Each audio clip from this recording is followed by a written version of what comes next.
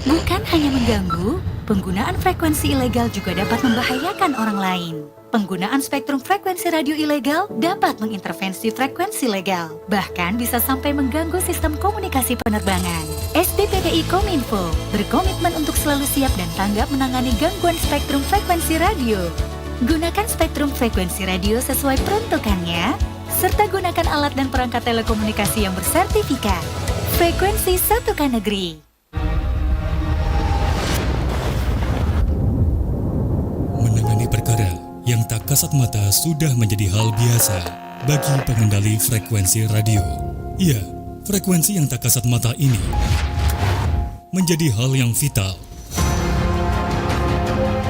terutama untuk keselamatan manusia. Segala medan kami lalui agar frekuensi digunakan sesuai peruntukannya. Kami harus bergegas untuk menangani gangguan. Masyarakat yang tidak paham acap kali bermain-main dengan frekuensi. Tak hanya menangani yang tak kasat mata, kami pun harus berlapang dada dengan sentimen negatif. Apapun yang terjadi, kami harus sigap menangani gangguan frekuensi radio. Bijak menggunakan frekuensi.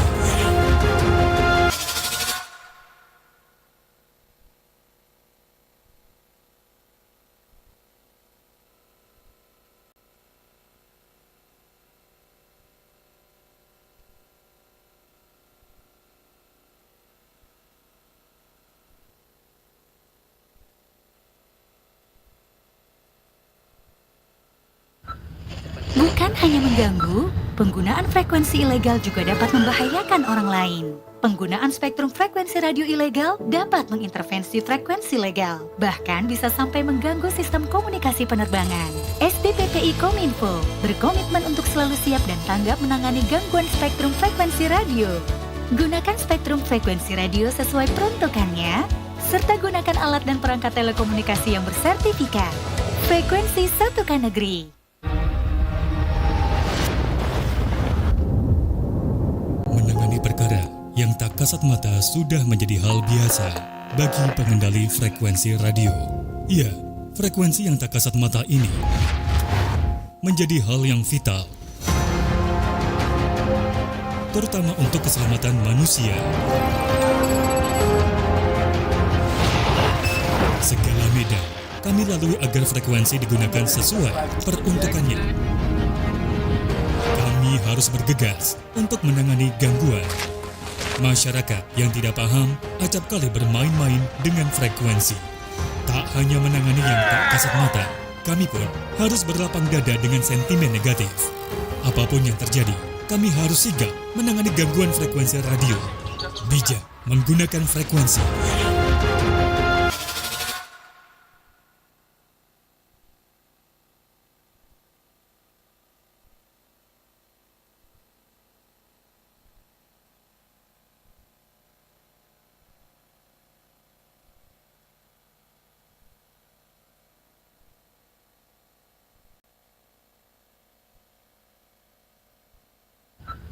Bukan hanya mengganggu, penggunaan frekuensi ilegal juga dapat membahayakan orang lain. Penggunaan spektrum frekuensi radio ilegal dapat mengintervensi frekuensi legal, bahkan bisa sampai mengganggu sistem komunikasi penerbangan. SDPPI Kominfo berkomitmen untuk selalu siap dan tanggap menangani gangguan spektrum frekuensi radio. Gunakan spektrum frekuensi radio sesuai peruntukannya, serta gunakan alat dan perangkat telekomunikasi yang bersertifikat. Frekuensi satukan negeri.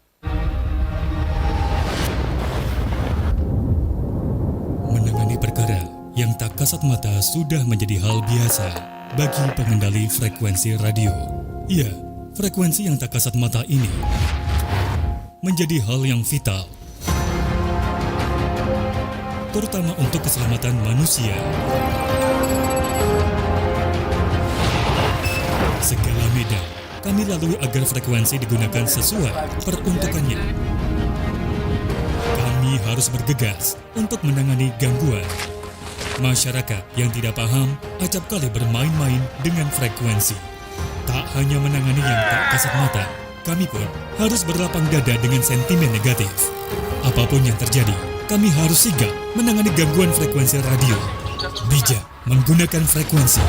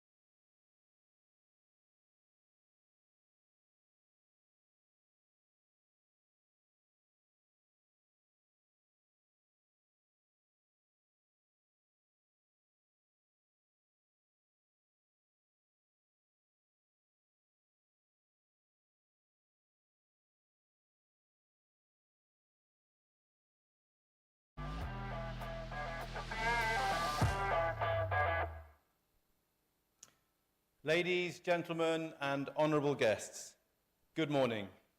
Selamat pagi.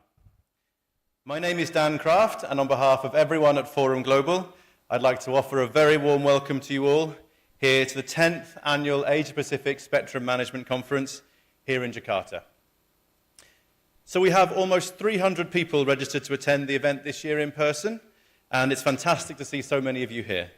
I'm really looking forward to having the chance to catch up with everyone over the next few days and also to meet some new faces, I'm sure.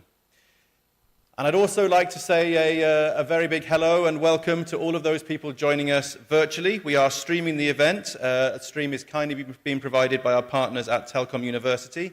Delighted to also have all of you with us, and a big welcome to all of you as well. So it's fantastic to be here in Jakarta, in Indonesia, and I was saying actually at the pre-conference dinner last night, we had hoped initially to be here about 4 years ago because we had planned alongside the ministry to hold this conference here in 2020. But of course then, as we all know, the pandemic happened and we had to switch that to virtual. So that makes it extra special to now finally, 4 years later than initially planned, to be here in Jakarta, in Indonesia, to hold the event. And I'd like to start off by saying a huge thank you to our host here in Indonesia, to the Ministry of Communications and Informatics, and to Telkom University. Really appreciate everything that both of those organizations have done and for making us feel so welcome here in Indonesia.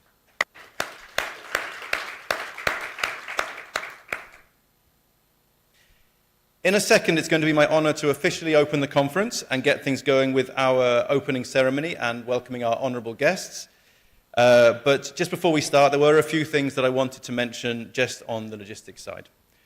So first of all, I would like to say a big thank you to all of our sponsor and partner organizations for the event.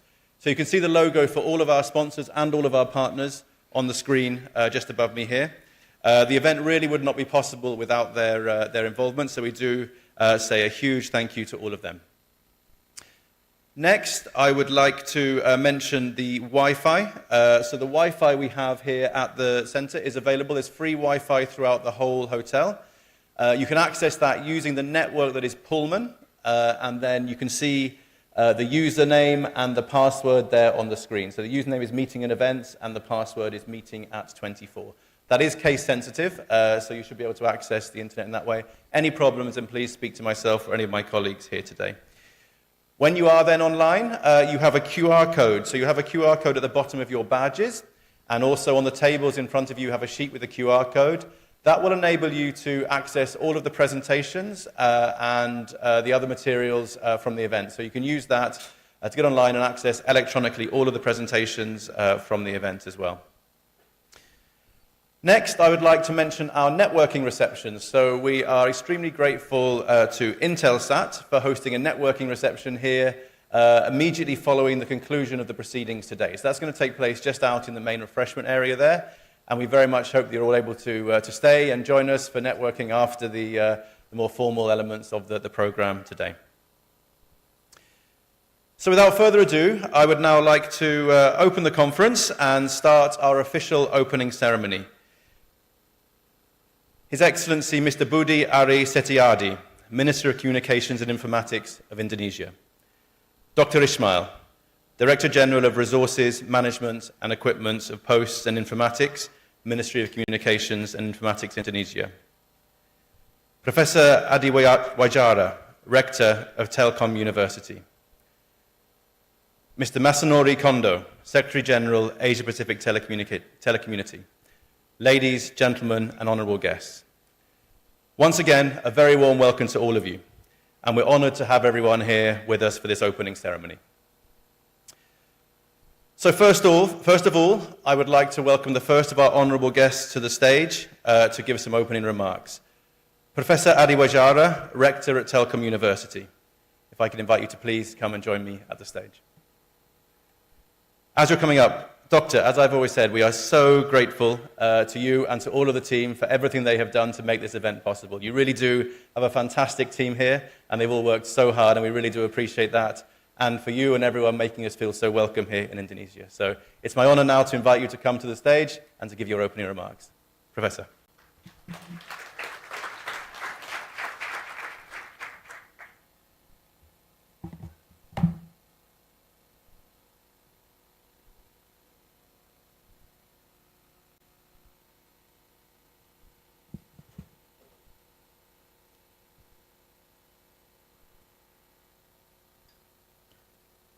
Thank you. Bismillahirrahmanirrahim. Assalamualaikum warahmatullahi wabarakatuh. Honorable Minister of the Ministry of Communication and Informatics Republik Indonesia, Bapak Budi Aristiadi, thank you for coming and also for supporting this conference. Honorable Dr. Ismail, Honorable Masa Norikondo, thank you for coming, and also Dan Kraft on very good morning, ladies and gentlemen, distinguished guests. It's my great pleasure to welcome you all to this conference, Asia Pacific Conference Management 2024 in Jakarta. As the Rector Telkom University, we are honored to be a part of this event, this important event, to address many important issues in the spectrum management in the Asia Pacific region.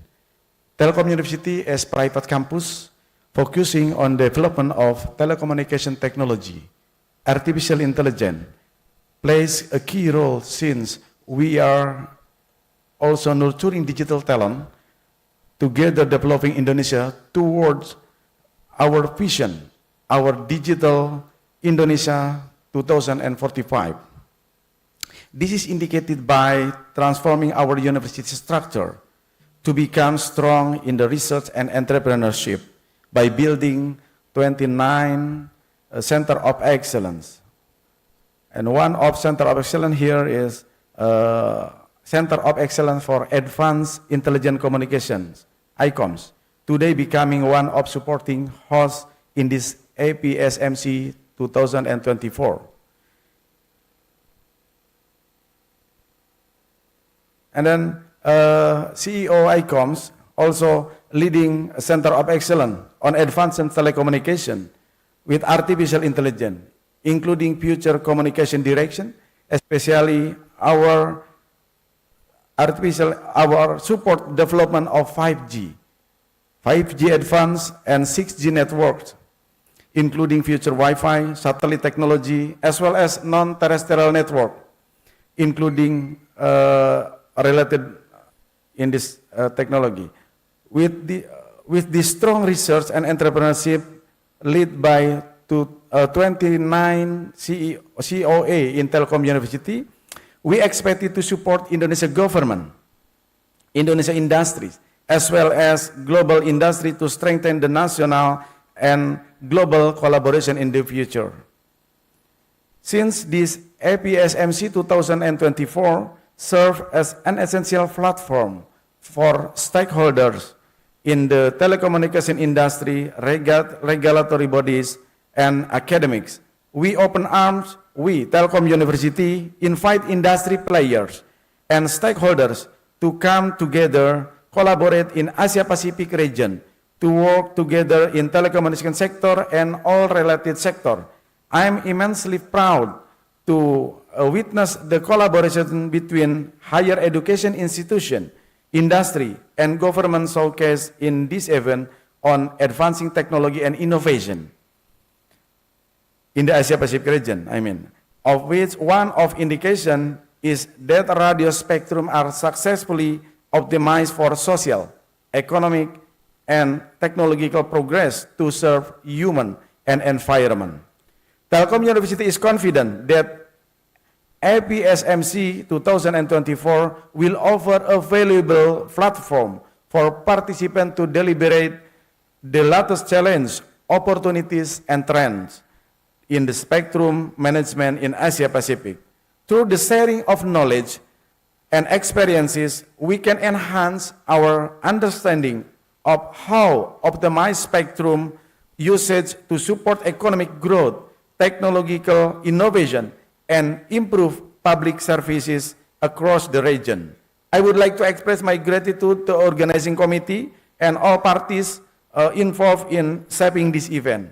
Last but not least, I warmly welcome to all of you in the Asia Pacific Spectrum Management Conference on behalf of Telkom University. Let us commence insightful discussion and foster collaboration, and may this conference be resounding success. Thank you very much.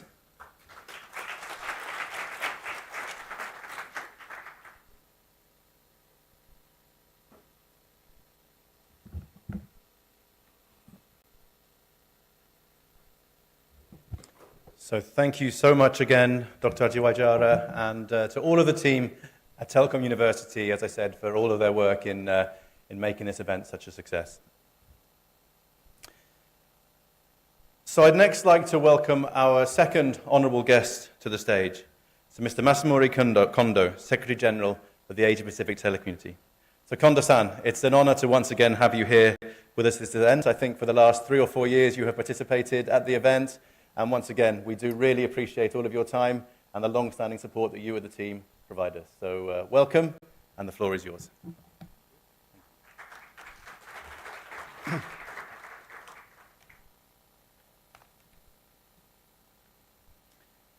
Mr. Dan Kraft, Event Manager, Forum Global, His Excellency Mr. Budi Ali Setiadi, Minister of Communication and Informatics, Dr. Ismail, Director General of Resources Management and Equipment of Post and Informatics, Ministry of Communication and Informatics, Indonesia, Professor Dr. Adiwijaya, Rector, Telkom University, Indonesia, ladies and gentlemen, good morning.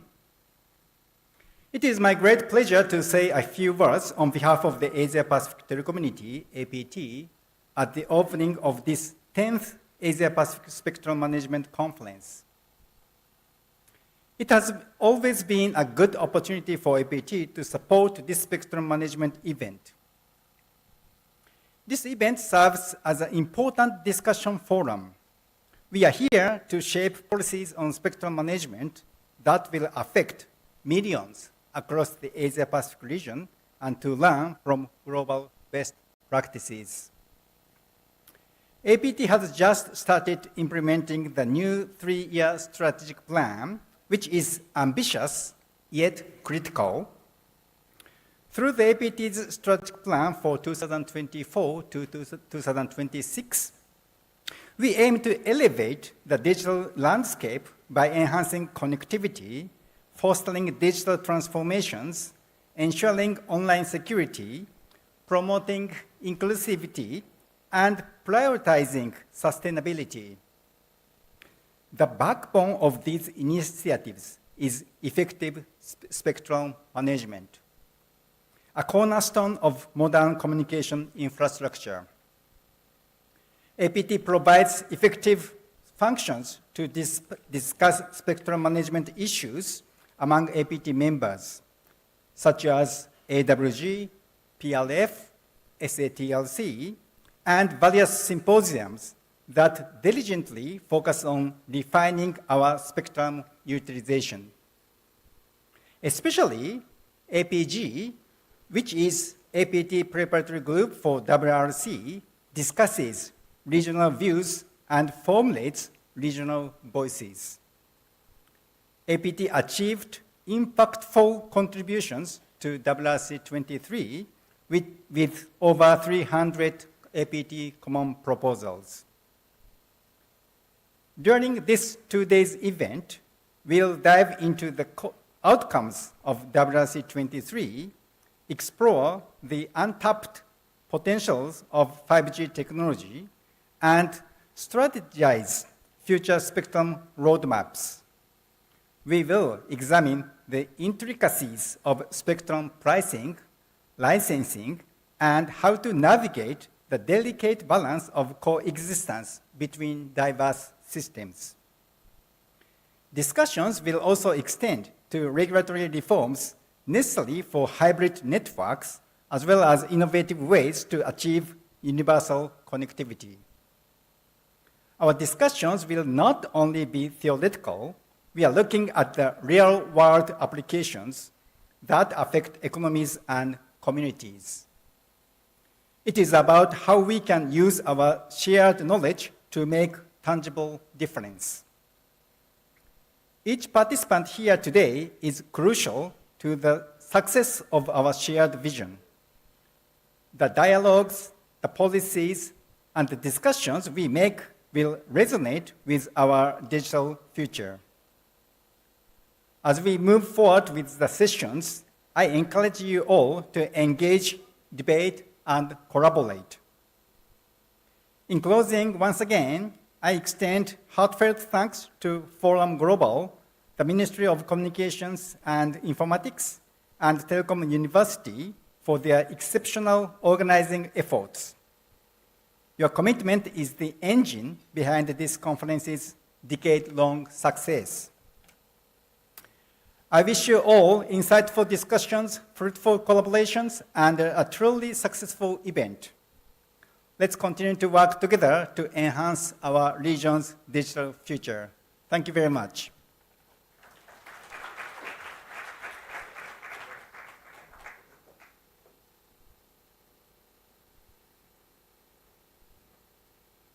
Thank you so much, Kondo-san. And as I said, we really appreciate your time in joining us again for the meeting this morning and helping us to open the conference, and for sharing those words and outlining some of the work in what's been a hugely busy 12 months for you, given WRC and the outlines going forward. So thank you so much once again.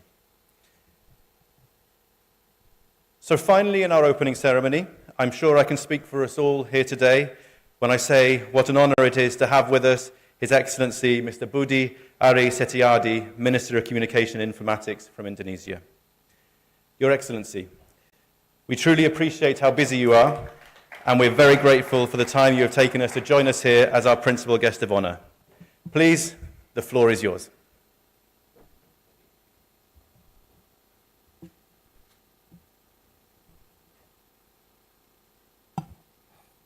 Assalamualaikum warahmatullahi wabarakatuh. Shalom, Om Swastiastu, Namo Buddhaya, Salam Kebajikan.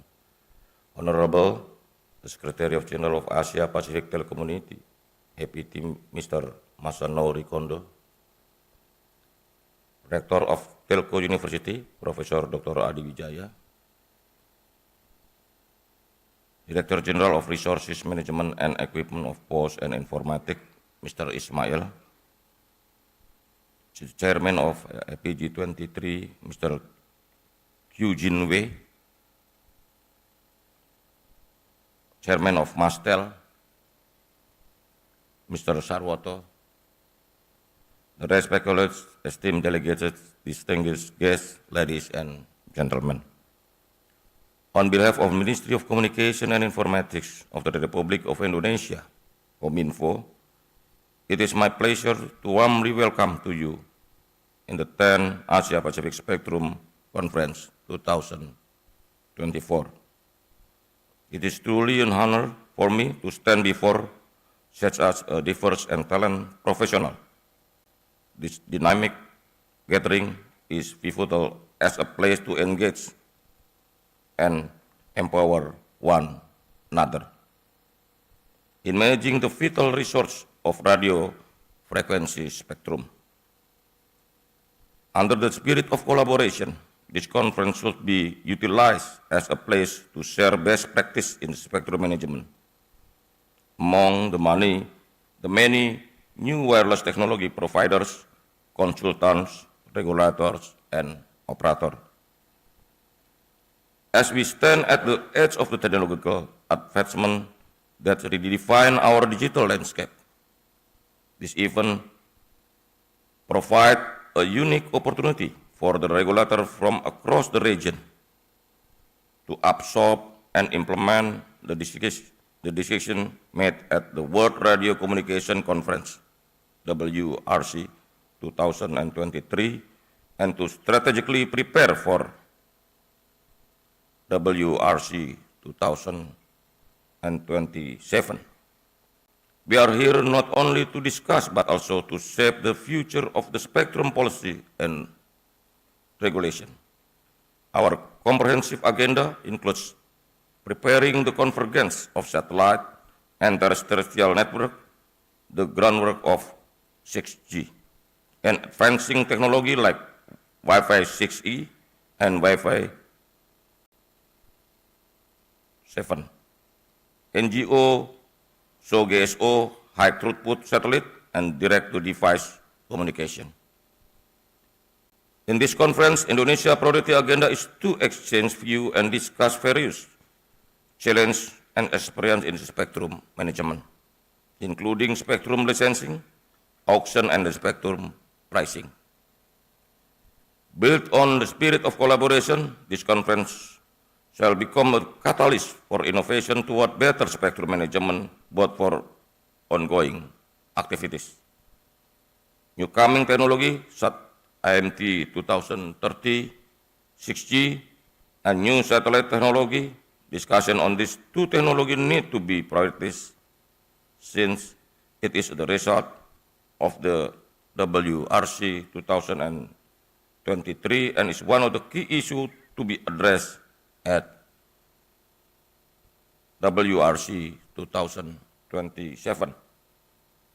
We are looking to have a fruitful discussion at APSMC 2024.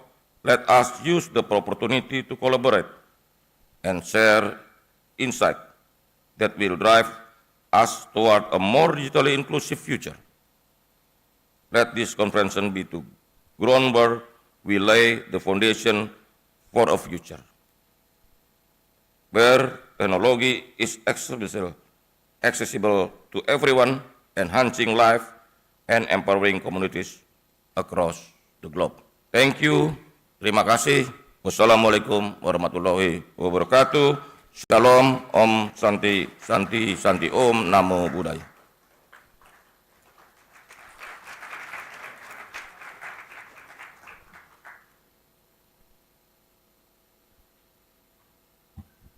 Thank you so much, Your Excellency, and I invite you to come and stay on stage. And if I could ask our other speakers from the opening ceremony, Kondo-san, Professor, and also Dr. Ismail to come and join us on stage, and I think we are going to have some photographs.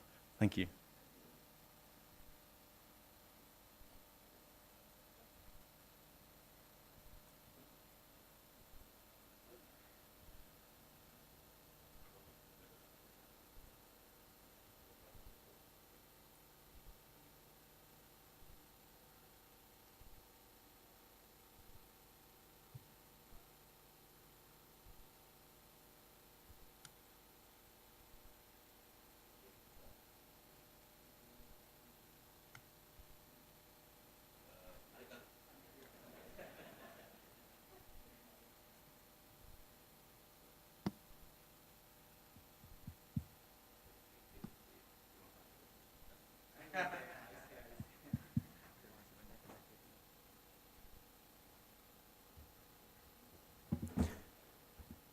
So once again, thank you to all of our honorable guests from the opening ceremony.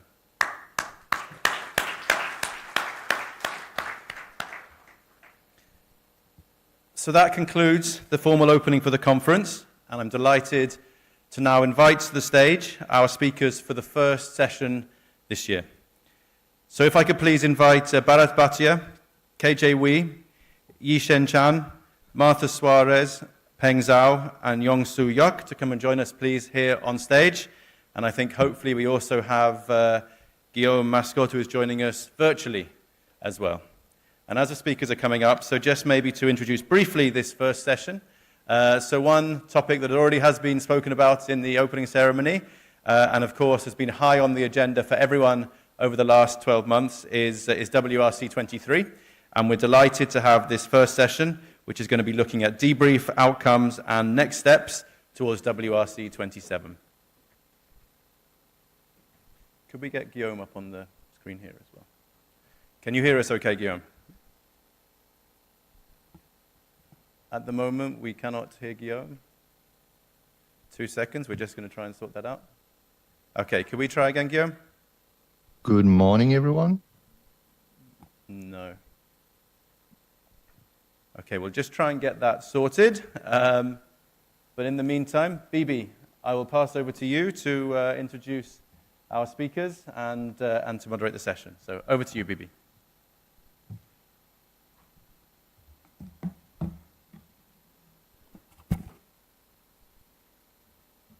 Good morning,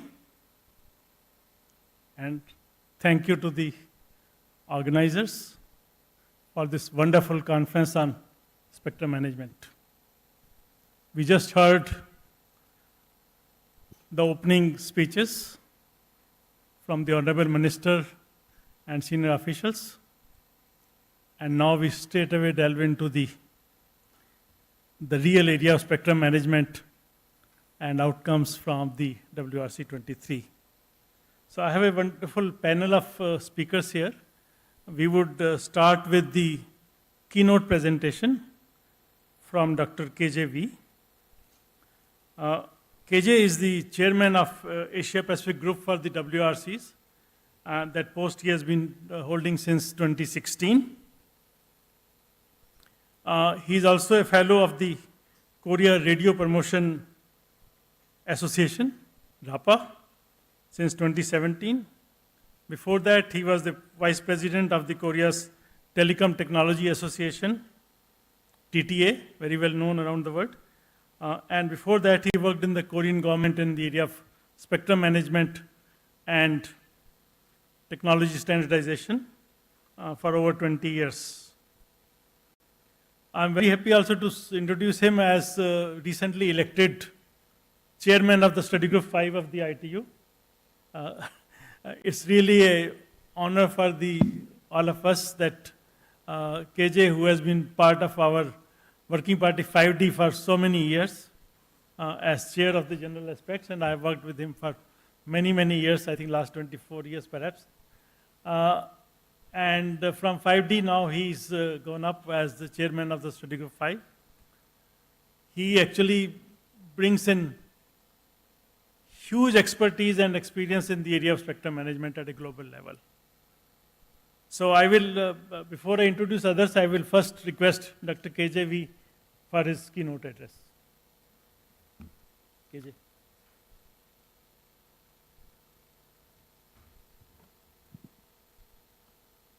Thank you, Bibi.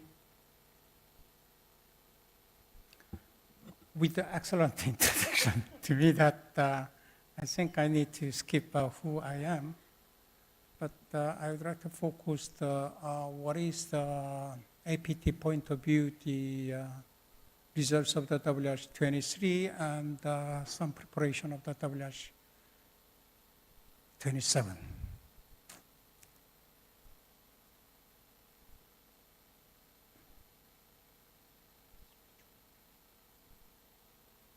Oh, yeah. Today, I have prepared three different sections of these presentations. One of it is how we prepare the WRC 23. And then second point is review of the WRC 23 results. Finally, the third part of the information is provided from the BR of the ITU to one of the APT activities, AWG. So if you have any membership of the APT, then you can access to and see that. Also, I include those informations in my presentations for your informations.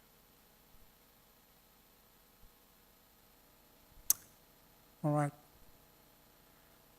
For the preparation of the WRC 23, APG met 6 times. And 2 of the 6, we met only virtually due to the pandemic issues. That was very difficult to prepare the WRC 23, but anyhow, we overcome such difficulties. In particular, the last meeting of the APG 3.6 is a huge participants, 921 participants, in persons, 424 in Australia. We discussed and we developed our common proposal among these regions. That is around 320 contribution proposals, and the 2 for the RA 23s. Also, during the WRC 23, we almost meet every day lunchtime and to coordinate among ourselves. With that, we also coordinate with other regional groups. This time we use the APT web portal for such coordination activity, which is very, very useful in this regard, including others. I appreciate that APT secretary, providing such excellent. Next is outlook on the outcomes of the WH23. I believe, in general, APT members satisfied with the outcomes of the WH23s. Not 100%, maybe, but I may guess more than 80%. We are satisfied with the outcomes of the. Second point, somebody already, no, not this way. How do I control this one? Oh, yeah. Oh, which direction I have to use this one? Here? This way? You can control, huh? Okay. Another important point is APT members have worked together. There is very important spirit because as you know that these regions, Asia-Pacific regions, one of the characteristics is diversities. Different I can't hear the populations, live different the presentation right development, different geographical situations. So while we are very different among 38 members, but we work together. I believe that will continue. And then such spirit of the work, I believe the APG made good results during the last WRCs. So I want to highlight that in these occasions. Okay, number one, IMT identifications. So there are some identifications. I don't want to speak details. And there's some bands for APT members. Their name is not in the footnote. However, I believe they will use that bands to keep the same regulatory conditions which is applied for the other regions or other countries. With that, I believe, while the number of the countries we see to include their names, but whatever the reason, it failed. However, still there are many opportunities to use the bands in these regions. In addition to the IMT, it is also important to note WH23 is the first time to include other applications, which is the radio RAN in the radio regulations. So some of the bands that may be used by the radio RAN in this area of the regions. Here. Okay. The other point is HIPS. HIPS is HAPS IMT base stations. This agenda item was initiated by one of the, in the beginning, from one of the Asia-Pacific member countries. Later, many APT members support and they're still looking for the opportunity how to use this new platform to use the IMT systems.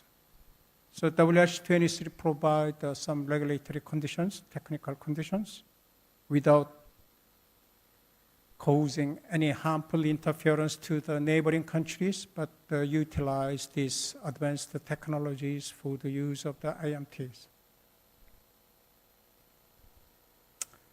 Satellite. The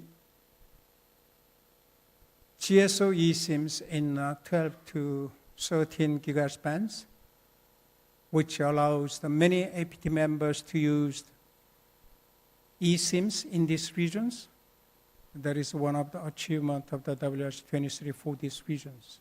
Also, agenda item 7, it has more than 10 topics.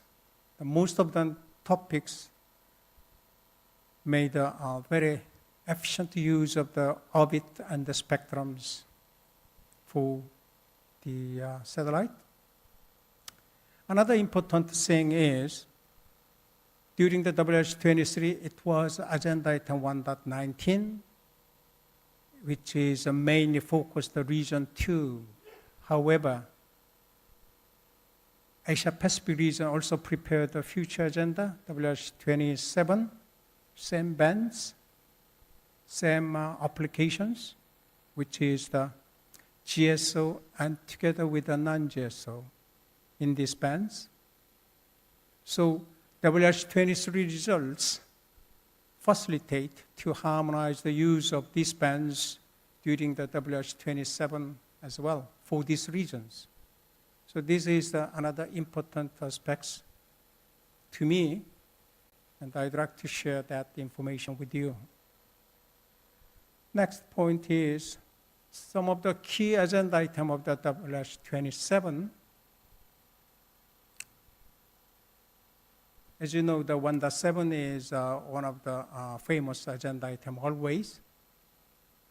Also, another important agenda item is 1.13, how MSS provide a direct connectivity with the existing, not existing, but the terrestrial IMT terminals. That is very interesting agenda items. And I think that the Working Party 4C of the ITUR start the discussions from tomorrow in Geneva. And this third part of the FS Association's size, smaller antenna, is one of the Asia Pacific countries' interest. So there is agenda item 1.2, but that is initiated by one of the APT members. So I believe this is, among others, key agendas of the full WH-27. While this WH-23 didn't identify any topics or issues under the agenda item 9.1, because agenda item 9.1 topics, sometimes it causes unnecessary discussions on the regulatory changes or the modifications. However, there are many other issues that we have to consider and prepare for the preparation of the WH-27. One of is the minutes of the plenary of the WH-23. Document is 5 to 6.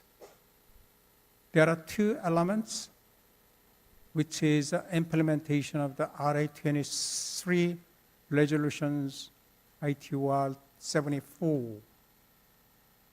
So you may think that is only the consequential activity of the ITUR.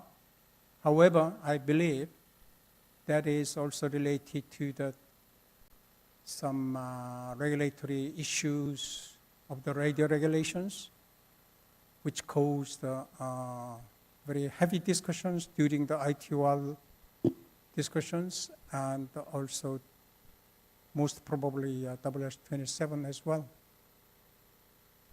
So this is what we need to look at in these regions. Second point is, no, stop there, please. Yes. The other point is the EPFD limits study, which will be taken in the 4A. And when you read the minutes of the plenary,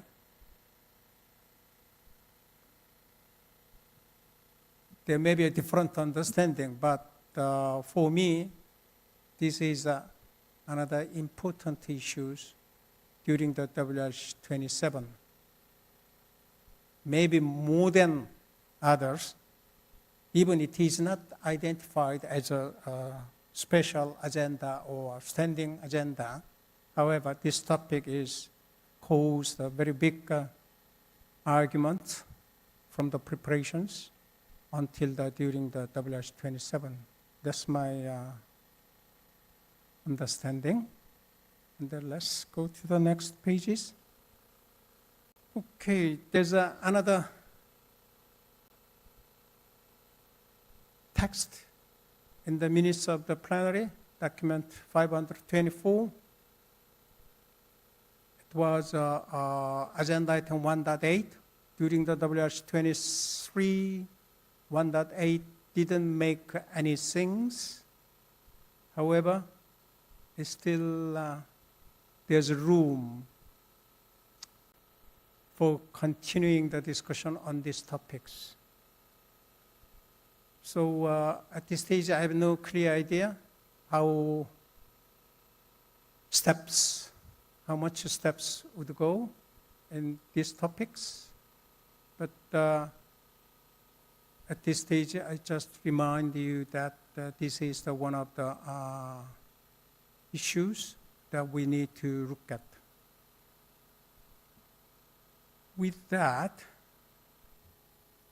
fourth conference is just administrative issues. I think you need to look at that.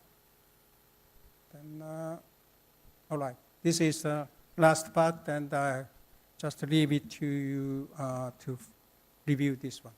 Thank you. With that, I just finished my presentation.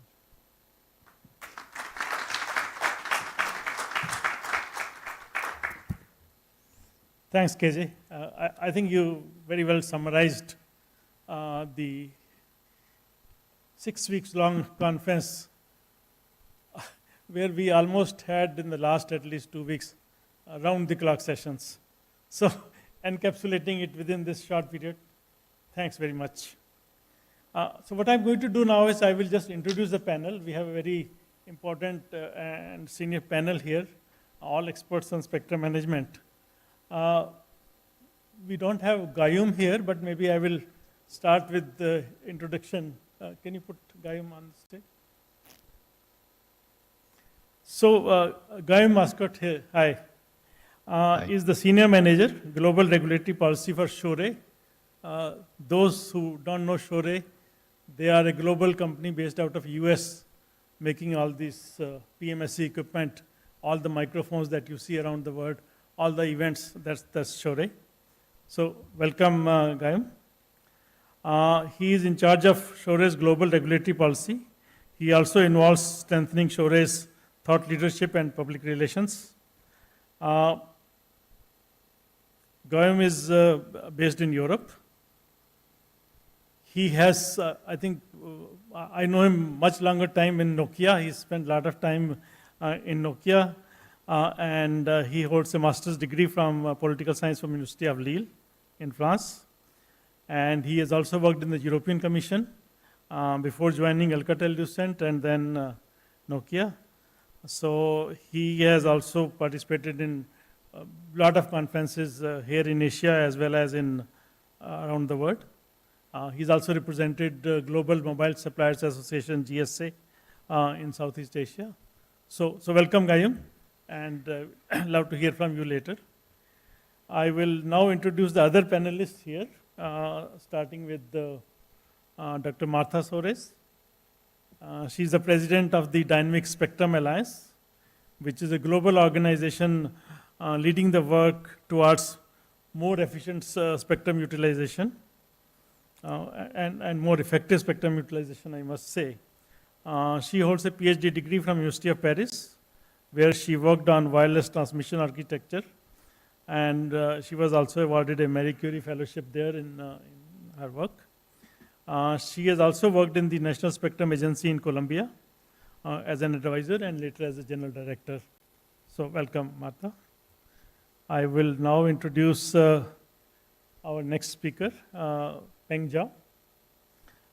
Peng serves as the Vice President of Policy and Regulatory Affairs at GSOVA, Global Spectrum Operators Association. I think he recently joined GSOVA, where he spearheads the advocacy efforts in critical policy and regulatory domains, including spectrum management, market access, and national policy initiatives. He has a rich background in telecommunication sector and expertise across mobile and satellite industries. He has been advising governments on and telecom industry players globally. Before joining GSOVA, Peng has played a critical role in the Eutelsat OneWeb. I have known him much before that, but yes, OneWeb, he has worked quite a lot, focused on delivering the LEO satellite constellation. Prior to that, he also worked in the GSMA, and I think at WRC-19 he was at the GSMA. So he has a wide spectrum management background, so welcome, Peng. Next is Yishan Chen. Yishan Chen is the Director of Spectrum for Asia Pacific at GSMA. Yishan heads the spectrum management work and responsible for GSMA's efforts to support its members in the Asia Pacific region on policy and regulatory matters relating to radio spectrum and its management. Yishan has over 15 years experience in policy and regulatory issues in the telecommunications, media and technology sectors. Prior to joining GSMA, he was director at Pullman Consulting, where he specialized in spectrum management, such as allocation, valuation, pricing, etc. His previous experience also includes working in the various governments and regulators and industry players around the world. So welcome, Yishan. And then we have Dr. Young-Soo Yuk. He is the head of standardization at Korea in Nokia. So Dr. Young-Soo Yuk is the head of standardization. He represents Nokia's telecommunications standardization, spectrum, regulation, and wireless policy in South Korea. He has over 20 years experience in telecom sector with wide coverage in the standardization, spectrum, regulation, network engineering, wireless policies. And he has been working with various standard bodies, including 3GPP, IEEE, and TTA. He is also active in the spectrum management, and he is leading Korea's 6G activity as Vice Chairman of the Technology Committee of 6G Forum Korea. So welcome, Dr. Young-Soo. So let's start with the panel here, and I think each panel we would have about 5 minutes or so to start initial presentation. So maybe I can request Martha to start first.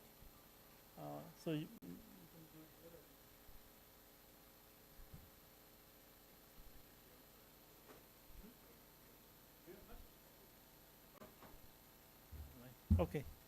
So Goyam, you have 5 minutes to introduce your topic. Thanks. Good morning, everyone.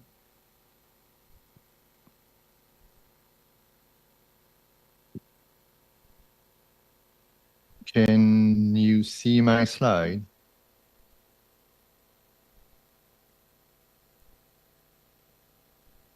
Hello? Can you hear me? Hi, Guillaume. Sorry, we still can't hear you. So we're just going to try and sort out that technical issue in the room. Okay. Oh, we can hear you now. We can hear you now, Guillaume. Okay. So, yeah, Yeah. loud and clear. So please, go ahead. Okay, thank you very much, Dan. So thank you, everyone. I would like first to really thank Cominfo, Telkom University, APT, and ITU for organizing this event. I want to give my warm greetings to Forum Global because it's one of the biggest event concerning spectrum in Asia Pacific. So I'm really glad to be part of it, even virtually, due to some last minute issue. But thank you for giving me the time to speak. So while we are often hearing the importance of IMT and satellite, I think it's important to broaden the scope on spectrum and try to understand that it's also key for several sectors. And for the next few minutes, I will try to cover the need for the PMSE sector. So while we are often hearing the importance of IMT and satellite, I think it's important to broaden the scope of spectrum and try to understand that it's key for several sectors. For the next few minutes, I will try to cover the need for the PMSE sector. I think there is a small delay between the image and the sound, but yeah, let's.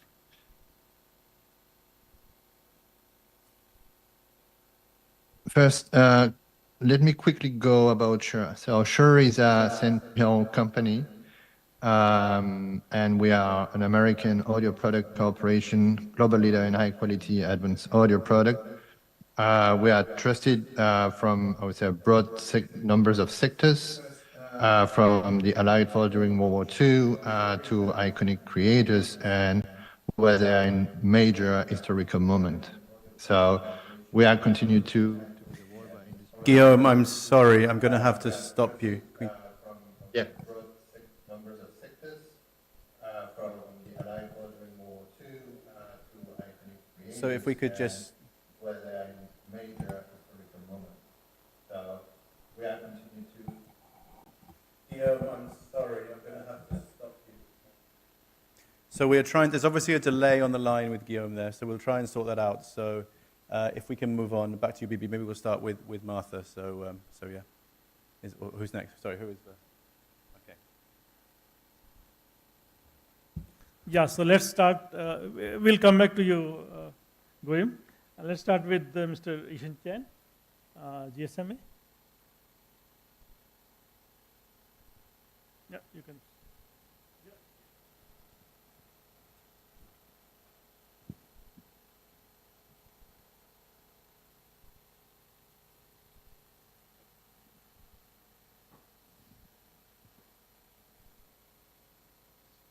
Great.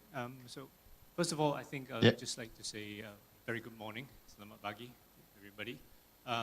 It's a pleasure for me. It's always an honor to be here in Jakarta, and thank you to the organizers, Cominfo, Telkom University, and also to the APT, ITU, and also to Forum Global, Dan and his team for organizing this event and for inviting the GSMA. So, in my next 2 or 3 slides, I will just give a very sort of high-level brief outcome of WRC 23 from the perspective of the mobile industry. So next slide, please. So we have been talking about WRC 23 for the last 4 years. So this is just summarizing, what are the sort of key objectives from the IMT industry going into WRC 23. So we were looking really at securing the mid-band capacity for additional sort of expansion for 5G. So that was one of the key priorities for the mobile industry. We're also looking at, harmonization of the 3.5 gigahertz band, because that's the core 5G band, and that's what we were looking to achieve as well as part of the agenda items 1.2 and 1.3 at WRC 23. And last but not least, we're also looking at, increasing the supply of low-band spectrum to obviously increase the sort of digital equality, because we know how important low-band spectrum is for ensuring, rural capacity and coverage and raising the quality of services in these regions. So those were really our 3 key objectives going into WRC 23. And then maybe just below, looking at the results, I think I'll start with the 6 gigahertz band, which is obviously one of the very closely watched agenda items during the WRC discussions. So we are, happy with the outcomes insofar as there is IMT identification in the 6 GHz band in region 1. Also IMT footnotes for 6425 to 7125 in regions 3, where we are, APAC region, and also in the Americas. So there are country footnotes for the 6425 to 7125 GHz band. And this sets, a really good platform for the extension of midband capacity using the 6 GHz band going forwards. As Dr. Wee has mentioned, it gives countries the option to join the footnotes in the next WRC. So we see good sort of, this is a good start for the 6 GHz band, and this will continue to evolve over this cycle and obviously in the rest of this decade. And that's really important because we need the sort of additional new IMT capacity in the 6 GHz band to meet the sort of full benefits of 5G. And then just briefly on 3.5 GHz band, although this was not discussed specifically in region 3, in the APAC region, this was also very important in regions 1 and regions 2, and particularly around expansion in 3.3 to 3.4, 3.6 to 3.8. And we're very glad that, most of the discussions, even though they were sort of difficult discussions, but we managed to increase the harmonization of 3.5 GHz band. So most of the countries in regions 1 and 2 now have at least 400 megahertz of harmonized spectrum. And that's really important because we are a global industry, and this will be very important in helping economies of scale, delivery of more affordable equipment in this key band. So that will obviously have an implications on region 3 countries as well. And then on low bands, this was a discussion specific to region 1, but the outcomes were obviously different. Countries have different regions have different perspectives, but I think generally in terms of the outcomes, we have IMT identification in the Middle East in the 600 megahertz band, and that's a good sort of step forward in terms of increasing the availability of sub 1 gigahertz low band spectrum. Mobile allocation, secondary in Europe in the UHF band, with a sort of view to reviewing this, later on, come WRC 31. So I think that's a good start towards increasing the sort of 600 megahertz IMT ecosystem and momentum around this. So overall, I would say that in terms of meeting our objectives going into the WRC 23 processes, this was generally considered to be a positive outcome for the industry, and this will help, countries in terms of developing their national spectrum roadmaps moving forward. So next slide, please. I've already mentioned national spectrum roadmap development, and that's really important for governments and regulators, policymakers to really, look at the decisions coming out of WRC 23 and implement this in terms of thinking about what this means in the longer term for your country in meeting the needs of your country. Because, the needs of every country will differ, obviously, APAC is such a diverse region. But WRC is the sort of first step in the process towards the identification of the spectrum. And obviously, this is a long-term process in terms of what you need to do to eventually make the spectrum that gets identified, eventually available for use for stakeholders in your country. So this is a very sort of, first stage of the process, and I think it provides a good platform for that. Next slide. This is really my final slide. Looking forward to WRC 27 then, in terms of this particular cycle. Obviously, we just finished the old cycle, but we're now starting the process for WRC 27. And I think Dr. Wee has already mentioned agenda item 1.7 is on IMT. So again, there are several frequency bands and slight differences in the bands being considered across different regions.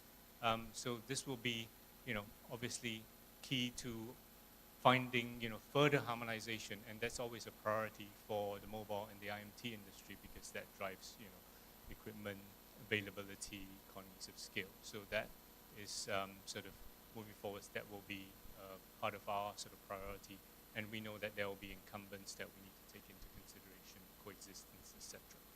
And then, obviously, the sort of satellite agenda in terms of the sort of some of the mobile satellite services in terms of developing these. Some of the bands being discussed would include IMT frequency bands under agenda item 1.13, and also some of the bands that have been identified for IMT in the sort of S band and the L band. So there are intricacies in terms of developments going within and outside of ITU, and this is something that's very important for the mobile industry because these are sort of bands which are currently heavily utilized for IMT and where the investments have gone in. So I think that we will be monitoring this very closely going forwards. I think with that, I'll conclude my very brief overview. Thank you very much. Thank you very much. Thanks, Ishan. Yes, very well summarized. Let's try once more, Gayum, if it works, then let's see if we can get him online quickly. Can you hear me well? Can you hear me? Yes, very much. Go ahead. Oh, okay. Can you see my slide? Yes, yes. Everything okay now. Okay. Okay, let's try to see if there is no more delay. So I will move quickly to my slide 3. So Sure is, as said, is part of the PMSE sectors. So we are used right now in every content creation activities, such as podcast, broadcast, theater. But we are also working with also worship, conference service system, and we are partnering, for example, with Cisco or Microsoft. So that's a very broad scope concerning our core activities. So what do we mean by PMSE, by program making special events? So that's mainly wireless microphone, in-ear monitoring system, talkback system, and wireless video camera.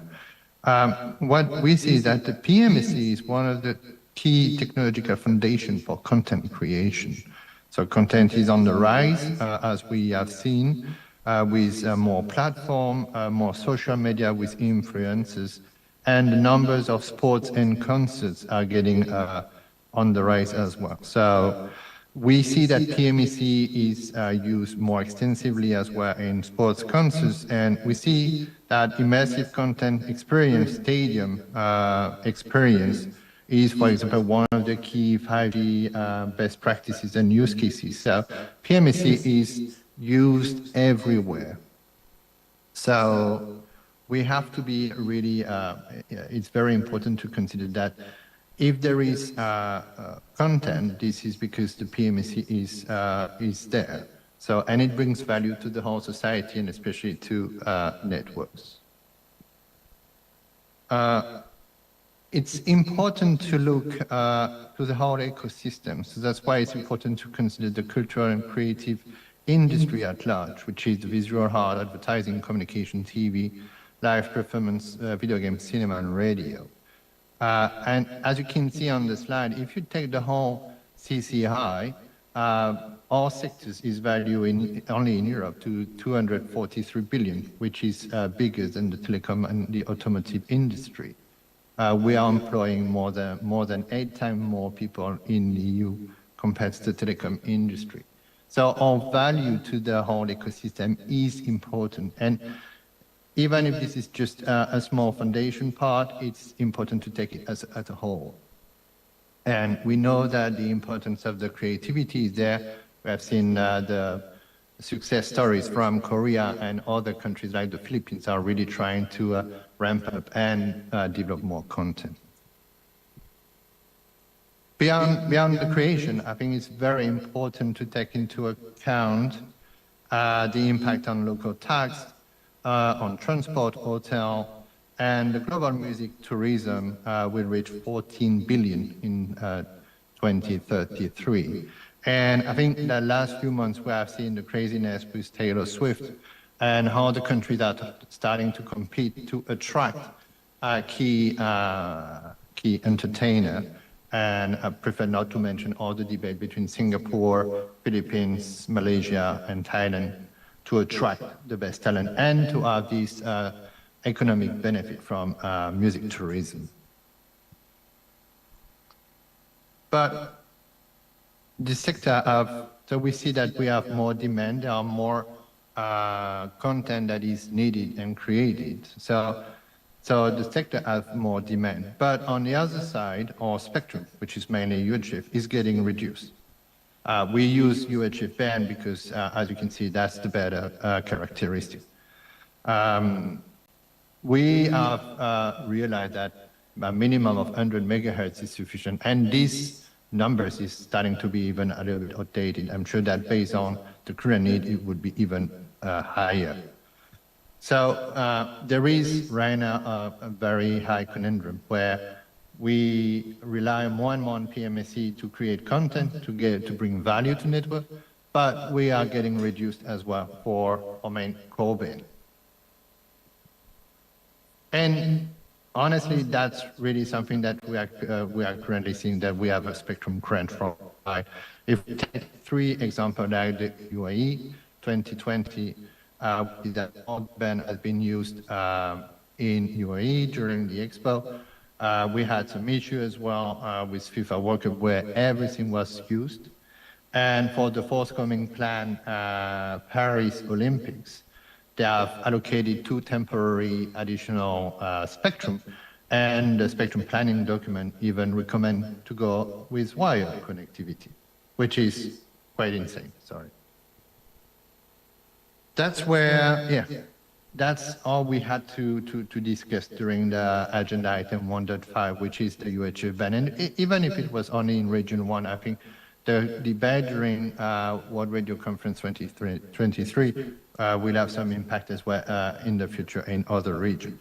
So what is really good is that this agenda item has recognized the importance of PMSE and has really encouraged all the administration to make spectrum available for these critical technologies. So we see that even if we have a certain certainty until 2031, we have to work now with all the major administration to give a future-proof access to spectrum for PMSE.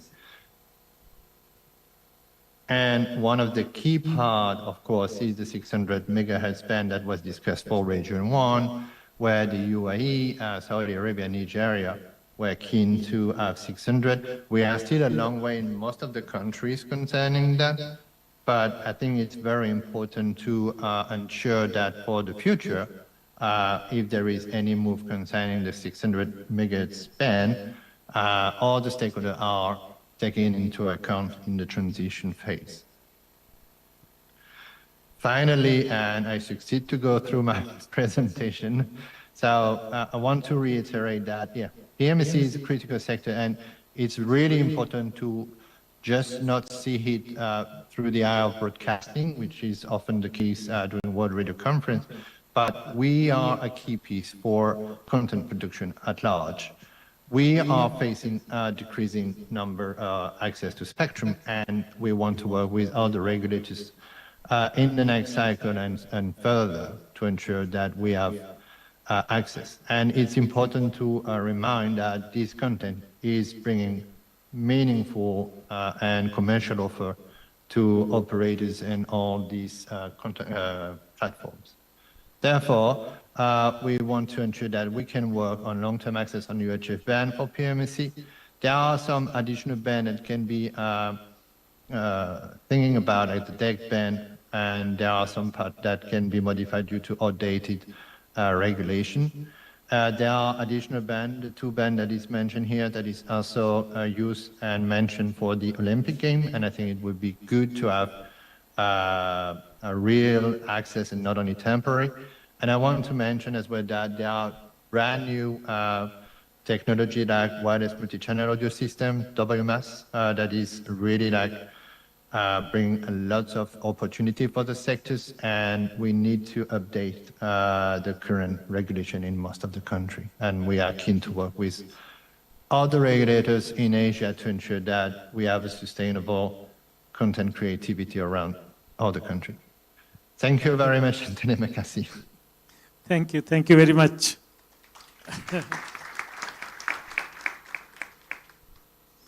I think it was very important to highlight the needs of spectrum requirements of PMSE. I think it's a very critical sector. I think it was not so much highlighted in the earlier WRCs, But I think this WRC, we did see a lot of highlighting of the spectrum needs of PMSE. So thanks for bringing that out here. Thanks very much. I will straight away go now to Martha from the DSA. So Martha, over to you.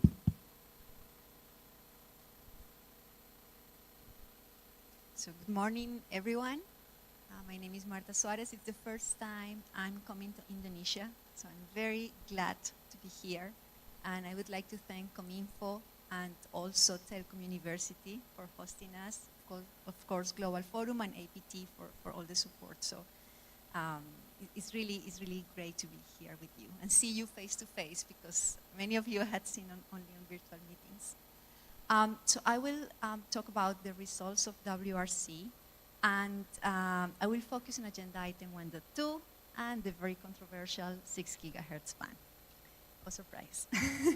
And I decided to start with this picture that I took myself during the closing session of the conference.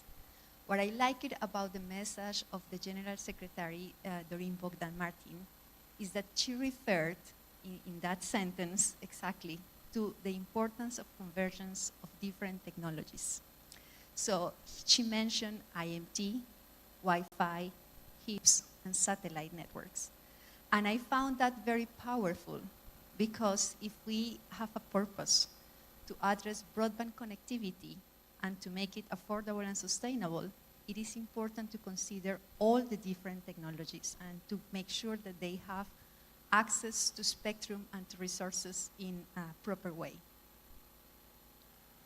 In agenda item 1.2, Dr. Wee already made a presentation. I just took the text directly from the final acts that were published recently, and I'm presenting very briefly the results region by region.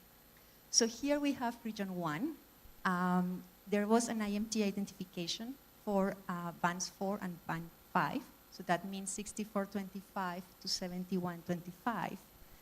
And what I find very important to highlight here is that in the same footnote in which we have IMT identification, we also have a clear reference to WAS Erlang networks, and that is to Wi-Fi. And this came, I'm sure many of you were there, and this came after very hard negotiations. And it was the first time that we have in the same footnote of IMT a reference to WAS Erlangs. And I think it made clear the sentiment and the feeling of many administrations that are using or planning to use this entire band for Wi-Fi. Then we had, I'd be happy to discuss further afterwards, but IMT identification in the case of region 1 doesn't mean adoption. Region 1, in particular CEPT, has been very clear about ongoing studies about the future of the band. Right now, there are discussions. Some countries say that they don't clearly see the need of this band for 5G, 5.5G, or even 6G. There are groups, technical groups, studying also the possibility to use this upper part of the band for WAS Erlangs, for Wi-Fi. That work is expected to be finished. Well, initially it was said this year, now that it was said it will be by 2026. So by no means there is a decision to use it for IMT. And also there are many administrations considering the concept of hybrid sharing. So that is also something completely new, is sharing not only with the incumbents, because let's not forget that this band is already used for fixed links and fixed satellite services and some mobile applications, but also exploring the possibility to use the upper part of the band for IMT and Wi-Fi. That's still ongoing. It's very uncertain, and let's see what the studies will provide. Then for region 2, there was no regional identification. There is no future agenda item. And we had 2 countries that have a footnote, Brazil and Mexico. But let's keep in mind that Brazil has already opened the entire band for Wi-Fi. So at this moment, stadiums, companies, internet service providers are using the entire band for Wi-Fi.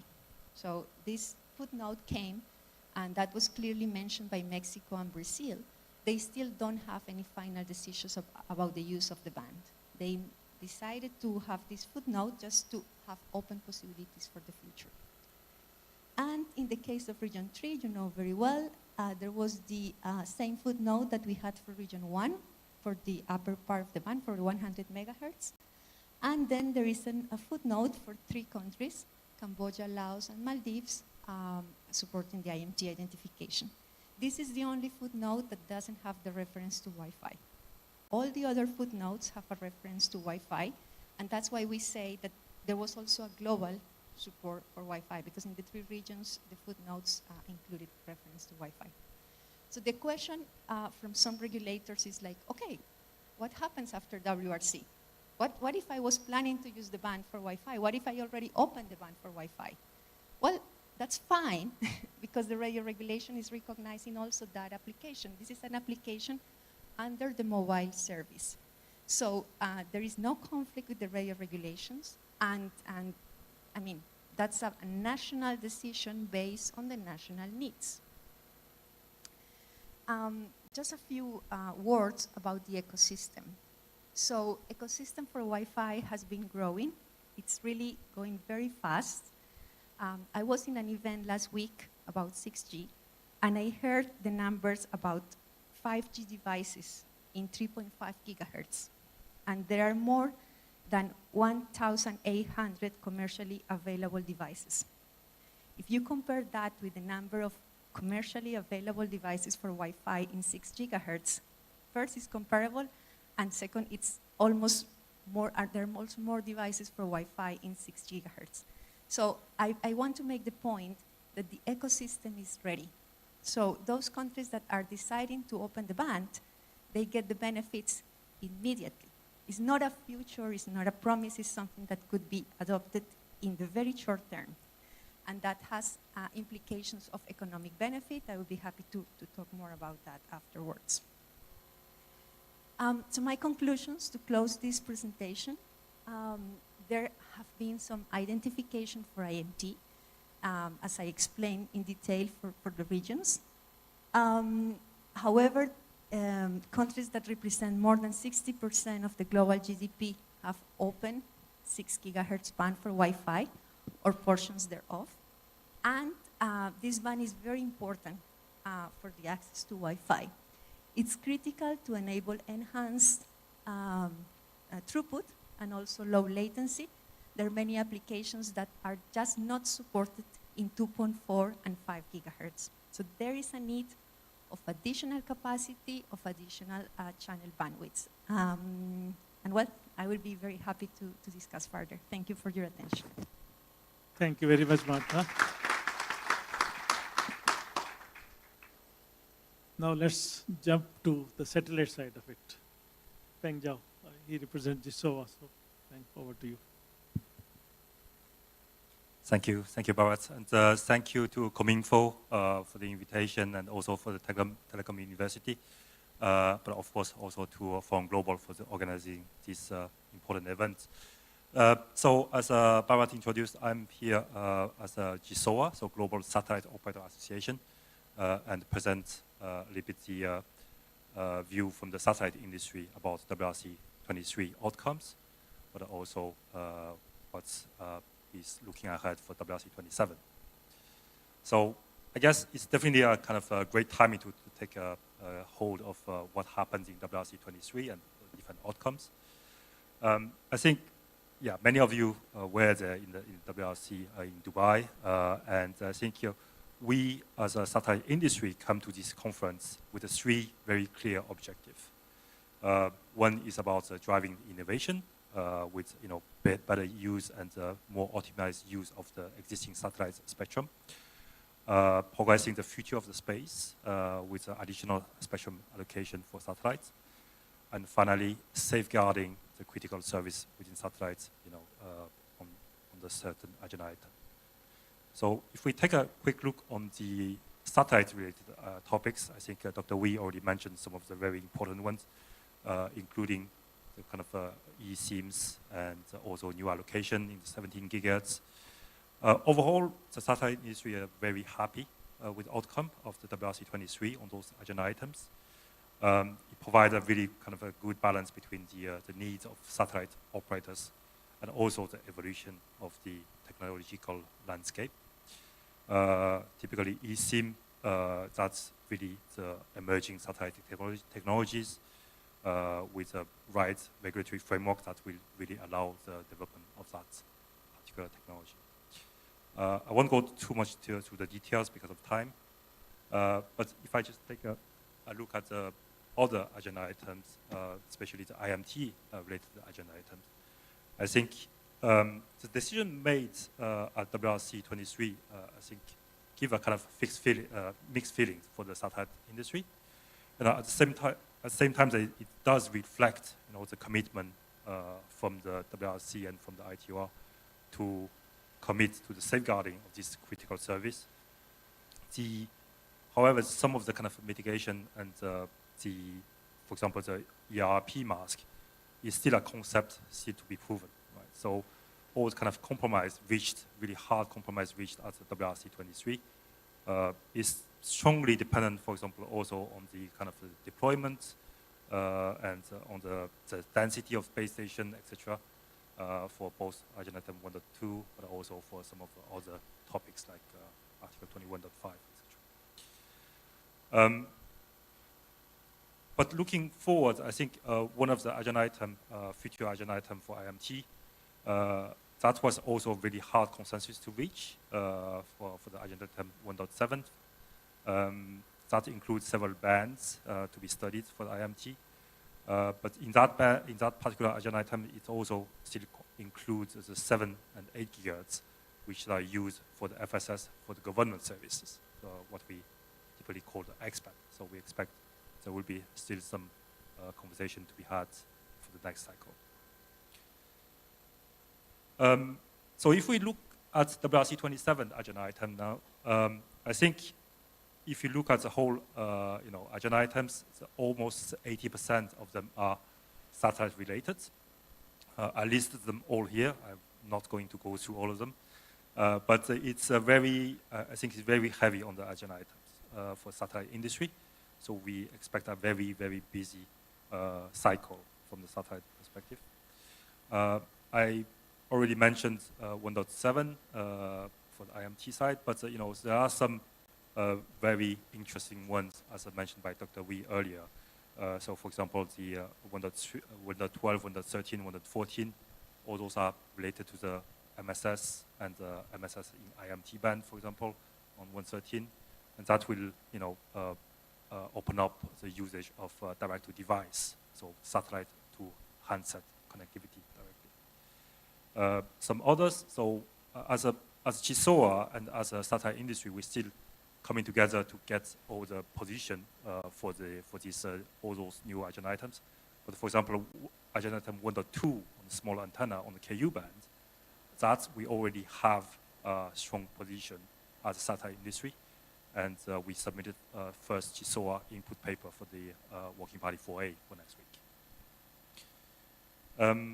And I think, as mentioned earlier as well, there are several other topics that are not agenda items, but they are in the direct report, and that's we'll monitor very closely. So to conclude, I think, and especially what I mentioned, 1.13 and 1.14, all these direct device agenda items, that's really would necessitate kind of unprecedented cross-industry collaborations. And GSOA, we are fostering a collaboration through the agreements, so several cooperation agreements with the ESA, the European Space Agency, but also with GSMA, the mobile industry. So there's a joint commitment to harmonize the standards, to work on the NTN and the TN integration, and also advocate for policy that enable those innovations. And the work on 3GPP is already there. We just had a really big milestone at 3GPP Release 17, where we made a kind of huge leap in the term of integrating satellite into the 3GPP standards. And for this work, GSOA and some of our members won the kind of a Technology of the Year award in the latest VIA satellite So really, I think just to conclude here, in order to scale these satellites and mobile convergence and innovation, I think policymakers really need to have a future-looking strategy and agile policy environment, and especially keeping that in mind going into the WRC 27 and looking at those agenda items. With this, thank you very much for your attention. Thanks very much, Peng.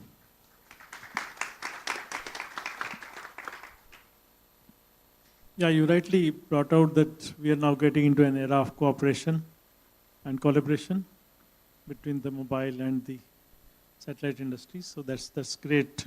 I think that's the way we need to look at WRC 27. So thanks much. And now our last panelist, but not the least, Dr. Youngsoo. Please go ahead. Thank you.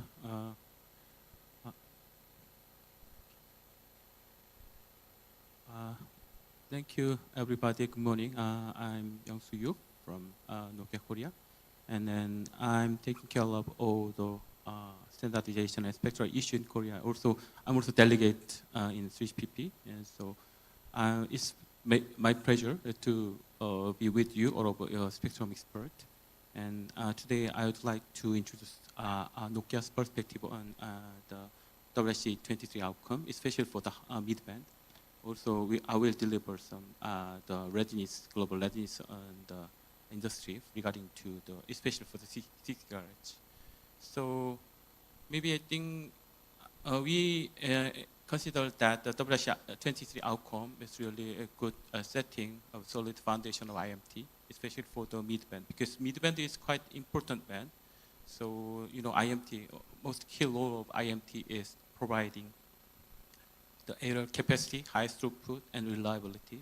Especially recently, the industrial application is quite important in addition to the normal communication service, internet service. So maybe in Korea, that we already enjoying the 5G very with gigabps connectivity already. So maybe in this case, according to the new services coming, then maybe the role of IMT will be increased. So yeah, I think we already touched everything details on the upper 6 GHz issue. That even though this agenda item is mainly for the region 1, but thankfully we got some opportunity to get footnote on our APEC region, region 3. So we have 3 countries in the region 3 footnote for this band. Also, some resolution or the planner note minutes indicate that several other countries would include their name into the region 3 footnote at WRC 27. So what is important is that maybe continuously from the previous WRC, we finally got another opportunity for the midband IMT spectrum. So this is quite important. Even first, we agreed to use the 100 megahertz in the globally, but this is not quite enough for even single operator. So when having more bandwidth for IMT application is quite important. In that sense, maybe it is very important. Also, WRC defined new technical condition to coexist with the existing service like FFS, FSS. So we will continue to think about how to share, how to coexist it with different applications. So now I try to focus on the industry readiness on the IMT 6 GHz. So we think the 3 key areas for further work. The first one is the field trial. We have conducted some field trial based on our prototype implementation, and then result was really promising. And we have found that maybe, I think the key requirement from the operator should be the supporting the solid coverage based on the existing the site grid, network site, and especially for the C-band. So based on some antenna technology or some further enhanced technology, we are checking the feasibility of supporting the almost the same, similar coverage with the C-band through this upper 6 GHz band. The second is the basic one, so maybe it's totally our own the duty, for example, to develop the system, productization, product, and design and stuff like that. So we already started to put our resource to this development, and we have internally anyway shaped the clear schedule. Third one is the standardization. You know, 3GPP is trying to provide the solid standard and the testing specification. You know, after we already had some the operating band in N104, which is covering the upper 6 GHz band. But after WIC23, recently in this March, we have agreed. 3GPP have agreed to start a new work item to develop a standardization on the 6 GHz to be aligned with the WIC23 outcome. So, for example, we will continue to develop some expected ELP mask, and also we will continue to develop some conformance test specification for OTA testing, stuff like that. So this work will continue by this year. The study will be completed by this year, and final normative work will be completed by next year. So I would like to say that we are pretty much ready. So this is my last slide. So as you see, we believe that the WIC23 outcome is really good foundation of IMT ecosystem. And then you see the WIC27 will extend this opportunity to the other band, also considering the 6G. So this having, I think that the midband use cases of midband could be different per countries, country by country, also according to the infrastructure, for example, whether the wired backhaul or the real connectivity is already supported or not. So, and also the area capacity or real required coverage could be different per region by region. But maybe all these systems have a different role, different the pros and cons. So maybe it is better to discuss how to make some balanced approach, right? So that's why we are proposing to consider the lower band for the Wi-Fi or the upper band for the IMT, according to the US situation. Of course, there are different views in the country by country, but maybe the key, we can have a very good discussion which one is really appropriate for our region or our the country. That concludes my work. Thank you. Thank you. Thank you very much, Dr. Yang-Soo. Great. So now we have had the initial remarks from all the panelists. Let's now go into the discussion mode. So we'll have some time for the panelists and maybe later some time for the also the participants. And I would like to start with you, KJ. In the WRC, there was a lot of, and in this particular WRC, there was a lot of focus on the regional organization. The role of the regional organization became much more prominent in this conference than in the previous conferences, perhaps. So would you like to throw some light on what were the main achievements from the APT side, and how do you see going forward in the next cycle, how the regional organization will play a bigger role?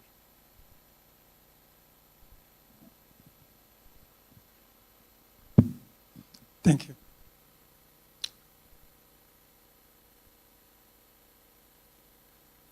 Yes, it is getting more and more for the important for the discussion among the regional organizations. While ITUR study, it is important, but if we close to the end of the WRC, then the final decisions on resolved issues, those need to be discussed among the regional organizations. Whether we like it or not, such situations, until we find another solutions, I think that will continue. So we need to prepare such environment when we prepare the agenda items. So we also need to prepare what would be the final, what would be the negotiations among the regional groups. So we need to prepare in such way, whether we like it or not. Last WRC, there was the advice from some members that how we improve the situations. So yes, we need to improve that situations, but at this stage, that is the currently available solutions at this stage. Thank you. Thank you. I think let's go to another question, but if anybody wants to add to what Dr. V said, that also is good. But I think a lot of people talked about agenda item 1.2. That was one of the, I think, very critical agenda items. And now there's a final footnotes from WRC 23, and there's no agenda in WRC 27. How do you see this band rolling out in the Asia Pacific? What do you see, and maybe I can start with Jan. What are the next steps that you foresee in this area? Okay. Thanks, BB, for the question. I think in terms of where we are on 6 gigahertz, because 6 gigahertz is part of the very crucial group of spectrum we call the midbands. And this is something that I've mentioned many times before, and in previous occasions, in terms of understanding what's the long-term needs for countries in terms of how much midband you need, what is the current supply of midband in the country that we are sitting in, and then you decide the timing. But what WRC 23 does is basically it provides a platform for countries to take into consideration and take into account the availability of the upper 6 gigahertz band to meet the long-term requirements for 5G in future, technology 6G, etc. Because midband plays a very key role in supporting the capacity, the large bandwidth that's needed to provide, the high capacity, low latency services, particularly in very dense urban environments where the need is the most acute. So that helps sets the stage, and countries in APAC region can then, factor this into their long-term roadmap. Because we know, yes, there are other frequency bands. 3.5 gigahertz band obviously is the core band that countries are using to roll out 5G networks. But in the future, particularly taking into account the investment needs that's going into these networks, the 6 gigahertz band is really important for the expansion of capacity. So that helps countries, start their long-term planning process. Thank you very much. Martha, you would like to add something to that? Yes, I would like to add that, well, I agree that there are other frequency bands in midband that are available and are, let's say, like leading in terms of ecosystem and devices and implementation and adoption. And there are still many countries in APAC that haven't assigned those frequencies yet. So they're in the path, and I think at some point it will grow. But also results of WRC 23 in terms of the future agenda items for WRC 27 give more flexibility to administrations with new bands under consideration. So I think that was one of the critical discussions. It's like, because one of the messages was like 6 gigahertz is the last band for mid-band capacity for IMT. And what we are seeing now is that there are additional bands in mid-band under study for WRC 27. So I think the consideration from administrations should start from their current needs, where they stand, where are they in terms of spectrum assignment, and then how is this being used before, like, it's a long-term planning, but there is a trade-off between reserving a spectrum for something that is not certain and making sure that there are good planning and spectrum availability. So that's a very delicate trade-off that I think we should do. Yeah, Frank, perhaps you would like to add something. Yeah, thank you. Yeah, just one quick point to add. I think Ishan mentioned earlier, it's really important to look at both demand and supply side. But I just want to remind the audience that, on the supply side, we still have a lot of kind of millimeter waves that we identified during the WRC-19. I think there's over 17.5 gigahertz of spectrum available, for the last 5 years and hasn't been really utilized. I understand that, there are slightly different kind of scenarios that can be used, mid-band and high band, etc. But still, the spectrum is available, and 1 megahertz is 1 megahertz, and on the kind of a very high capacity, high throughput application, I think millimeter wave is definitely there to supply any kind of demand of the foreseeable future. Thank you. Thanks. Yes. Yeah. Thanks, thanks for your good comment. Maybe there are 2 points for the first regarding to millimeter wave. Maybe I think there are different application use cases for different frequency band, and millimeter wave provide capacity, and this is very successful for the providing the FWA or the backhaul connectivity. But in dense urban cases, maybe the low frequency is more providing more the opportunity. Also, regarding to the next agenda, WIC 27 agenda, right? So maybe even we have set at the agenda item on the 7th, but still there are some questions that we need to study how much we can take, or how we can share, how we can coexist or something like that. So there's anyway, if I make an example in Korea, maybe after the IMT 5G have introduced, maybe the importance of the Wi-Fi or the wireless LAN has been anyway staggered. So maybe it is clear that the demand from the industry and all the personnel regarding to connectivity to the IMT service is quite increasing. That's quite clear fact. So maybe, but we don't say that only for the IMT, but we need to think about more best use for that according to the different use cases and applications. Thank you. Thank you very much. Gayam, can you hear us? Do you have any comments on this? Can you hear me? Yeah, yes, go ahead.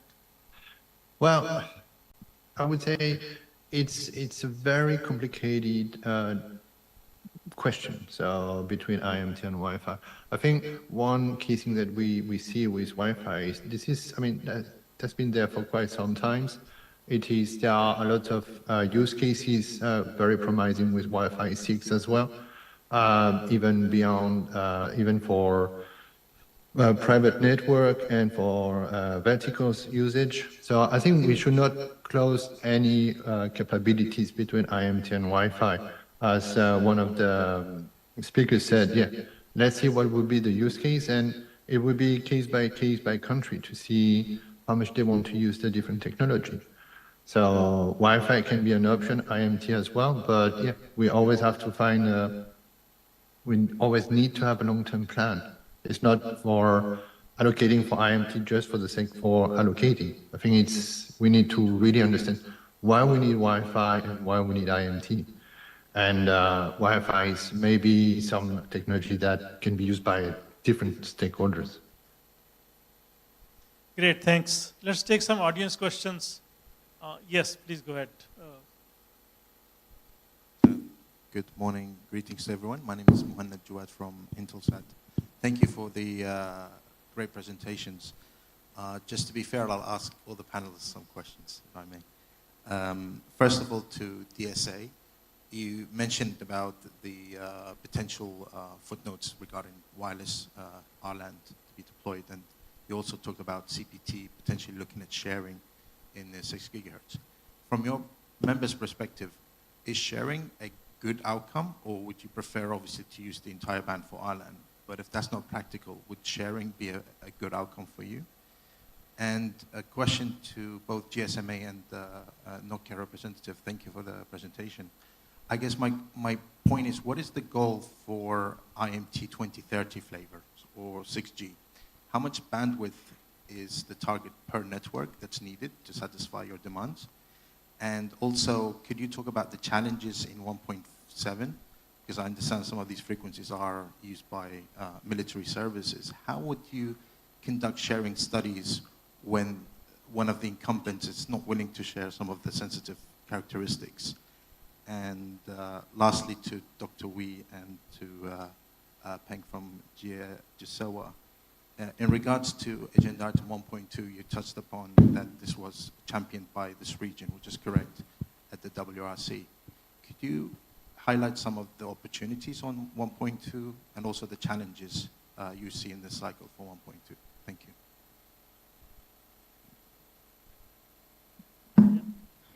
Yes, so let me start, and before that, a final comment about the question of next steps. I'm a little bit concerned when one of the next steps, and I'm referring to your presentation, is clearance of the band. Because we spent 4 years in the cycle trying to find the right conditions for coexistence, and now the message is, okay, next steps, clearance of the band. So at the end, I'm just bringing that because the challenge that we are trying to find for WRC is to find the coexistence conditions, but then at the end, it doesn't become a type of sharing, but it becomes like, let's clean the band. Now about your question, I think it's very interesting. The first country at the first administration that made a public consultation about hybrid sharing was the UK. And I think there is someone from Ofcom here, so it would be good for you to discuss with them. And I think it was very funny because all the comments were opposing to the idea, most of the comments, instead like saying, well, IMTSI was saying we need that band and we need it with high power. And Wi-Fi was saying it's a non-protection, non-interference basis technology, so if you put it in the same band with a licensed technology, well, it's not, those are not equal conditions. I think at this point, at least the DSA and the technical position we have is that we are supporting the studies. We understand at the end it's a decision from the administrations. And they're making the studies, they're trying to understand the conditions from sharing, they're just defining them. And well, that's what they're doing anyway. So we are supporting that type of studies and providing the technical inputs about how the technology behaves, how Wi-Fi 7 is coming, multi-link operation. You know, there are many capabilities, and so we are providing the technical inputs for, as requested for those studies. But let's see, there is a lot of uncertainty about what it means, how it could be implemented, and which will be the possible outcome. Thank you. Anybody else? Yeah. So yeah, so if I may, a couple of quick points. I think with regards to question around needs, IMT 2030, I think probably I'll leave that to GSA colleague to deal with that question. But I think we have done the analysis looking at, you know, what's the needs for 5G. And we looked at, you know, what's the requirements within low, mid, and sort of high bands. And there are differences across these. Although I think a colleague from GSA mentioned that, you know, there's millimeter wave. Yes, you know, 1 megahertz is 1 megahertz in terms of how you count it, but in terms of how you deploy it, in terms of how the technical characteristics and the economics of, you know, using these frequencies, they're very different. So they're not substitutes. We see them as complements to each other. So I just wanted to make that point. With regards to sharing studies, I think this is very tricky in terms of we also need to think about whether sharing is the optimal, sort of social, economically optimal outcome for the different technologies that we're talking about. Because ultimately, if sharing leads to worse outcomes for different potential prospective users in the frequency band, then that would be, that would defeat the purpose in terms of making sure that countries take the optimal decisions that will best benefit the country. So yes, sharing is important, and this is something we need to study from the technical perspective. But when it comes to actual spectrum policy and spectrum management, you really need to think about holistically, not just the technical side, but also, from the optimal use of the spectrum to deliver benefits for countries and the societies. Okay, thank you. Regarding to question for IMT 2030, maybe in industry perspective, network vendor perspective, I'm not very much expertise on the application and data traffic, but we are thinking that maybe the key application could be kind of some digital twin or some metaverse industry or the private metaverse. So based on that, I cannot say the exact the bandwidth, but initially we are thinking that one operator is better to have the 400 or 500 megahertz for each to support 100 gigabps per cell. Maybe we don't say in the user UE peak throughput anymore, because in the 5G we believe that increasing the capacity of the cell is quite important. So yeah, that's one my short, but this is my personal view. And the second, for regarding to military issue, right? So yeah, that's really a difficult problem, I understand. But we have some practice, for example, CBRS in US, and also in Korea. Initially, one of operator has some limitation of getting 400 megahertz in the 3.4 to 3.5, and only 80 megahertz in the upper side can be used in the beginning, but based on good collaboration with the military, and we finally extended this band to full 100 megahertz band. So maybe I don't think the military is too much very conservative always, but also military also wants. Maybe I need to be very cautious to say military. So maybe we are also collaborating to introduce LTE or 5G for military purpose as well. So we are not against. We are already still very much make a collaboration. So that I don't say this is very much positive, but I don't think that door is totally closed. Thank you. Thank you very much.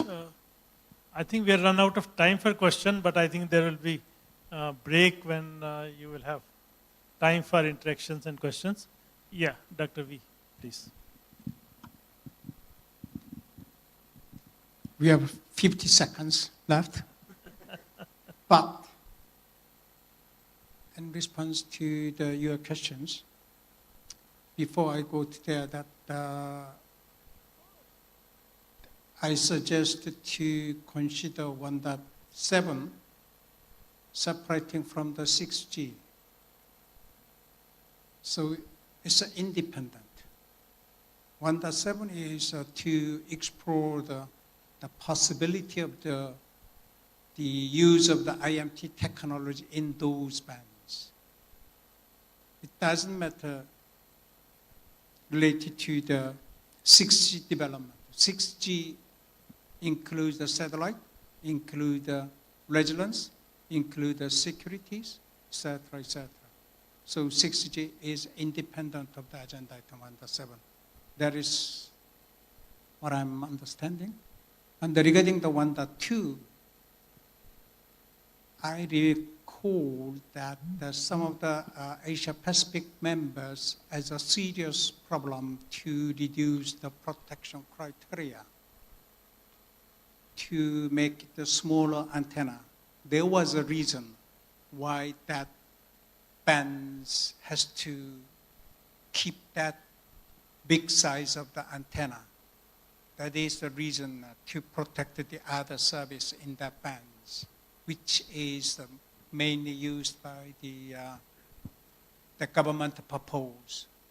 If without changing such protection criteria, it is easy. But as long as I understand, the satellite want to change the criteria for the protection of the existing service. That would be difficulties for those countries who use the government proposal.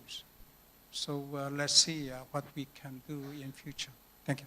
Thanks, KJ. I think we have run out of time now.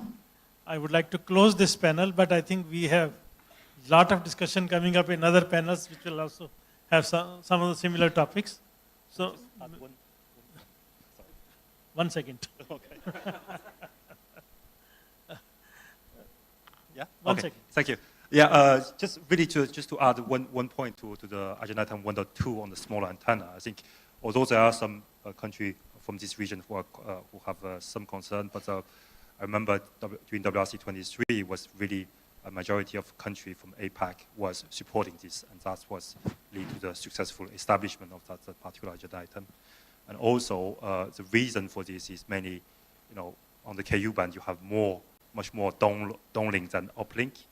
I think it's more than 2 gigahertz of downlink in the KU, but only 500 megahertz of uplink. And this band is lay fallow because of this regulation that was dated over 20 years ago. So I think all we're requesting from the satellite industry is to look at the sharing studies and conclude later on. But I mean, right now it's just difficult to base that on the 20 years old regulation. Thank you. Thank you very much. I think I would like to give a large claps for the panelists.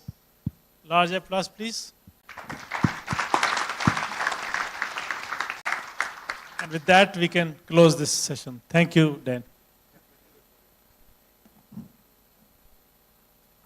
1, 2. Yes, so a big thank you to Bibi, to all of our panelists here, and of course to Guillaume, who's joined from France, I think at about 4 o'clock in the morning. So a particular thank you to Guillaume for getting up early and setting his alarm clock for that. So thank you all very much indeed. Thank you.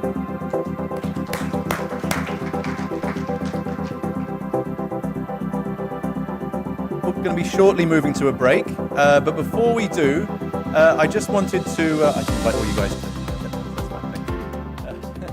So we're actually going to be running a poll. We're going to run a short vote. So during all of the conferences we did around the different regions after WRC 19, we asked the question of what everybody thought was going to be the most prominent issue for discussion at WRC 23. And we want to do the same again for this cycle and to ask everyone what they think is going to be the most prominent issue for discussion at WRC 27. So we're going to be doing that here and around all of the different regions to try and get a bit of a feeling on what everyone's thoughts are and maybe comparing what the differences and similarities are between the regions. So to do that, we're going to be using a system called Slido. So if I could ask you all to get out either your mobile phone or a tablet, or you can use your laptop, and you can either scan the QR code on the screen there, or you can go to slido.com and then use the hashtag AsiaSpectrum. So yeah, once again, you can scan the QR code there, or you can go to slido.com on a laptop or a tablet, and then put in the hashtag AsiaSpectrum. So as I said, we're going to be asking you all what you think is the most prominent issue at WRC 27, but before we do that, we thought we'd just ask a quick test question just to make sure everyone knows how the system is working and it's all working okay. So Kate, if we could have that test question come up. So just to, as I said, to make sure everything is working okay, first question we're going to ask you all is, where are you joining us from? So where have you come from to come to the conference here today? So 3 options there. We have here in Indonesia, we have from the wider Asia-Pacific region, or we have outside Asia-Pacific. So you have the option to vote on those now. So hopefully if you've joined using that QR code, as I said, or using the hashtag AsiaSpectrum at slido.com, you should have that question pop up. And you should be able to vote on that. So let's maybe see what the answers are there. There we are. So we have 63% in the room here from Indonesia. We have, oh, we're changing every second. There we go. So we have more from the Asia-Pacific region. And then we have 10% joining from outside the region. as we're changing things around there. So that's the test question. So what we're going to do is now bring up the actual question that we're going to ask about WRC. So if we can bring that up, and we're going to give you the break to have a think about it. The question is going to be live for the duration of the break, and after the coffee break, we're going to come back and give you the results of that. So the question is, as I said, what do you think will be the most prominent issue at WRC 27? And the options that we have there, and hopefully we've caught most of the key topics. So we have spectrum for IMT, so that's looking at the 3 bands that are written there.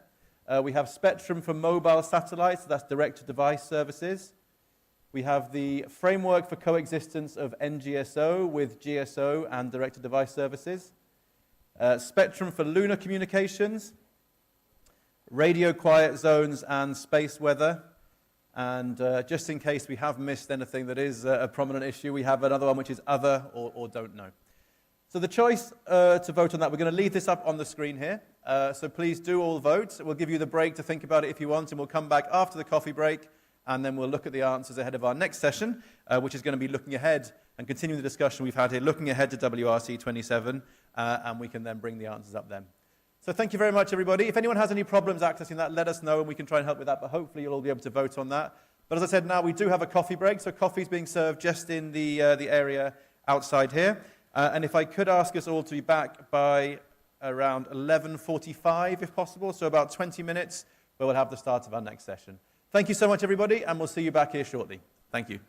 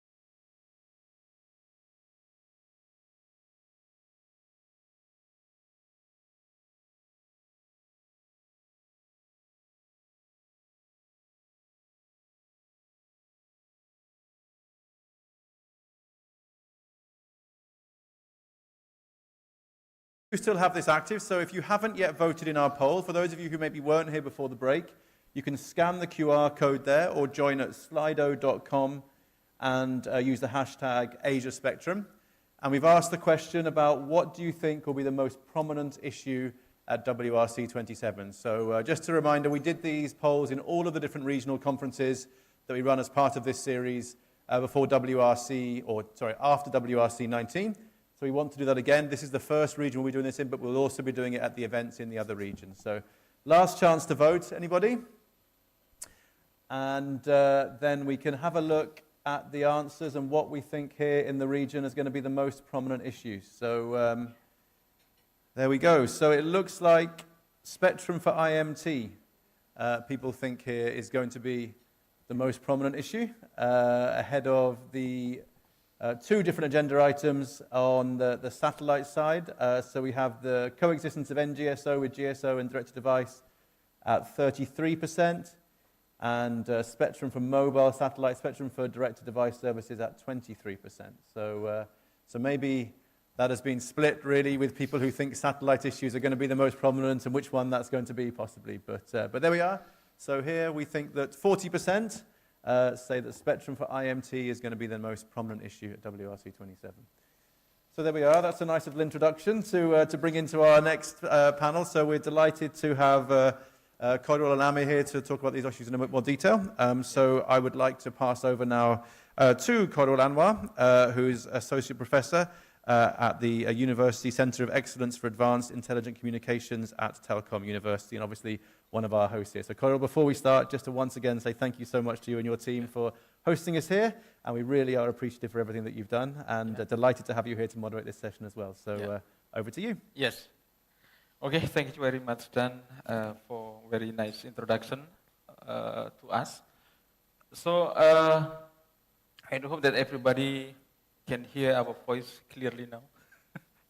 Yes, okay, so welcome back to the second session of the session 2. Yeah, so we will be having a session with the theme of the looking ahead to WRC 27, the view from the ITU. I am Khairul Anwar, the director for the University Center of Excellence for Advanced Intelligent Communications in Telkom University. And currently we are here with Dr. Amir Riaz, the program officer of ITU. So before we have the presentation from him and also the discussion with him, let's us understand and let us also hear the profile of Dr. Amir Riaz. So Dr. Amir Riaz is a program officer in ITU, or International Telecommunication Union, and is currently part of the team at the regional office for Asia and the Pacific region. And then Mr. Amir is currently involved in ITU development activities, particularly on areas related to telecommunication policy, ICT, market regulation, and wireless innovation strategies, with emphasis on issues related to the radio frequency spectrum. And Dr. Amir is an electrical engineer from National University of Science and Technology, NUS, Pakistan, and possesses advanced degree in radio communication from France, from École from Supélec, France. So let's welcome Dr. Amir in the session. And everybody, we will have in total 30 minutes and 15-minute presentations, and then the rest of the 15 minutes we will use for the Q&A. So actually I have prepared 4 questions, but maybe 2 from me and then 2 from you. So I do hope that everybody take note and we can have a very nice discussion after the presentation. Okay, so Dr. Amir, please start your presentation. Thank you, Dr. Khairul, for the introduction. And first, I would like to thank Forum Global, with whom we have been partnering in supporting this annual activity in the Asia Pacific region for some time now. And together with APT, we have been supporting the arrangement of this regional spectrum management conferences. And I would also like to thank Comenfo for hosting, and also Telkom, who are the newest academia member of ITU from Indonesia, and supporting this and hosting this activity in Indonesia. So in this presentation, I will go through some of the agenda items, not in detail, but how you should be able to track them, the activities, and where you should be able to find the relevant documents. This is how I will take it. Basically, it is tailored to the region 3 in which we are in the Asia Pacific, so most of the related items would be here. I have divided the presentation into 3 parts. Well, first is the process. Sometimes we think that the WRC is one-time activity, but in fact it's the ending of one process of work and establishing another process of work based on the new advancement in technologies. And this is how it should be looked at as well. We have seen the decisions made in WRC 23 and how they will impact the sector. But the WRC 23 itself also defined the agenda of the next conference that would be in 2027, and a provisional agenda of the 2031 as well. So it's a process. It's not a single event, but it's a milestone which mentions the start of a new process. So I have the presentation is divided into 3 parts. The agenda items for the next WRC related to the satellite services, then terrestrial services, and also some of the science services, because they are also coming up. So as was discussed by the panel in the morning, satellite services are the most in our agenda for the next WRC 27, and you will see a lot of themes here related to fixed satellite services, broadcast services, and many issues related to the regulation of the satellite regulatory issues. Now, the column, which is the WRC 23 resolution, they provide us the mandate on working on these specific issues, and they range from allocations in many higher bands in 50 to 51.4 for aeronautical eSIMs, unauthorized operation of NGSO under the agenda item 1.5, and the responsible ITU-R group who's going to take and make the studies on this are mentioned in the red in the last column. And this is how I have taken the format of all this. So if you are interested in any particular agenda item or following or working on any particular agenda item, you have to follow the responsible ITU-R study group as well. The agenda as all is mentioned, FSS, BSS, and satellite regulatory issues. These are the ones that are taking up most in the Working Party 4A. And these range from BSS, FSS, and satellite regulatory issues. But I've made MSS separate because there are many different agenda items that are related to mobile satellite services. And for example, the direct to device service, these are being taken up at agenda item 1.13. MSS allocation to IoT development. This is also one area that is coming up, especially in new NGSO constellations that are not covering the whole world, but with the limited constellation, they are able to provide NB the IoT services. So 1.12 discusses that, and some additional MSS allocations would be also discussed under 1.14, and these are the ones that are being carried out by Working Party 4C.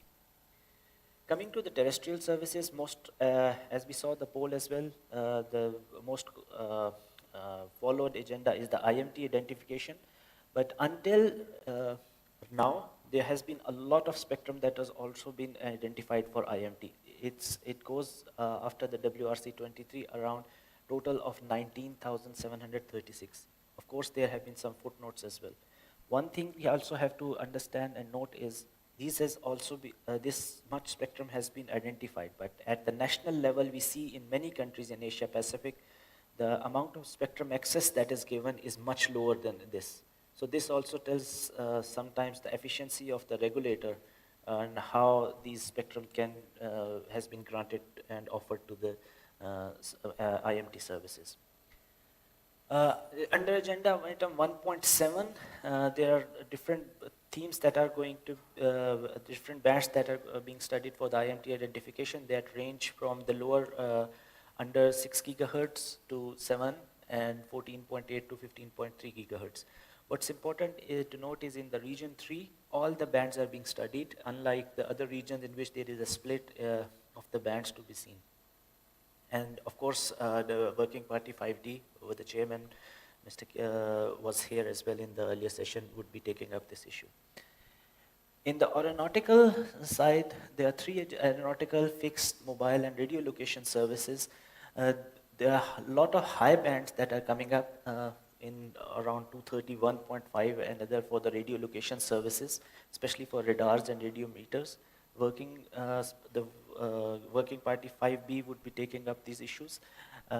Similarly, the PFT and EIRP limits for FSS, MSS, PSS to protect fixed and mobile services in 71 and 81 gigahertz. These are taken up by the Working Party 5C. Now, coming to the science services, these are very important because many of the science services, these are passive services, and some of the commercial satellite and terrestrial services, they are affecting the regular operations. There has been some work that has been established, especially the radio astronomy operating in specific radio quiet zones. Their protection is very important. And these also the Earth exploration satellite services, they are also becoming a national kind of like issue. In many countries, they are taking up as a national satellite program with EESS payload as well. These are important spectrums that are coming up, especially if you see the under 1.19, the spectrum 4200 to 4400 is somewhere also near the IMT identified spectrum. So sharing of studies is also going to be an important, which would be taken up in Working Party 7C as well. So in essence, if you see the split of this agenda item, the ones that are above this margin line are mostly the satellites agenda items, and you see a lot of emphasis on satellite regulatory and different satellite services agenda items. The lower ones, terrestrial services and the science services. So the most important is the importance given to the science services as well, and especially their protection. So this is what was decided at WRC 23 as the outcome of the agenda item 10 or WRC 23. This is going to be the agenda for the WRC 27 in a nutshell. So going from here, all the decisions of WRC 23 will enter into force starting from 1st of January 2025. The definitive final acts of WRC 23, these are available on the 6 language and available on the link, and you will have the slides at the mentioned link that Dan mentioned in the new radio regulations. These are being worked on, and what we hear that it's going to be the Q4 of this year that the new radio regulations would be available. And the most important step is for the administrations to update their allocation tables. And this is something that is very important to make sure that we have the harmonized implementation of the decisions of the WRC. In this context, in this year, we are arranging 2 supporting events, one in Shanghai coming up just before the APG meeting in Shanghai, that is specifically on the national table of frequency allocations, and then our regional radio seminar for Asia and the Pacific. We are going to plan it in September in Samoa, giving importance to Pacific countries in particular, because they are the ones who are mostly not able to attend and particularly effectively give their voice in the APT or the ITU level as well. This is my last slide. Thank you. Over to you. Yeah, thank you very much. Let's give applause to Dr. Amir. Okay, so thank you very much. Everybody, actually, we still have 5 minutes. You make presentation only less than 10 minutes. So we have plenty of time. So I do hope that we can have a relaxed discussion, Q&A. And please also everybody prepare questions But before that, I would like to ask two questions first. Yeah, okay. So, Dr. Amir, so thank you very much for the contribution and also the presentation for the view of the ITU for the WRC 27. So, speaking about the technology, so we know that technology is running very fast, and sometimes it is unpredictable. Yeah. So, what is the view of ITU, yeah, to manage such a meeting, or maybe a regulation and suggestion for the regulator to manage the meeting, and also to make the discussion, agreement, and standardization, for example, on the fast changing or fast moving of the technology? Thank you for the question. Actually, what ITU is, it's a members and membership. This is what the members who decide how the things would move forward, and exactly this is how at the WRC level or others it is decided. So the new technology, what the countries and the industry they show is reflected in the next agenda item of the WRC itself. So what we propose is that to have a more comprehensive indication of what the new technologies, how they should be standardized, and if they are going to get affected, the best way is to involve in the study groups and the relevant working parties. At the ITU level, of course, but also there is a lot of work that is done at the regional level as well. So at the APT level, all the membership and the industry, they also come into contact and decide at common proposals. So the best approach is, again, the same. If you go through the regular process that has been established well over the years, to come to a proposal. And we have seen this limitation taking effect in the WRC 23 as well. Because of the COVID situation, the study groups were not able to meet that regularly. They were virtual arrangements that were done, and same at the APT level. So this also reflected in many of the issues not fully discussed. So they eventually came up at the WRC at the higher level, and there were lots of discussions. So if we could use the same path, you having the discussions at the study group level, the relevant study group level, this will give us a more standardized and a harmonized view. Yeah. Okay, so thank you very much for the brief introduction or brief answer about that question. So everybody, let's go back to the result of our Slido. So in the Slido, we recognize that what do you think will be the most prominent issue for the WRC 27, and it is also actually not so surprising to see that 40% are expecting the spectrum of IMT, which is 4.4 until 4.8 giga, and then 7.125 until 8,400 megahertz, and also 14.8 until 15.35 gigahertz. The popular to be the discussion in WRC 27, which is followed by the framework for the coexistence of NGSO, yeah, and also GSO and G2D. And then when we look at the lower part, which is the spectrum for lunar communications, it is actually also one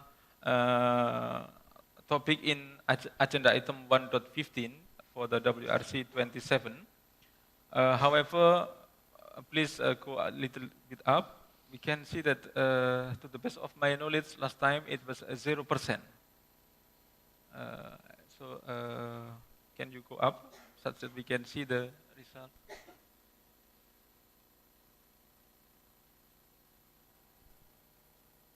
Yes. Yes. Okay. So, this is 0%. Yeah. This is actually when Dr. Amir saw the agenda item 10 for the WRC 27, and especially for the science, we have 1.15, that's the lunar communications. So actually, we have many new topics there, including lunar communication, radio quiet zone, and some others. However, here we know that 0%. So this is actually related to my previous questions, how to manage the new technology or new application in the future, and because of the technology is also changing very fast. So my question related to this is that some technologies in the future require maybe new bandwidth or the existing bandwidth but larger. Yeah. Usually it is like that because when everybody look back at the Shannon channel capacity, which is C equal to B log to 1 plus SNR, and B is linear to the capacity, which is if you have the larger bandwidth and then you have a larger capacity, then when we look back at the slide, I think about the IMT. So please go to slide number 8. Operator, please show the slide number 8. We have also I think this is also reasonable to have that high bandwidth, larger bandwidth for the current technology and also the future. And my question is that, maybe next time we can also elaborate with everybody's question. So what is the suggestion of the ITU and also maybe the view from ITU where we have the scarcity of the bandwidth? So almost all bandwidth are occupied, and then how we do that? So this is, you don't need to answer in exact or in scientific way, but maybe we can take insight or the ideas from your answers. So thank you very much. So I think there are many services that that are able to operate in a sharing mode as well. So there are a lot of studies that are going to be done on the sharing of spectrum in many bands, especially in cases where some of the applications that are short-range devices, they are able to have much more bandwidth, but at a level low power level. Yeah. They are able to operate. SIM, I think, was mentioned by earlier on by for the Wi-Fi 6 and others. There yes. could be possibilities of 6 gigahertz being shared across different services. So sharing and doing sharing studies is something that is very useful in having required bandwidth for all the different services. And I would like to recall during the WRC there has also been a mention of campaign across the world to determine different propagation models as well. If I would encourage countries here to involve in that campaign so that we have much more data to make decisions in a more informed way and be part of the campaign. And especially the academia, they could take a leading part on it in doing their propagation studies and revising the different models of the propagation. Yes. Okay. Thank you very much. So, I think this is also reasonable, everybody, that maybe the detail about the discussion about the spectrum, maybe we will have tomorrow. Yeah, tomorrow in the last session we will have also the future sharing of the frequency and also discussing about the bandwidth maybe. So, okay, just 2 questions from me. So we still have about 6 minutes. So I would like to invite 2 questions from the audience. So we have, exactly 2 questions. So maybe from Dr. V first, and then the rest is Dr. V first. Here.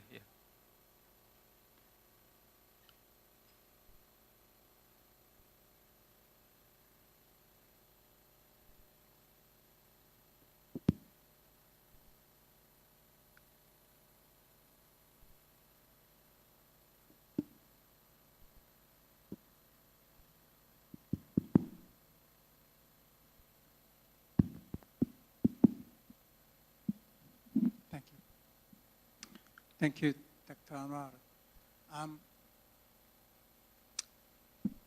You said tomorrow there was another opportunity for discuss something further, but unfortunately I have to leave today.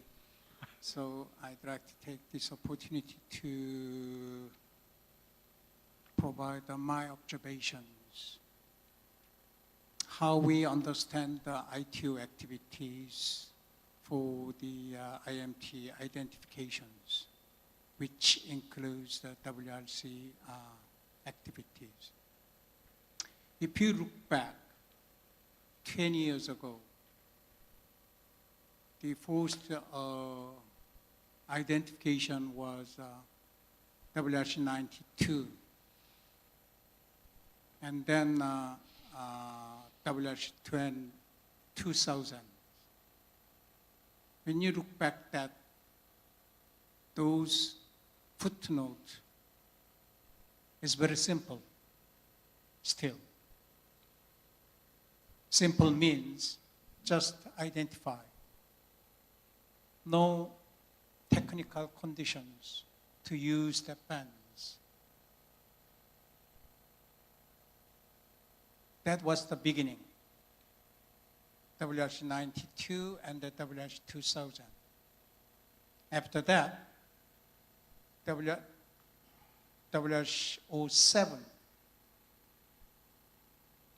Some other bands, during the WRC 07, they developed some other footnote, which includes very specific technical conditions, regulatory conditions as well. Yeah.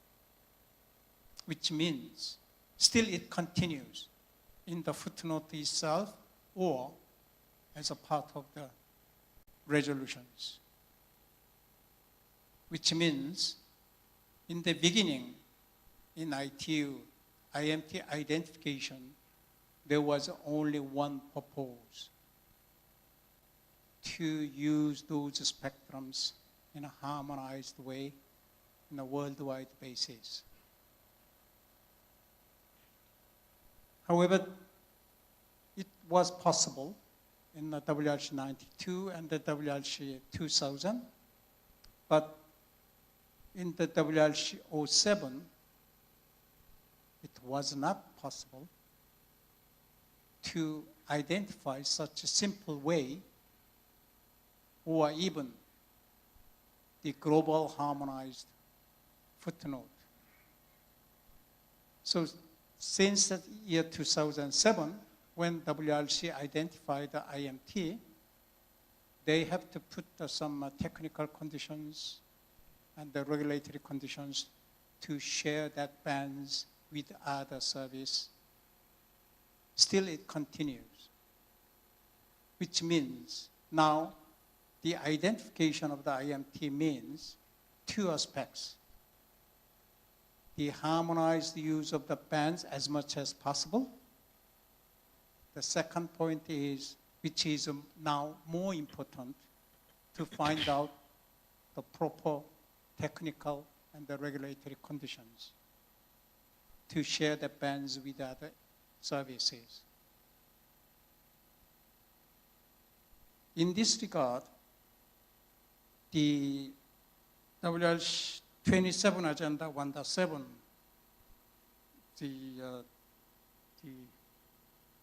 it shows that the prominent agenda, but when we look at, really we need to look at is, what is the technical conditions?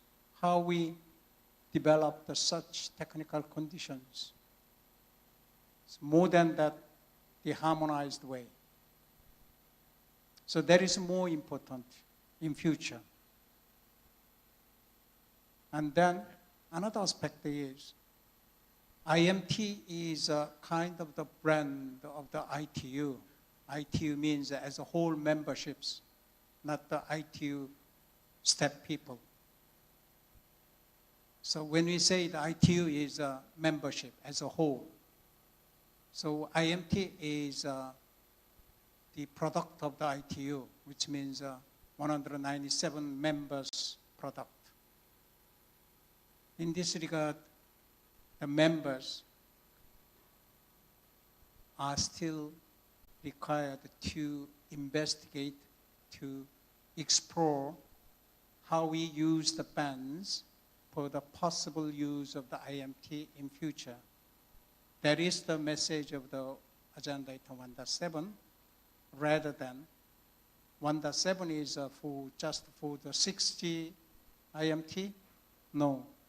As I said earlier, the agenda item 1.7 is independent of the 6G development.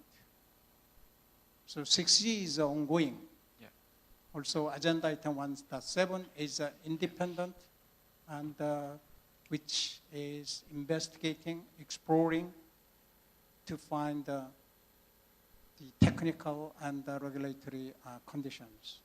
I want to highlight that aspects through these occasions. Thank you. Yeah, thank you very much. So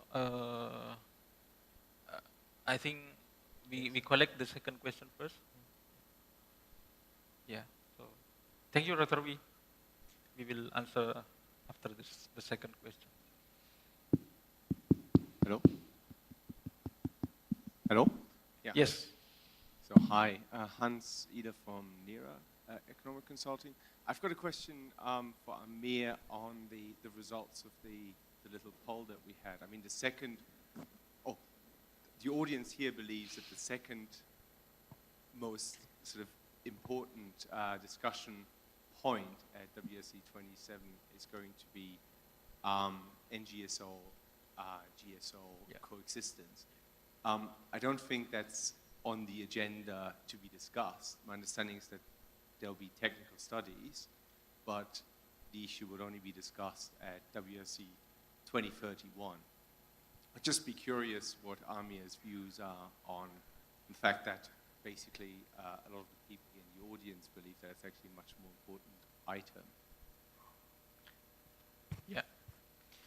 Okay. So there are some that are related to the regulatory mechanisms. If you see the, I think starting from 1.1 to 1.7, there are some that are related to the regulatory mechanisms of NGSO. I know there is some from the results of WRC 23 on specifically on NGSO. There are two different ways that are being interpreted, especially on the NGSO regulatory mechanisms. But of course, the ones that are there mentioned from 1.17, they will concretely trigger this discussions. And for this, as mentioned by Dr. V as well, we have to also take into account some of the technical conditions as well. And in this process, I think the CPM report would be very important. How this is developed and the work of different working parties it will gather to give some of the technical conditions of operations. But of course, there are some regulatory issues that are still there that has to be done. But it's not only at the global level, it's also at the national level. There are many countries which are asking how to develop NGSO regulatory mechanism at the national level as well. So it's all at a very evolving stage. And there needs to be a lot of study before, some concrete comes up. I don't want to start a debate between GSO and NGSO. We had a lot of it during the WRC. Yeah. Okay. So, So I think we should go back to the total answer. Yeah. Maybe first we answer the question from Dr. Wee. So I know that this is difficult question, and this is when Dr. Wee saw the way from the WRC 92 and the 2000 and then 07 and then until now, and then the footnote is becoming more complicated. So maybe Dr. Amir can say something about this, or maybe. Maybe is there any other way to make it simple in the future, either with harmonized or like what Dr. V said is harmonized or technical regulatory conditions? I mean, I think Dr. V put it in the right way. This is because there is so much competing demand of a same spectrum in the recent years that it has to be shared. And when you come for a sharing, there has to be some recognized and established mechanisms. This is what I think if you do the technical studies rightly, and if you involve all academia, the industry, then we will get to a good solution rather than, because as he rightly pointed out, ITUR is not just ITU staff itself, it's not the bureau, it's all the membership. So they define it, and when they come together, it's a better solution for everyone. Yeah. Okay, so I do hope it's answered question from Dr. Wei. Yeah. And for the second question, do you think that it is enough? Yeah. Yeah. So yes, okay. So everybody, okay, yes, because the time is run out. So I think we should conclude after this talk. Yeah. So I think this is very good session, and I do hope that everybody takes many notes. That first, we recognize about the probable popular topics in the WRC 27, which is about the IMT, especially for the agenda item 1.7, as said also by Dr. Wee, and we have actually also many new technologies such as lunar communication and radio quiet zone.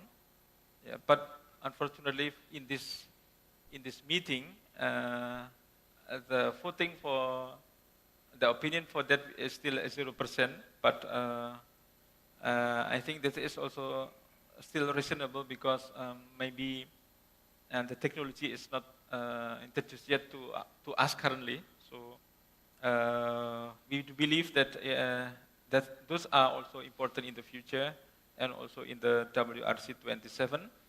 And then when we have also discussed about the mechanism of ITU, how the ITU work for managing many fast-changing technology, fast-moving technology in the future, and also the collaborations among the academia, and also the industry, and also the company, and also the government, in globally, such that we can make successful and also very important technology in the future.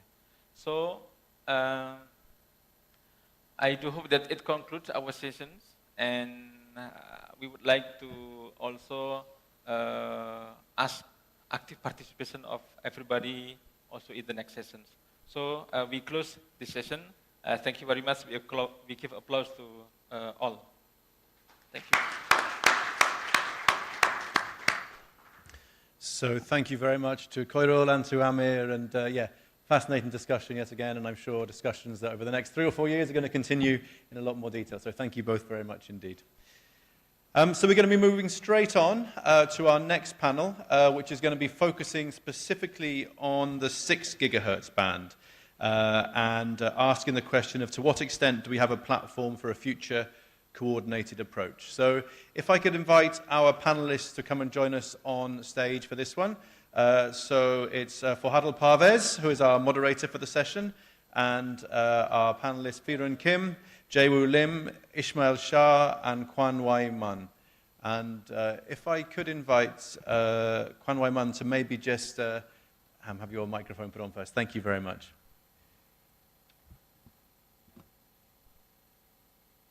Perfect. So we have our panelists here, and we will have Kwan with us here in a second as well. So what I will do, whilst we're just getting mic'd up, I will pass over to Parvez, and we will get started and introduce the session. So Parvez, welcome. It's great to have you with us. 6 gigahertz band obviously has been mentioned a few times already, so great to now have a session focused specifically on that, and I will pass over to you.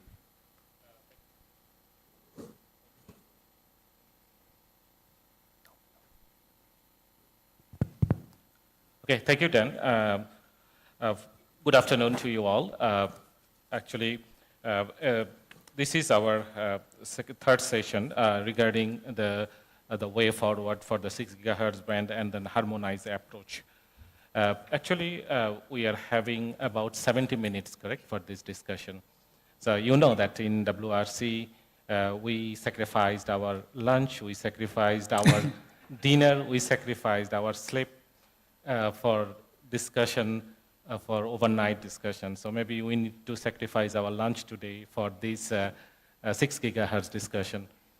So just to remind you that we are not in WRC, we are not in APG or AWG for decision-making meeting. We are just in a discussion to have some critical discussion on the outcomes on the 6 gigahertz band. In the morning, we have listened some of the outcomes already. So in the panel today, those who don't know me, actually I am Parvez, working at the Asia Pacific Telecommunity as a program officer. And as my panelists today, on my left side, we have two regulators, Mr. Pheran Kim from Cambodia, from the telecom regulators of Cambodia. Then we have Dr. Jeo Lim, who is the Deputy Director of the National Radio Research Agency, Republic of Korea. On my right side, we have Dr. Ismail Shah, who is the Head of the Connectivity of Asia Pacific of Meta. And then on my further right, we have Mr. Kwan Wai Moon, who is the Senior Director, Radio Network Engineering, Singtel Mobile. So as you can see from my panel, regulator, industry. And the regulators have two different views. Industry has two different views. so it is a balanced panel, correct? So feel free to give your opinion. So before we go to a detailed discussion, basically I would like to give opportunity to our panelists to give their introductory remark. Just to remind them that introductory remarks should not be more than 7 minutes, and you can see the timer in front.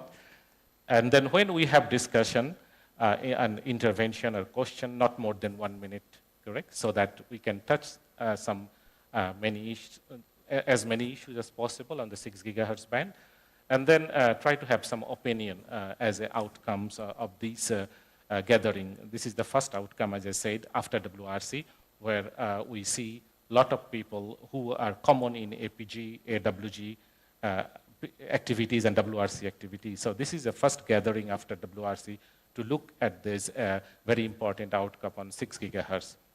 So let's start.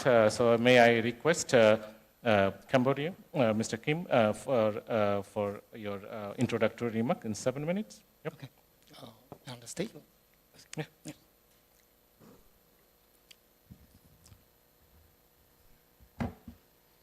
Yeah, thank you, Mr. Parvez, for your introduction. And I think this time is good afternoon, Mr. Kondo, and all honor, distinguished guests, ladies, gentlemen, to present in this room and as well as watching online. It's my great honor to present about this 6 gigahertz as a hot topic, one of the hot topics in this session. And I would like to thank you, the Forum Global, for inviting us and give me an opportunity to be a part of this meeting and discuss about one of the interesting topic in the midband. Because in midband, currently in the world are watching on this band. This forum is very important to share the administrative opinion about the current use and the band plan for the future. My name is Pheran Kim, and from the telecommunication regulator of Cambodia. And Cambodia have been proposed and at the footnote on the frequency band to support the frequency band upper part of the 6 gigahertz as the IMT. And I want you to draw attention on the slide. Can you go to the next slide, please? Yes, based on the study, we see that there are two types of the connectivity very in the market. One is the Wi-Fi and other is the IMT. And these two top that everyone talking about, and that's why we come and listen about the talk in this meeting.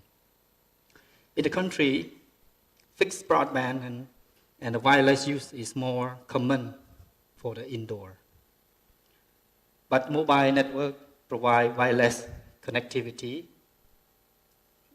solution for small, medium, and large area but mostly it focuses on the outdoor coverage.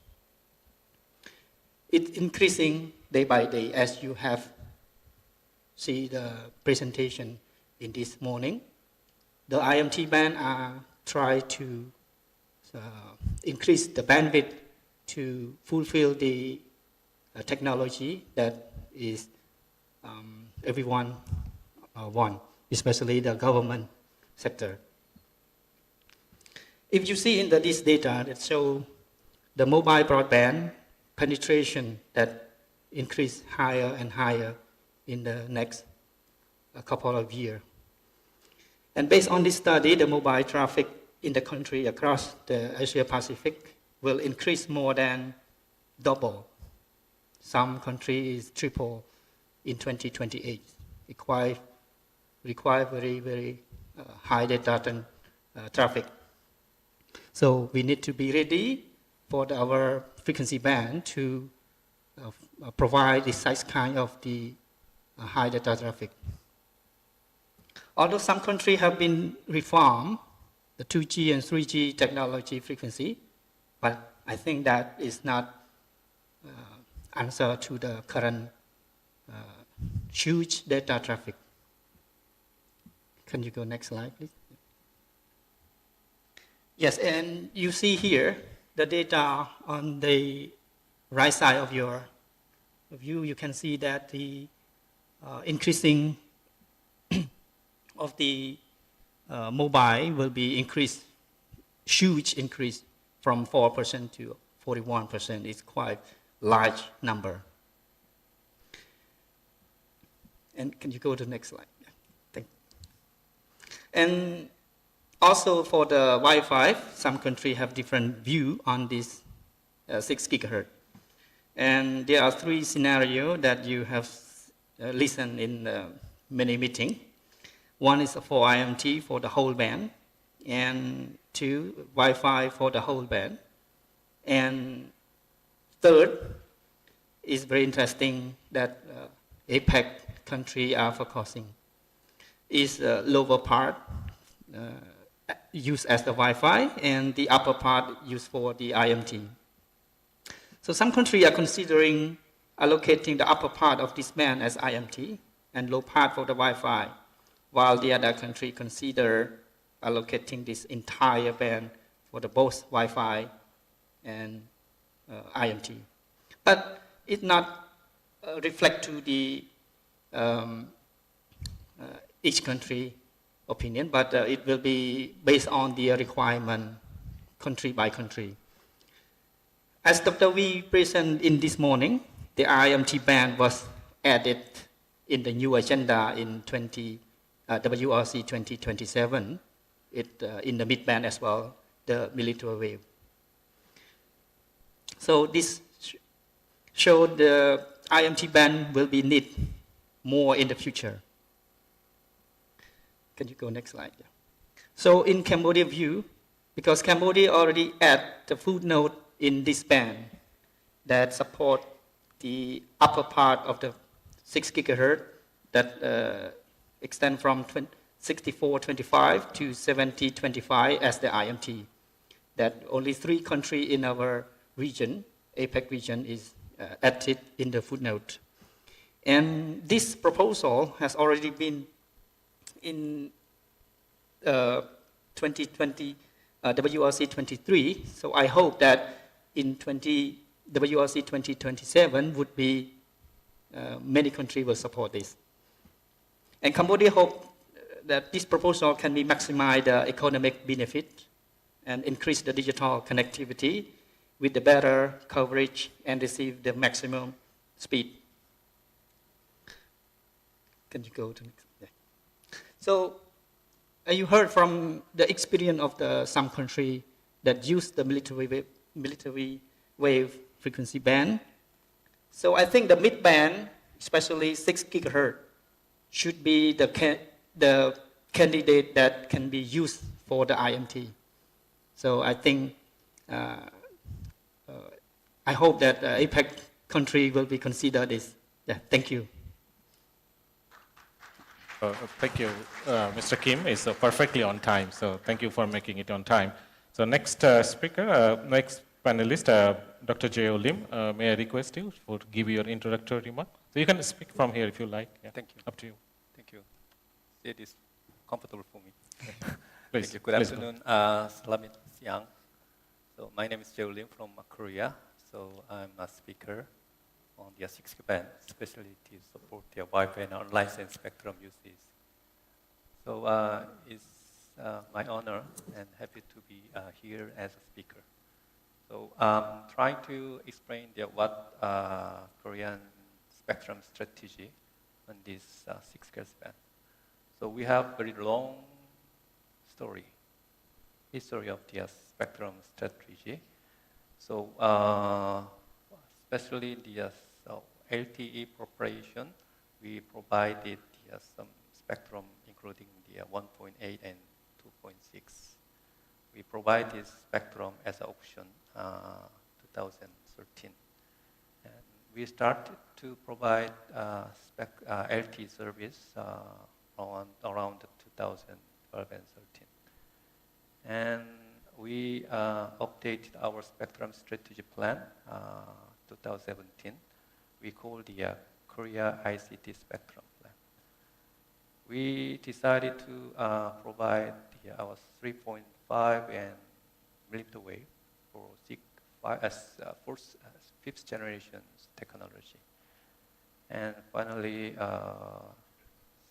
through the auction 2018, after our Pyeongchang Winter Olympic game, we provided that spectrum for the operator, and operators started to deploy their infrastructure in the whole territory.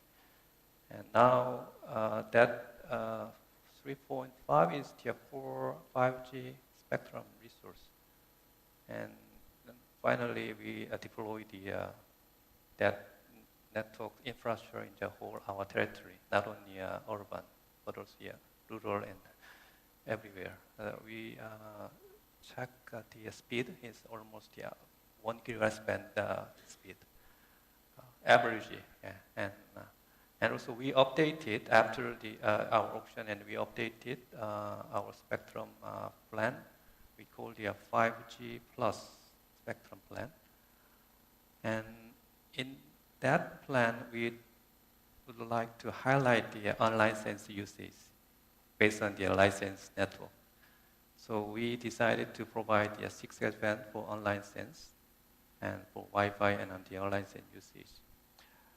However, after WRC 19, we faced some pandemic situation. And there are many voices to some needs, some licensed spectrum usage, especially. Yes, thank you. Still, my slide is first. Okay, and this is my major topic, so don't worry to keep my limitation time. Anyway, so after pandemic, we faced some difficulty situation. And most of some industry, not only industry, the education and more some needs to provide the free of charge spectrum.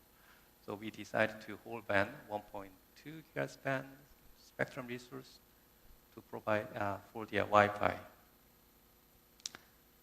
And we have to consider the balanced approach between the licensed and unlicensed. And also we have to consider the needs of some education and other some industry application. And finally, our smartphone and some devices, they already take this whole band of the spectrum resource in their devices, and the market already provide that devices.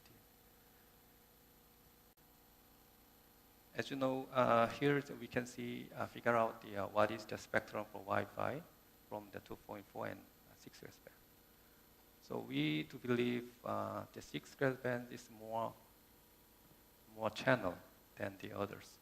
That means, so as you can see, Wi-Fi 7, the technology can take more wider band, 320 bandwidth. There are 3 channels only. However, whole band can cover the 3 channels for the devices. And also we have to consider the power consumption issue. And also we have to consider the some United Nations, some global SDG. So we have to consider the some balanced approach, some data welfare for everyone. And also, as you know, after the commercialization of 5G networks, our 3 operators, spend a lot of money for their some electric power consumption. So that is one of the problems. So the Wi-Fi technology is more proper to save the energy. And also in the future, so we will see some wearable glasses, including some wearable the devices, including the glasses. Those technology devices need some more spectrum and more the capacity. That means the connection, the full connection with some wearable devices. We highly need some more wider channel license, not only on license, but also license. This is my final channel. We are looking at some various technology, not only licensed, but also and unlicensed. And we try to already decided to provide some local and private 5G network. Those 3 candidate technology should be needed for future connection. So in Korea, we like to support the new study item 1.7. That is the reason why Korea supported this agenda item through the WRC discussion. So we highly need some more midband. However, we also highly need some more unlicensed band for the future. That is my main topic, the discussion topic. So I hope there are some more discussion will be some panel discussion session. Thank you. Yeah, thank you, Dr. Lim, to be on time. So from my left side, from the regulators, the spectrum policymaker, we heard their views on the outcomes of WRC and their national priorities on the 6 gigahertz band. So as we noticed that they have 2 different approaches from Republic of Korea and from Cambodia. So we'll come back to them again, how they have taking into consideration those issues.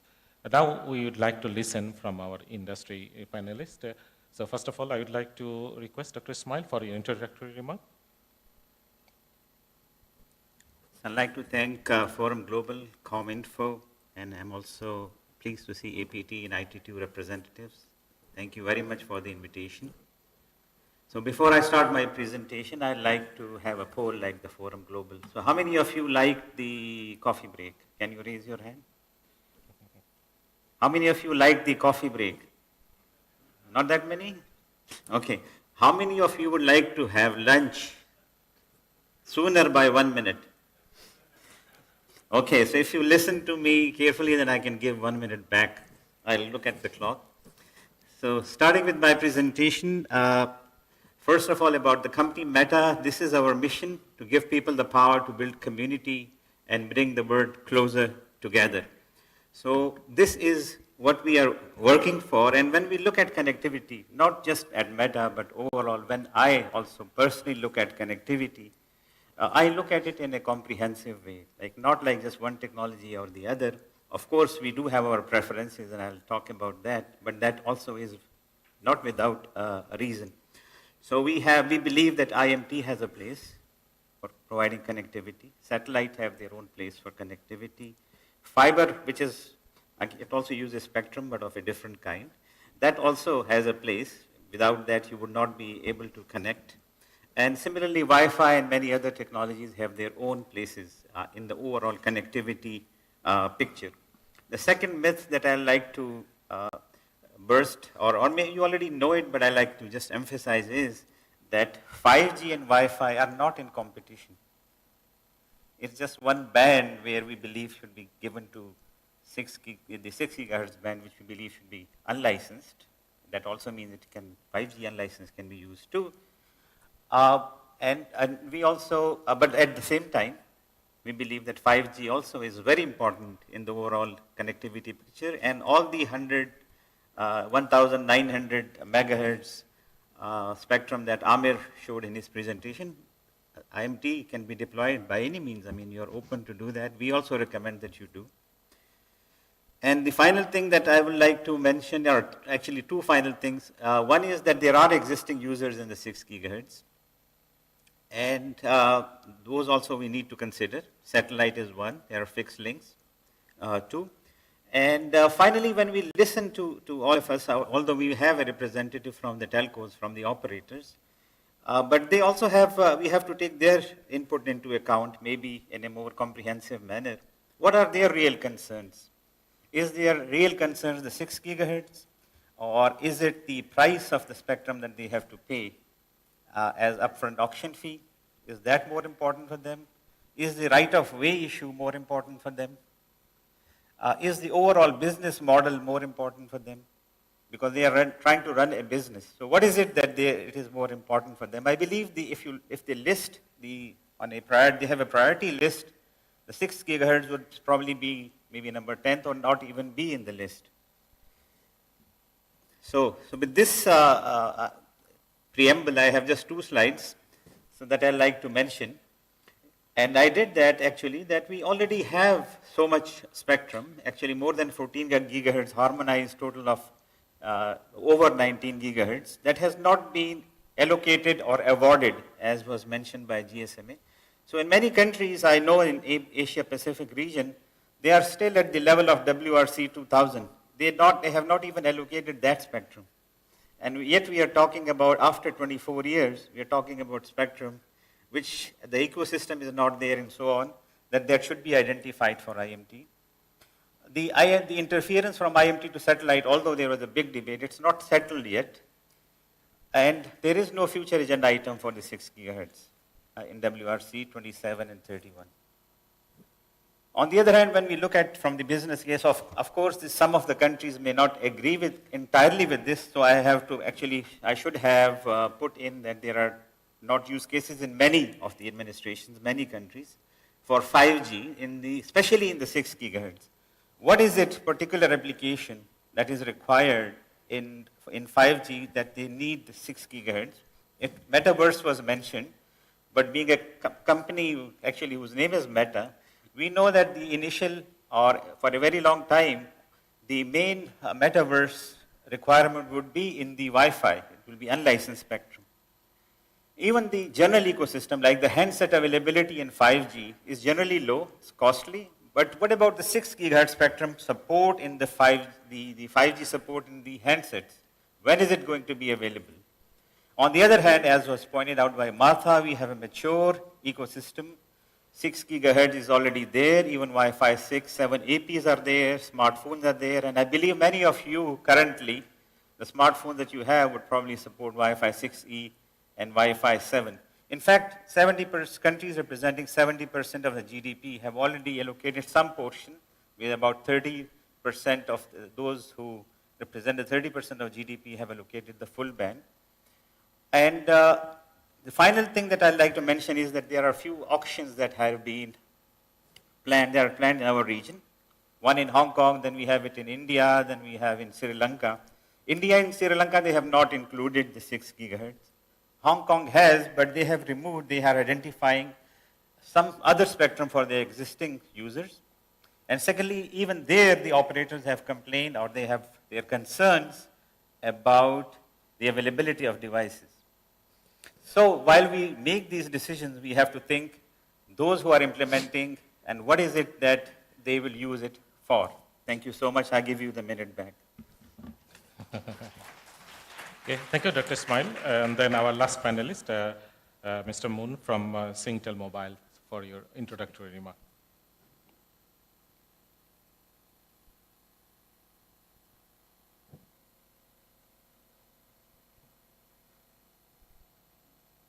Okay, hi. Okay, hi everyone. My name is Wyman. I'm from Singtel, Singapore. I'm running the radio network engineering department. So my team does the radio network planning and optimization on 3G, 4G, and 5G on the mobile side.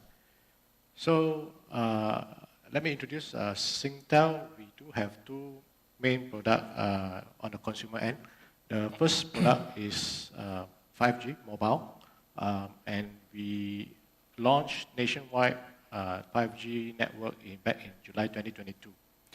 On the broadband side, home, we also launched the Wi-Fi 7 to the consumer at home back in December 2023. We do see a healthy pickup globally as well as in Singapore on the mobile subscription. So it's getting higher and higher in terms of 4G and 5G. So it means that the user is using more and more on the mobile side. So with the more and more usage from the user end, we do envision that more and more spectrum on the mobile side is required to cater for the future demand. So it's really, we really need to have a proper plan and careful plan for the spectrum available for the IoT services in the future. So at least 2 gigahertz that we are looking at in the mid-band. And of course, if we don't have the spectrum, we will need to deploy more and more base station. And by deploying more and more base station, it means that it will generate a higher carbon footprint in probably everywhere, in wherever that we deploy. And we do see more and more enterprises, they are starting to use mobile as a reliable services for their mission critical operations. So yeah, we do need more and more mid-band to cater for this type of services on the license band. Of course, from Singtel perspective, we do value customer experience.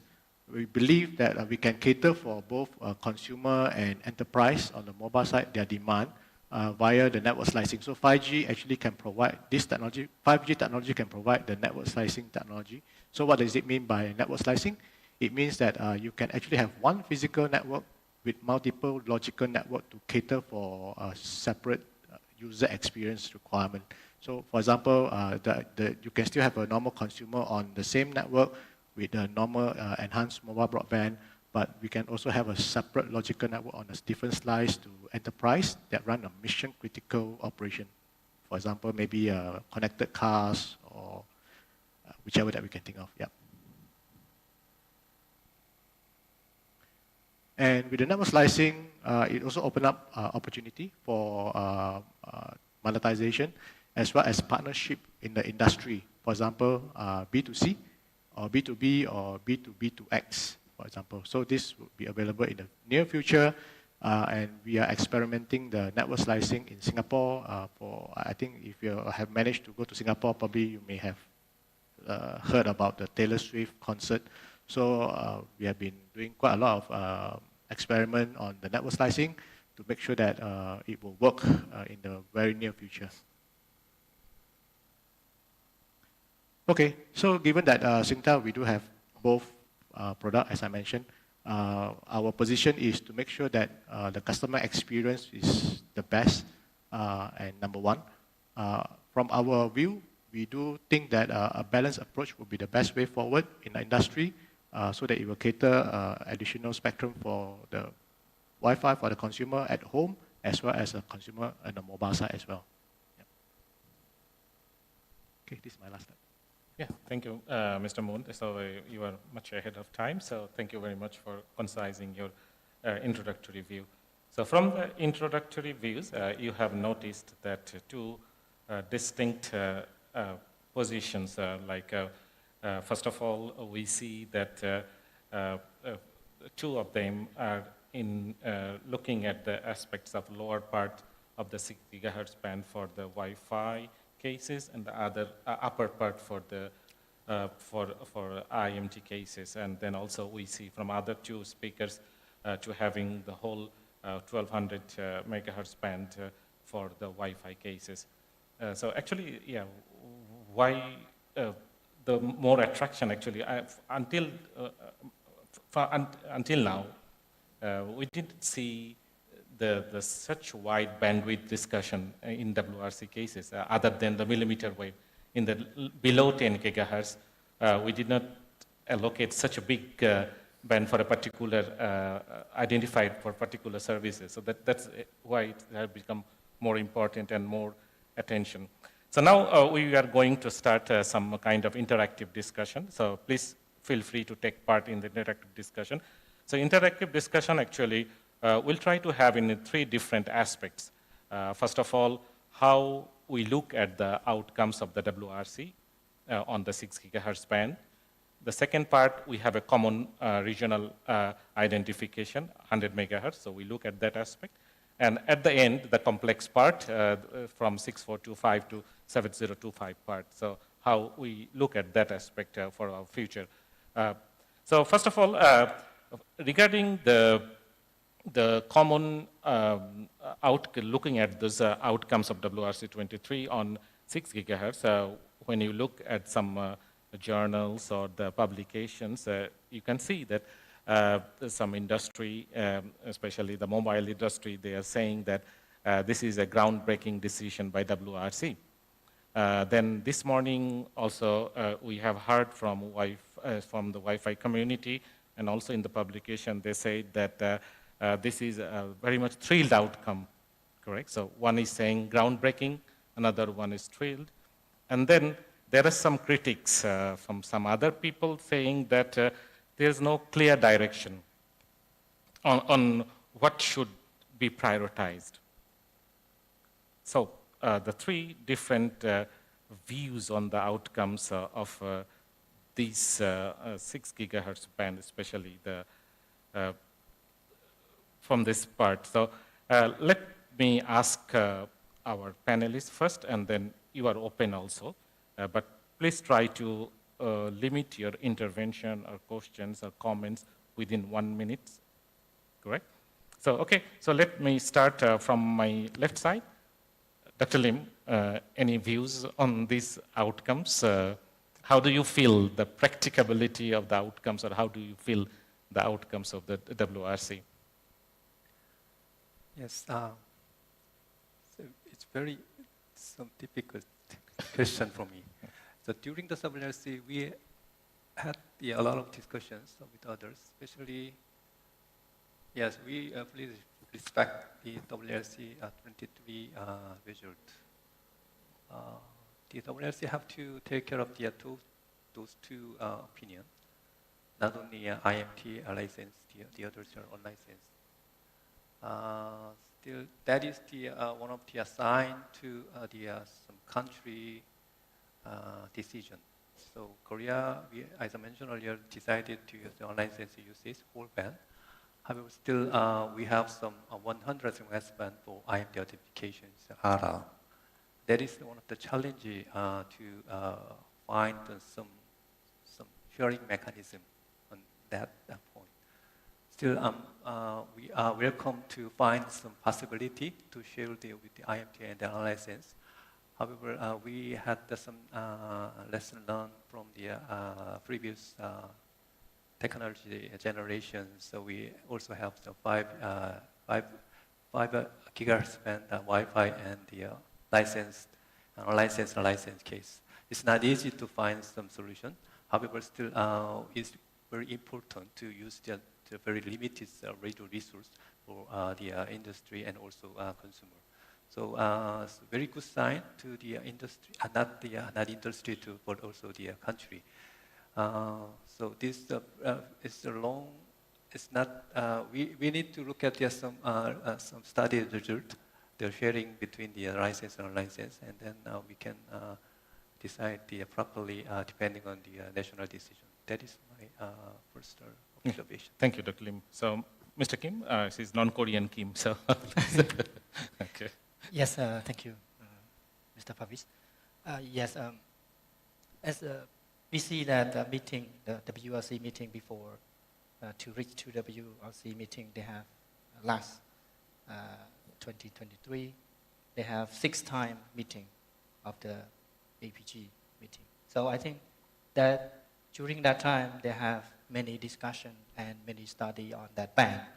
That's why lastly we decided based on the opinion of each country that contribute their proposal to the WRC. I think the decision of the WRC quite challenging for both the Wi-Fi and also the IMT, but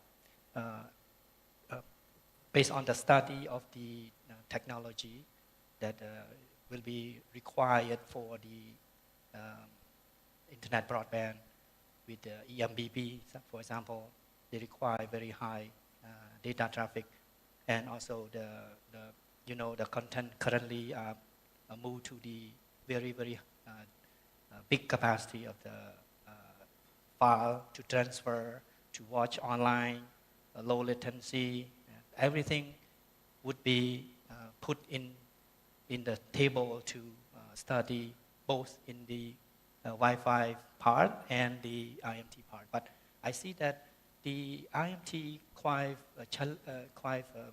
benefit for the user. Is my opinion, because you can see in your hand at least one device. Maybe some people they hold two carrier. For example, in Cambodia case, we have for my case I have two SIM card. One operator they provide quite high speed, and other operator they provide better coverage. I can go at the rural area, then I can get the services. So both I need it, but we do like in the rural area when we have the meeting, I quite face the difficulty. I need high speed data. I need to transfer some video or some big file to my management, so I need quite a big internet speed for me. So I think based on that requirement, I think other people also require, mostly for the terminal user terminal case. So I think IMT is better, for my opinion. Yeah. Thank you. Thank you, Mr. Kim. From last few weeks, Dr. Ismail is asking me, what will be your question? What will be the question? So I didn't share him the question. So now you know the question. Please. Yeah. No, thank you. No, I said, announce it that in this session we will have surprise questions. So whatever we are saying, we have not done any preparation. So all those who are actually at the WRC and would have attended this session would remember the mask. It's not the movie mask. It was the antenna orientation actually, which was referred to as a mask. And at the ITU level, at the WRC level, most of the discussion actually focused on the interference that IMT could cause to satellites. Because you see, Wi-Fi versus IMT, it's not a ITU decision. It's a country decision. So, but the interference is with the satellites and other fixed links, like even the surface temperature, the sea surface temperature devices or sensors. All those things are in, they were like, in many different ways impacted by some of the debate that was going on in there. So in there it was mostly around the interference with the satellite. What do I see the end result from the APAC, from region 3 perspective, which is actually APAC, region 2 combines many regions. Sorry, region 1 combines many regions. And Amir can correct me because he is the expert in spectrum. What I see is that there is no joint way forward. The IMT was not identified as a whole from this region for the upper 600. It's only the top 100 where we have a common proposal that was approved with a certain mask. Other than that, we have the footnotes, but other than that, it's not like a decision in favor of IMT. So it's up to the countries, whatever they want to decide, and they have to look at their own programs. For example, they have to see whether they have satellites that could interfere. I got your point. So then... just to echo Dr. Ismail, I think if it is a country decision, right? Hello? Yeah. Hello. Yeah. Just to echo Dr. Ismail, if it's a country decision, from an operator's perspective, we really urge the regulator in the country to really assess in the longer term. Because for example, in Singapore, we only launched the Wi-Fi 7 after we launched the fiber to home 10 gigabit per second as a backhaul. So else, if you don't have that backhaul, you can't really rip off with the benefit of the whole spectrum on the 6 gigahertz. So this is our view. Yeah. Yeah. Thank you. Actually, I have some questions, but I come back later on that aspect. You have heard their general views. So any of you have any general views on the outcome? I think Scott, big hands there. So Scott, please go ahead.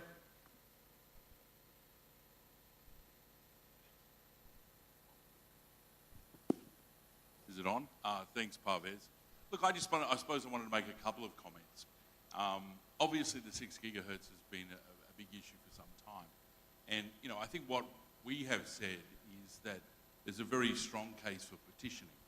And I would really support people in this room, if you haven't, you know, you've already seen Malaysia, Singapore, Thailand, support the lower 500 megahertz for Wi-Fi for low power devices. And I think that should be something that Vietnam, Indonesia, Cambodia should be doing as soon as possible. In relation to the upper part of the 6 gigahertz, we already have a situation whereby we've had the challenges in this region. It rains in Asia, and we have then rain attenuation issues which make, I think, millimeter wave really problematic. We have a lower cost profile in terms of ARPU numbers, which make delivery of high-cost millimeter wave services a lot more expensive than what we might see in markets like the US. And I think that the challenge then is, what do we see? We see young Asians, and I've spent a lot of time in this city in Jakarta, looking at their mobile phones. Do they have access to good Wi-Fi networks? No, they don't. They don't have the fiber to the home, and they can't afford that, and we're still not seeing, you know, that delivery. So what we have is a balance between a new generation who is mobile-centric needing to have access to IMT services. And that's the key question. What does that apply in the 5G world and in the 6G world? So the lower 500 megahertz, certainly for Wi-Fi, already adding to the 660 megahertz, that adds to about 1,100 megahertz of spectrum. Most countries in this room don't have 1,100 megahertz allocated to IMT services. And so then it's the other 700 for IMT in the upper part of the band for the future. And then we can start addressing the issues, because even as we sit here now, major countries in this part of the world have not even allocated 3.5 because of all the challenges that exist on the heavy use of C-band. Here in Indonesia, in Thailand, I'm sure we'll get to these discussions in the coming days, and those countries that have allocated it have only allocated 200 or 300 megahertz.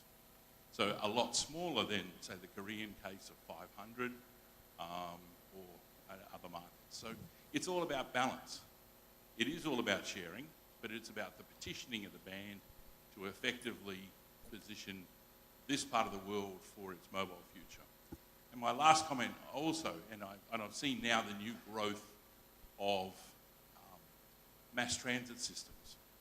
You know, before you would hop on your bike, you'd travel. Now you're going to start seeing more use in public transport systems. What are people going to do while they sit on public transport? They're going to watch videos. And so that demand is going to peak more and more as we address climate change, as we address you know, the logistics and transport issues in our cities in Asia. That's here in Jakarta, Surabaya, Bangkok, Ho Chi Minh City, Manila. So let me leave it there. I think there is a good opportunity to balance these issues. And as I said, I would immediately, those countries that haven't done the work on releasing the lower 500 do that early. And those countries that I think want to have an IMT future need to allocate the whole of the 700 above 6425 to 7125. Thank you, Scott. So basically, as we look at it, this is the balanced approach as well as the demand-supply approach. So I'll come back to that later. Let's go to the issue of this 6425 to 7025 cases. As you know, that from Region 3, I think this morning Martha showed you the footnote on this issue. There are 3 countries from this region, Cambodia, Laos, and Maldives. They put their name in the footnotes related to this identification of IMT in this band. If you know that follow up the WRC discussion at the beginning, there were proposals from about 8 or 9 APT member countries to have some kind of this kind of footnote, to include their name in the footnote. But anyway, due to the negotiation process and the complexity of the discussion, only 3 countries passed through. But if you go to the minutes of the 13th session of the plenary, you can see that some of the APT members make a very clear statement to put their name in the footnotes, especially some of the ASEAN countries. And other than those who made a proposal and then who made the statement in the plenary session, few other countries basically, they put their intention for future, for the future identification. I think they went to ask Dr. Wee several times, they asked me several times, and then the suggestion was to go by agenda item 8, correct? So in next conference, to include your name through the footnote in that identification. So do you think that the case will be similar to the case of the footnote 5.313a, which is related to the 700 megahertz cases? If you remember correctly, when you started the footnote 313a in WRC 2007, there were only 8 countries from the Asia Pacific.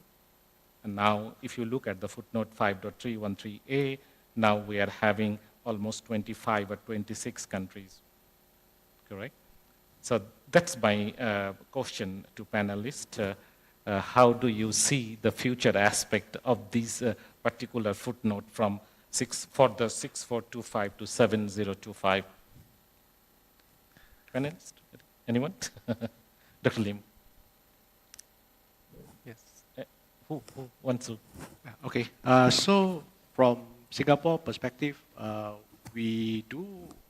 I mean, spectrum. I'm an operator, right? So spectrum is asset to us.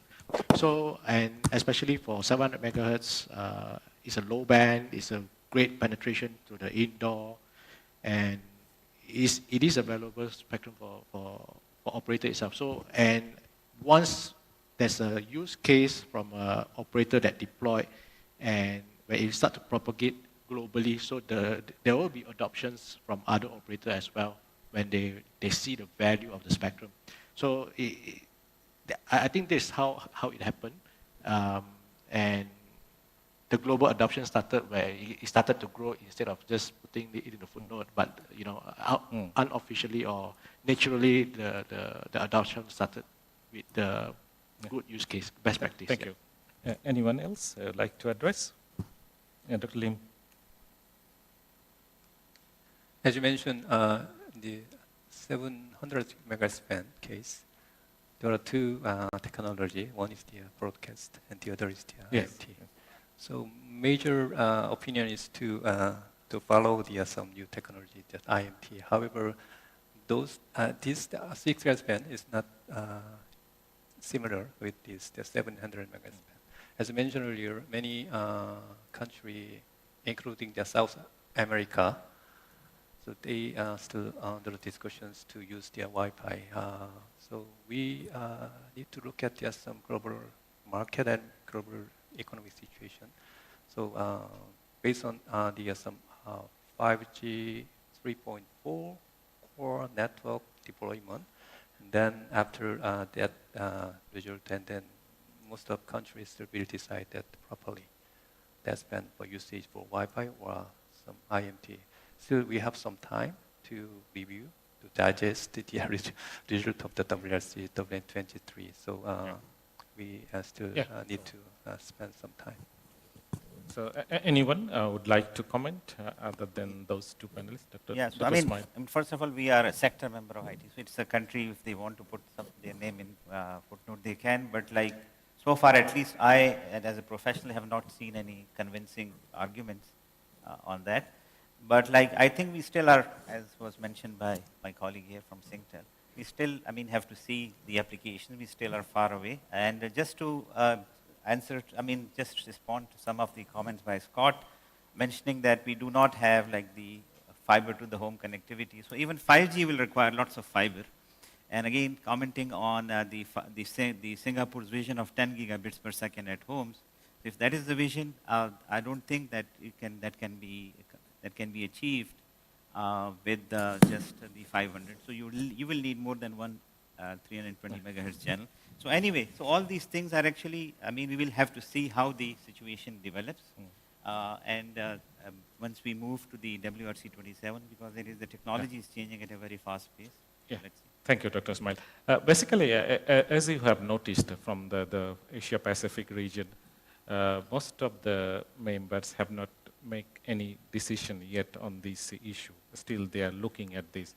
So suppose I am a regulator from a developing country, correct? So I have a spectrum regulator of a developing country, and I want to make a decision, correct? So I want to look what other countries are doing and then what the industries are doing. So what will be my path? First of all, as Scott was mentioning, the demand and supply. Most of the developing countries, if you look at the household bandwidth, not more than 100 megabit per second. So 100 is still a dream. So then, if you have like a Wi-Fi which is supporting more than 1 gigabit per second wider channel, so what is basically their motivation? When the developing countries are making a decision, they are also looking at the different aspects, the pricing of the spectrum, or the benefit that the country can get from it. So how do you think the developing country go ahead? In case of Korea, I think you have noticed that the Wi-Fi for sustainable development, correct? So because the Korean bandwidth, if you go to the FTTH bandwidth is quite high, as Mr. Mono was saying as well. So there is a justification for Korea because they have a lot of bandwidth already for IMT, and then also the household, the internet connection is over 1 gigabit per second. But when I'm looking from the aspect of the developing countries, as Cambodia was mentioning, then how could I make a decision, and how could I go forward to make a decision on this aspect? Because it just came out from WRC 23, but in ahead of time, I need to make a decision the next 3-4 years. So what should be my decision as a developing country regulator? So anyone, maybe panelist or from the audience, anyone? Yeah, I mean, I mentioned it in the beginning, like one other aspect, although it's not about spectrum, but without fiber, I don't think any of these technologies, 5G or the Wi-Fi would work. So we are forgetting that thing. And secondly, we're only looking at today. We are not looking at 10 years down the road. And we are also not looking at schools, at hospitals, at offices, all those, institutions, they will require, and the model that they use, not everyone can have a 5G connection in their laptops, and every student with a 5G if it's 5G tab, and you can easily connect or they have to be connected through fiber. Most of the schools have to be connected to the fiber if you would like to have to modern education. So fiber is the key, and once you have the fiber, then the other technology will come. We should not look at today, we should look at the future. Yeah, thank you, Dr. Ismail. But I think from my experience, the fiber connection is also a bit complicated situation in many developing countries. So you need to have a supply, either fiber or wireless connection to supply the bandwidth. So that's the criticality. And then the lack of that's such a big bandwidth. I think that's the concern of many countries, as I understand. So any comments from the audience on this issue? Yeah, Dr. Zidej Sampu.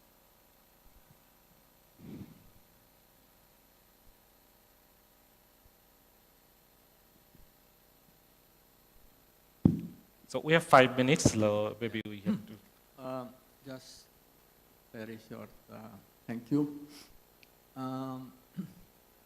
Yeah, in fact, I was surprised to hear your point, Mr. Parvez.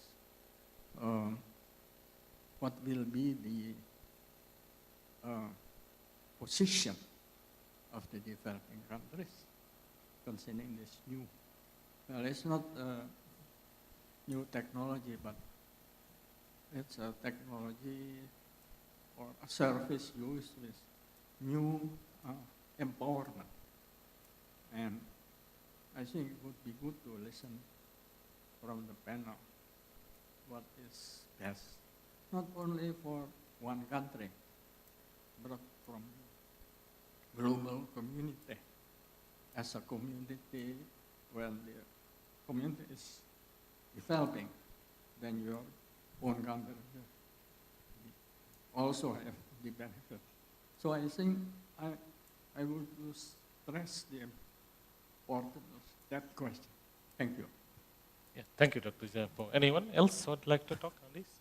Maybe I add a bit. Yes. So I would think 2 considerations.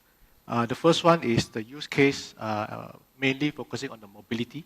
So the user does move around and they do carry handset, not just handset now with the watches, probably in the future with all the specs, all the shoes, with connected shoes. So that's number 1. And the second is we are looking at mission critical services that will be deployed nationwide. So this is another consideration to have more spectrum on the mobile side. Yeah.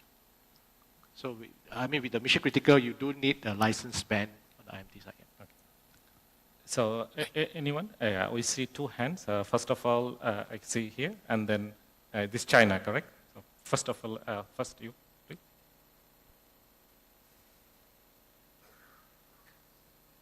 Stefan Seele from Colliago.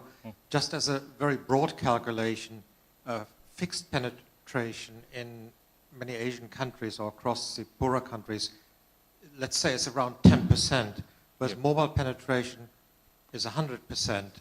And we can think of Wi-Fi just as the radio tails of a fixed network. So from that, you can see just order of magnitude, the benefit of allocating spectrum to mobile would be 10 times greater than allocating it effectively to what is fixed. Okay. Yeah, China. Thank you. About the LN and the MT, I believe more and more countries will join the Region 3 footnote. And I just want to say one point. In the same frequency band and with the same objective to bring more connectivity to the worldwide, what's the difference between MT and the RLAN? Yeah, we also want to give better coverage and better capacity. And what's the difference? Just as the distinguished sir said that fiber. If we use it as a licensed manner, the government will have some regulation to regulate the coverage rate. They need the operator to build more fiber, connect the base station, and to give the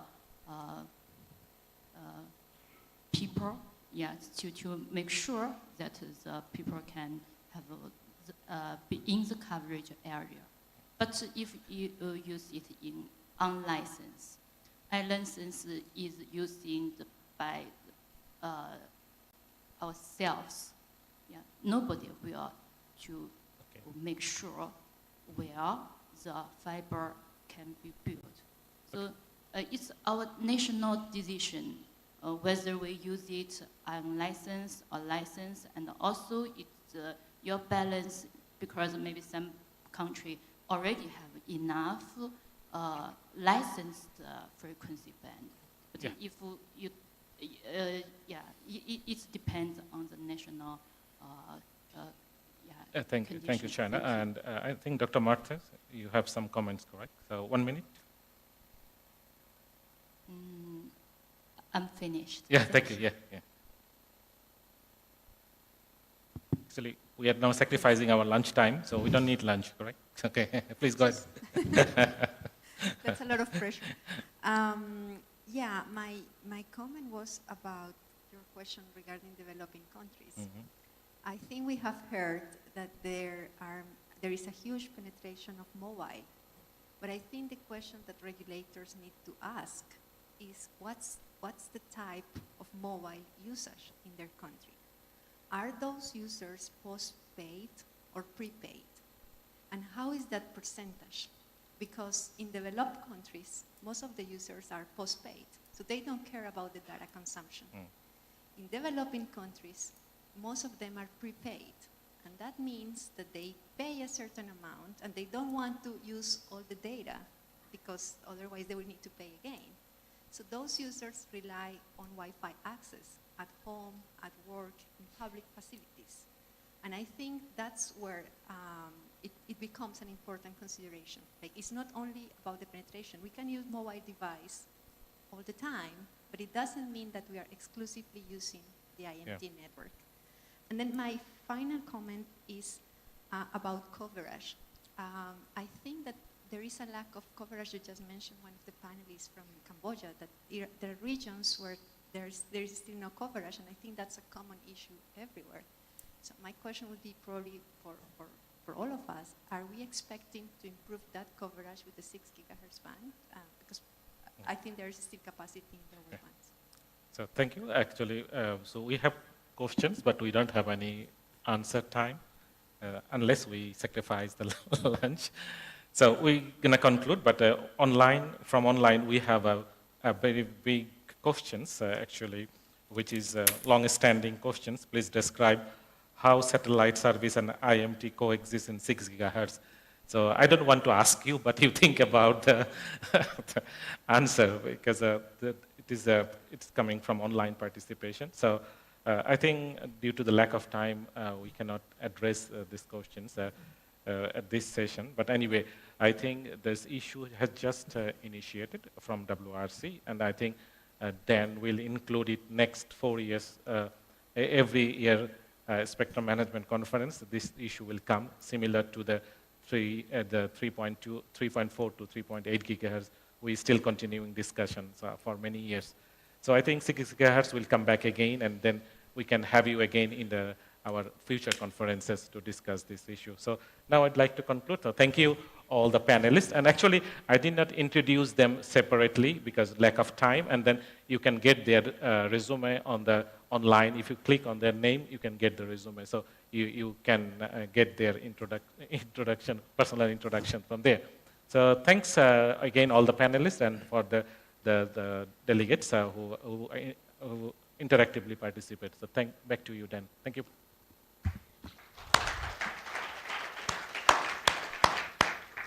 Yes, thank you to all our panelists, and Parvez, thank you very much to you as well for expertly guiding us through that discussion. So thank you very much as well. And sorry that we did have to cut that a little bit short, but we are conscious that we're running a little bit late, and I'm sure everyone is very hungry. And thank you, Parvez, and is glad to hear that it's now lunchtime. So I feel that our panelists will be available if anyone does have any more questions they want to ask them over lunch. But it is now time to break for lunch. So lunch is being served in the main restaurant of the hotel, which is out and through the lobby. And follow it all the way through, and you'll see the restaurant there. There are tables reserved specifically for us. Tables are all marked with Telkom University on those. So you can have lunch there, and it's a buffet lunch there as well. And if I could ask us to maybe try and then be back here at around about 20 past, so in about just under 50 minutes for the start of our next session. But for now, thank you so much to our panelists and speakers. Thank you to all of you. Enjoy lunch, and we'll see you back here shortly.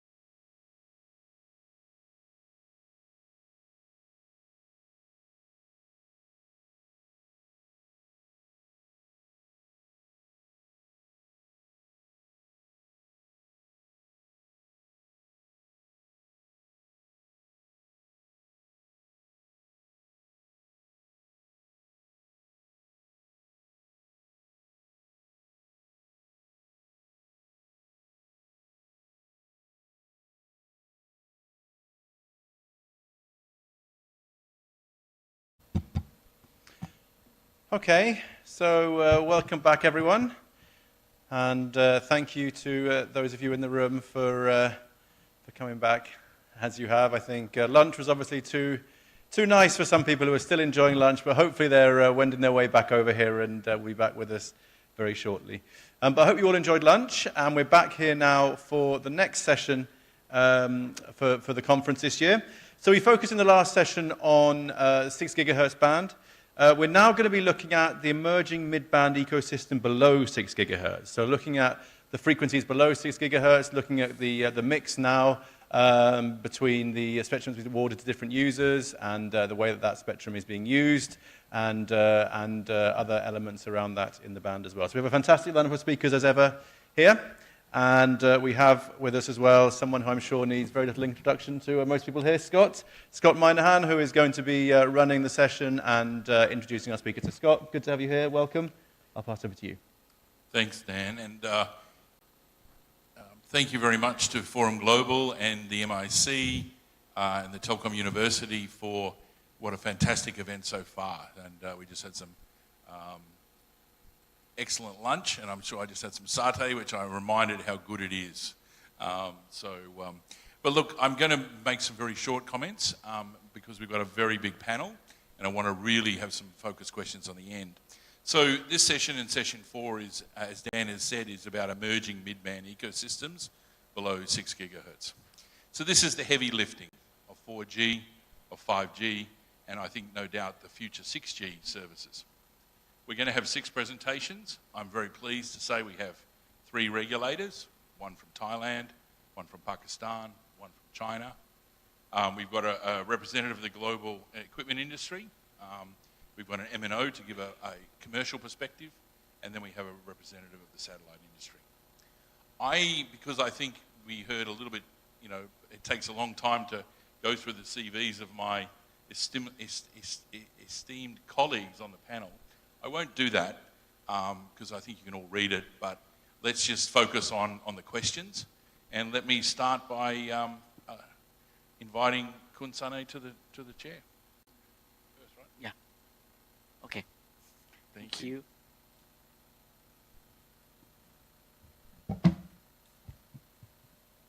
Feel free to do your own quick introduction so that everyone knows who you are. Yep.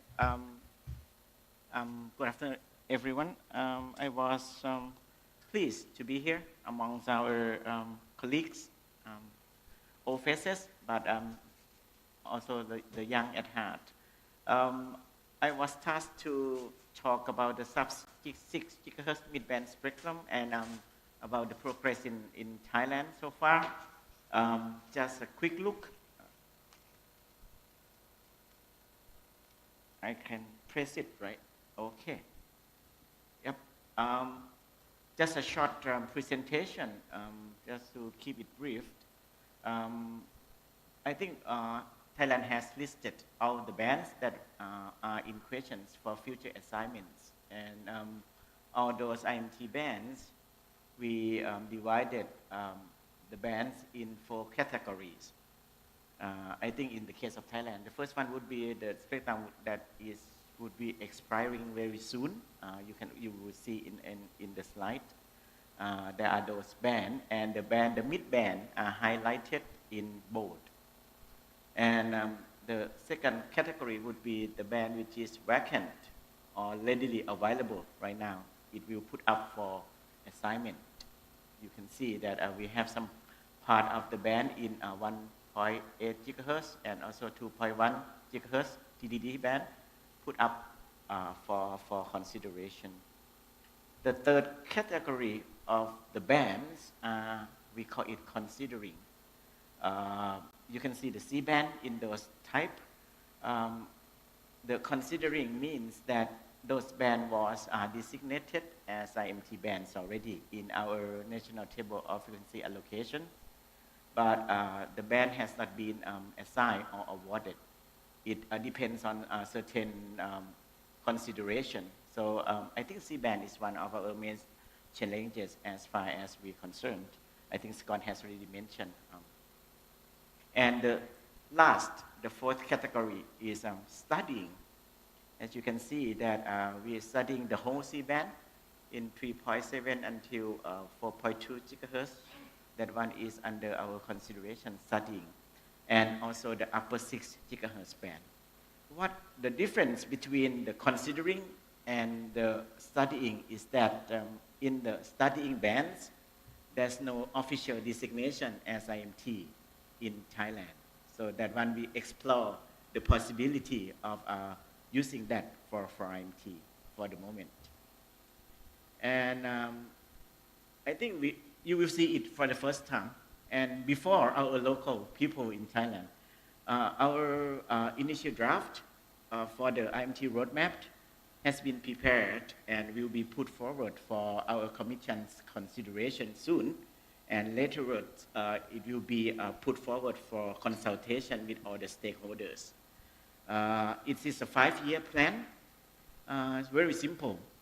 That's listed all the bands and the time frame that it would be awarded or licensed. There's just only 2 time frame within this year, late this year or early next year at the latest. Thailand will put forward the band, the first category and the second category for licensing. For the band which are on the 3rd category and the 4th category, it would be later considered, and maybe we will shorten the time frame or we will make changes to the time frame. It depends on the consultation with all the stakeholders, especially our local mobile operator. And if you see that the total midband spectrum available for future assignment, apart from the one that we have already had a 90 megahertz of 2.6 gigahertz band in operation right now, and the license period is quite long, so there's no future reassignment in sight. So the total would be for 365 megahertz band, and with the 2.6, it would be 455 megahertz. The main question we would ask ourselves, and also we would ask in the consultation, is that, is it sufficient for the mobile operator and for the future growth of digital economy in our society and also others? So that's the big question. We have done our internal own analysis of demand analysis and supply analysis, and I think we will see what is the thoughts of the industry. So as I see, I list the band that we have been talking about. The C bands, we have technical issues, which is the interference in a satellite service.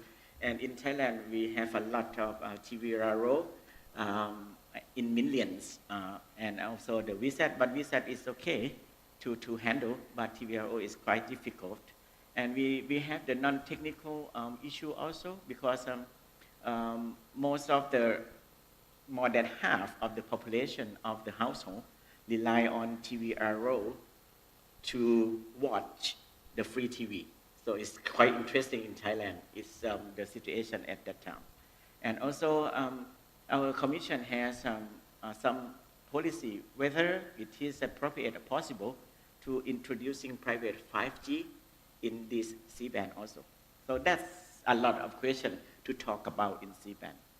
And for 1.5 gigahertz and 2.1 gigahertz TDD, we asked the consultation. In the consultation would be ecosystem readiness. We see a less opportunity of introducing these bands in Thailand market. And for the 1,800 megahertz band, I think part of them has been vacant. The main reason is because the pricing is very, very high at that time. So that's the point. We may need to lower the price of licensing. And the last part, it would be 4.9 gigahertz band. That one, the Commission has adopted the policy of private 5G already. So we asked for the ecosystem readiness in that band also. So Scott, that's all I have, and I think the time is okay for me. Great job for me. I think you deserve a prize. You just hit the absolutely on time. So thank you very much, and thank you for a very comprehensive rundown. Okay. I'm Thank sure. you. So Temukan Sane. I'm sure there'll be questions later on. But let's just pass on to the next speaker for his initial comments, Madassa Naveed from Pakistan, and he's got a great story to tell, which I'm sure he's very pleased to tell his story after many years where he didn't have a good story. So it's going to improve. It's good. Over to you, sir. Thank you very much. Thank you for your kind comments. Thank you, Forum Global and Ministry of Communication and Informatics. Really excited to be here, able to learn from all of you, many countries' stories, many vendors. So I'm just gonna share Pakistan's view on sub-6 gigahertz. Just to rehash the importance of mid bands, especially going from 900 or 1800 till we have the 4.9 gigahertz band. So we can see that all over the world, the allocation, the population coverage and mid-band coverage is approximately 45% of the total 5G coverage. And the mid-bands contribute around 40% of that. And China and the Americas, they have 95%, lying in the mid-bands. And if we take out China, then even then the world is at 30% population coverage with bands. So it cannot be more overstated, the importance of mid-bands. And they are going to be the key, as Scott also said, with the new technologies coming. I wanted to share a just brief snapshot of Pakistan so that you know that how the telecom sector is placed there. We are the 5th largest country in the world in terms of population. So 240 million people, just behind Indonesia. The cellular subscribers, tele-density is at 80%, 191 million subscribers. Mobile broadband, we have a bit of way to go, 130 million, and that's the way. That's why we have 3G, 4G, 2G networks here, but 5G is planned later this year. Tower density is 0.23. Again, we have to grow there, and the mobile ARPUs are really, bare minimum $1. The share is divided among the 4 operators, and the 4 operators, all of them are actually part of the big 10 or 15 global operators. So we have VEON leading with 72.4% Jazz, Telenor, China Mobile, Etisalat. We have a market intervention in which PTCL, which is owned by Etisalat, has decided to, acquire 100% stake in Telenor. So it's pending regulatory approvals. Then we will have 3 players. Now coming to the spectrum, the mid-band spectrum, the picture is like this, that we have current allocations of around 250 to 70 megahertz in total. And we plan to have new bands open for 5G and NGMS. So NGMS means that those bands will be technology neutral, can be placed for 4G as well as 5G services. 1800 we have 3.6 megahertz. We have a 6.6 megahertz litigation. 1900 we are not planning yet. It's allocated to WLL. If you look at the 2100 megahertz band, we have 15 into 230 megahertz, which we are planning to put into the auction later part of this year. 2300 we have 95 megahertz. In 2600 this band was allocated, like I will share the whole story, I have one slide for that, but it was severely litigated. We had this litigation, removed by the court. So now we plan to offer the whole band of 194 megahertz for 5G and NGMS services. In 3500 band or C band, we have 115 megahertz available. And as my esteemed speaker Sane just implied about the problems we have in C band, we also have a national space program which is running the C band satellite link, and we cannot use any spectrum beyond 3700. And that's why our band is limited to 300 megahertz. And then we had wireless local loop allocations in 2003-2004. So those were 20 years license. So the 20 years license are expiring this part of the year, and we do not plan to renew it for wireless local loop services. The local loop services never actually took off. So there were some subscribers, but after 3G, 4G advent, now the services have almost died out. So we will have 115 plus 170, 285. So all in all, I can say that currently we have 300 megahertz spectrum available, which will be offered for NGMS 4G, 5G services in the auction which is planned in later part of this year. And if I take into account the 2600 case, and if it's not litigated, and the WLL licenses expiry, we can make available another 310. So in total, 610 megahertz, excluding the millimeter wave bands and excluding the 700 megahertz band. So all in all, 600, which will be made available for NGMS and 5G. There was some discussion in earlier, sessions that the harmonization is one of the goals which needs to be achieved in the, mid bands. And we can see that in 2100, we do not have a global footprint, 2300 as well. Maybe C-band, yes, we can move that. If Africa has also moved there, we can have a harmonized, allocation for LTE and 5G globally. So currently, C-band, 2300, 2100, this is the situation. 2600 megahertz. So 2600 is kind of a band in which we had severe litigation. So it was actually allocated in early 2000 to one of the broadcast operators. There was no scene for mobile usage there. So 140 megahertz was given to them for MMDS services to establish and operate a TV channel. This license was later revoked by the telecom, the broadcasting regulator, which we call PEMRA. And this was litigated since 2007. Was in the court. So recently the court stay was vacated in favor of the government. And now this 140 megahertz, we hope that if there is no further litigation, that has been earmarked and will be put up for auction in later part of this year. So this is, I think, something which has been very, encouraging for us, because 2.3 and 2.6 are the go-to bands. We can see in Bangladesh, this was the band which was offered. In our region, in India also, this band is on the offer. So we see that there is a good ecosystem here. Finally, just to reline that a good ecosystem is now there for devices in LTE and 5G, and I think this is the right time to move forward on these. So with that, thank you very much. Thank you very much. Really appreciate your thoughts, and little did you know that when you became a spectrum regulator, you also have to become a lawyer. Yes. Given all of the court cases and other things in Pakistan, and I'm sure that there are many examples here in Indonesia and other parts of the region where you also have to become a lawyer as part of the process of clearing spectrum. But I think exciting news, and I look forward to hearing that you've had some successful auctions at next year's event. We hope, and at a lower price too.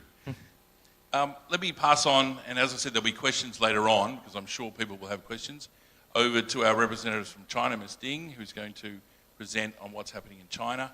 I'm sure we're all very interested, and we look forward to your presentation. Thank you.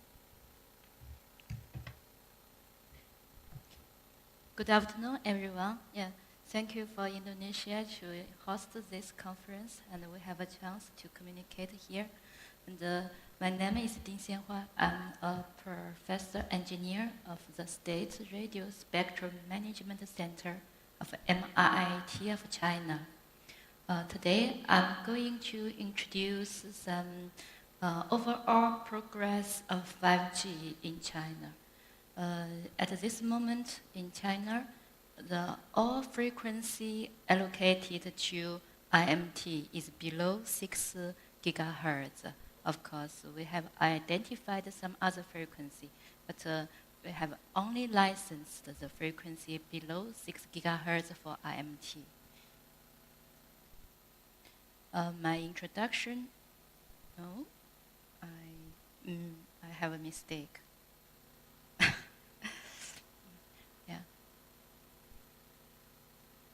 My introduction will have 3 parts. The first one is about the 5G overall progress in China. And the second one is about 5G spectrum. And also, I want to share some experience about the technical measurements of interference coordination between 5G and FSS in C-band. The first part is about the 5G progress in China. All those data come from the official statistic data by the end of the year 2023. There have been more than 3.38 million 5G base stations by the end of the year 2023. And 1 million of them were built within the year 2023. And there have been more than 805 million 5G subscribers. And about the industrial application, there have been more than 31,600 5G private virtual industrial networks. And about the investment, there have been more than 190.5 billion RMB 5G investment in China, and accounting for 45.3% in the communication sector. Then it comes to the 5G spectrum in China. There are totally 4 public mobile operators in China. In most frequency bands, the CUCC, CMCC, and CTCC will be licensed in adjacent band with similar quantity. And now there have been totally licensed 1,269 megahertz bandwidth of frequency, and licensed 1,100 megahertz bandwidth of frequency to IMT.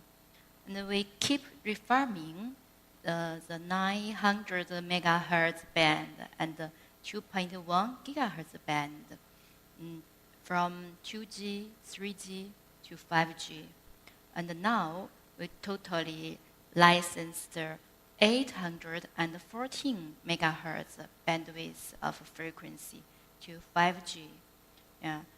Further to that, China has identified the 64, 25 to 71, 25 megahertz to IMT in the latest version of the regulation on the frequency allocation of China by the end of since the July of 2023, and also in November of 2023, China has released the trial license for 6 gigahertz for IMT, and the prototype of a base station has also been developed, and the trial is ongoing. Yeah. This part is some experience sharing. We have a success for experience to using C-band for IMT. China have published some technical measurements for the interference correlation between 5G and the FSS in C-band. The details including the limitation of the unwanted emission power of a 5G base station and the anti-overload ability of LNA, LNB of the FSS Earth station. And China have also defined some details for the separation distance from the MT base station to the FSS Earth station for different scenarios, for co-channel coexistence or adjacent band existence. Yeah. Yeah, with that, I conclude my presentation. Thank you, and I hope we can have a better collaboration. Thank you. Thank you very much. A very succinct rundown on what's happening in China. And I must say, every time I see the number of base station delivery numbers, I just am truly amazed. So you've done a fantastic job. we've had the three regulators speak, and now it's time to move to some of the other stakeholders. So Jitendra Singh from the GSA is going to present next. Over to you, sir.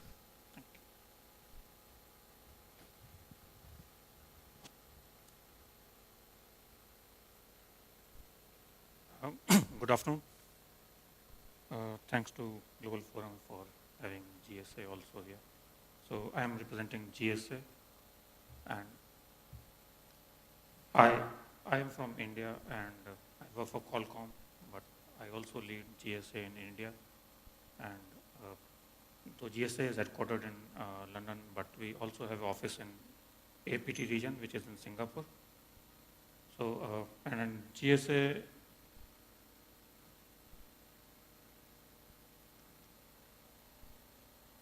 Yeah, GSA is representing global mobile ecosystem for more than 25 years now.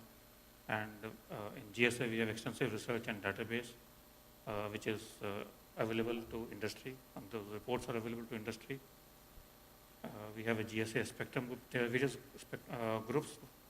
Spectrum group deals with various spectrum-related issues, both in normal spectrum usage and also with respect to WRC-related agenda items. And we have a standards group which deals with the standards related activity, right now working on 6G technologies activities. Then we have a large number of associates who subscribe to the database and to the membership of GSA, which helps them in getting support from a database like Gambot. So coming to how IMT or 3GP has actually, technologies have actually evolved and have different generations have enriched the user experience, right? Starting from analog systems long back in 80s to 5G, which we see now with having super high speed, enhanced mobile broadband and vertical services of different nature. And earlier, if we go back, we were only involved with either voice with limited data. Now we are more of data with also usage of voice. And with 6G, we are focusing right now on extreme connectivity and immersive augmented experience. So that is the next level of technology growth. And as GSA companies, we are totally focused on the IMT and 3GPP vision. Today, we have more than 26,000 IMT 2020 devices. More than 50% of them are smartphones. We have right now more than 8.5 billion mobile subscribers, and we have more than 5.1 billion 5G subscriptions today. The last chart on the right-hand side actually shows about global mobile network data traffic in exabyte per month, and which shows the kind of increase which we see of data consumption, especially for 5G.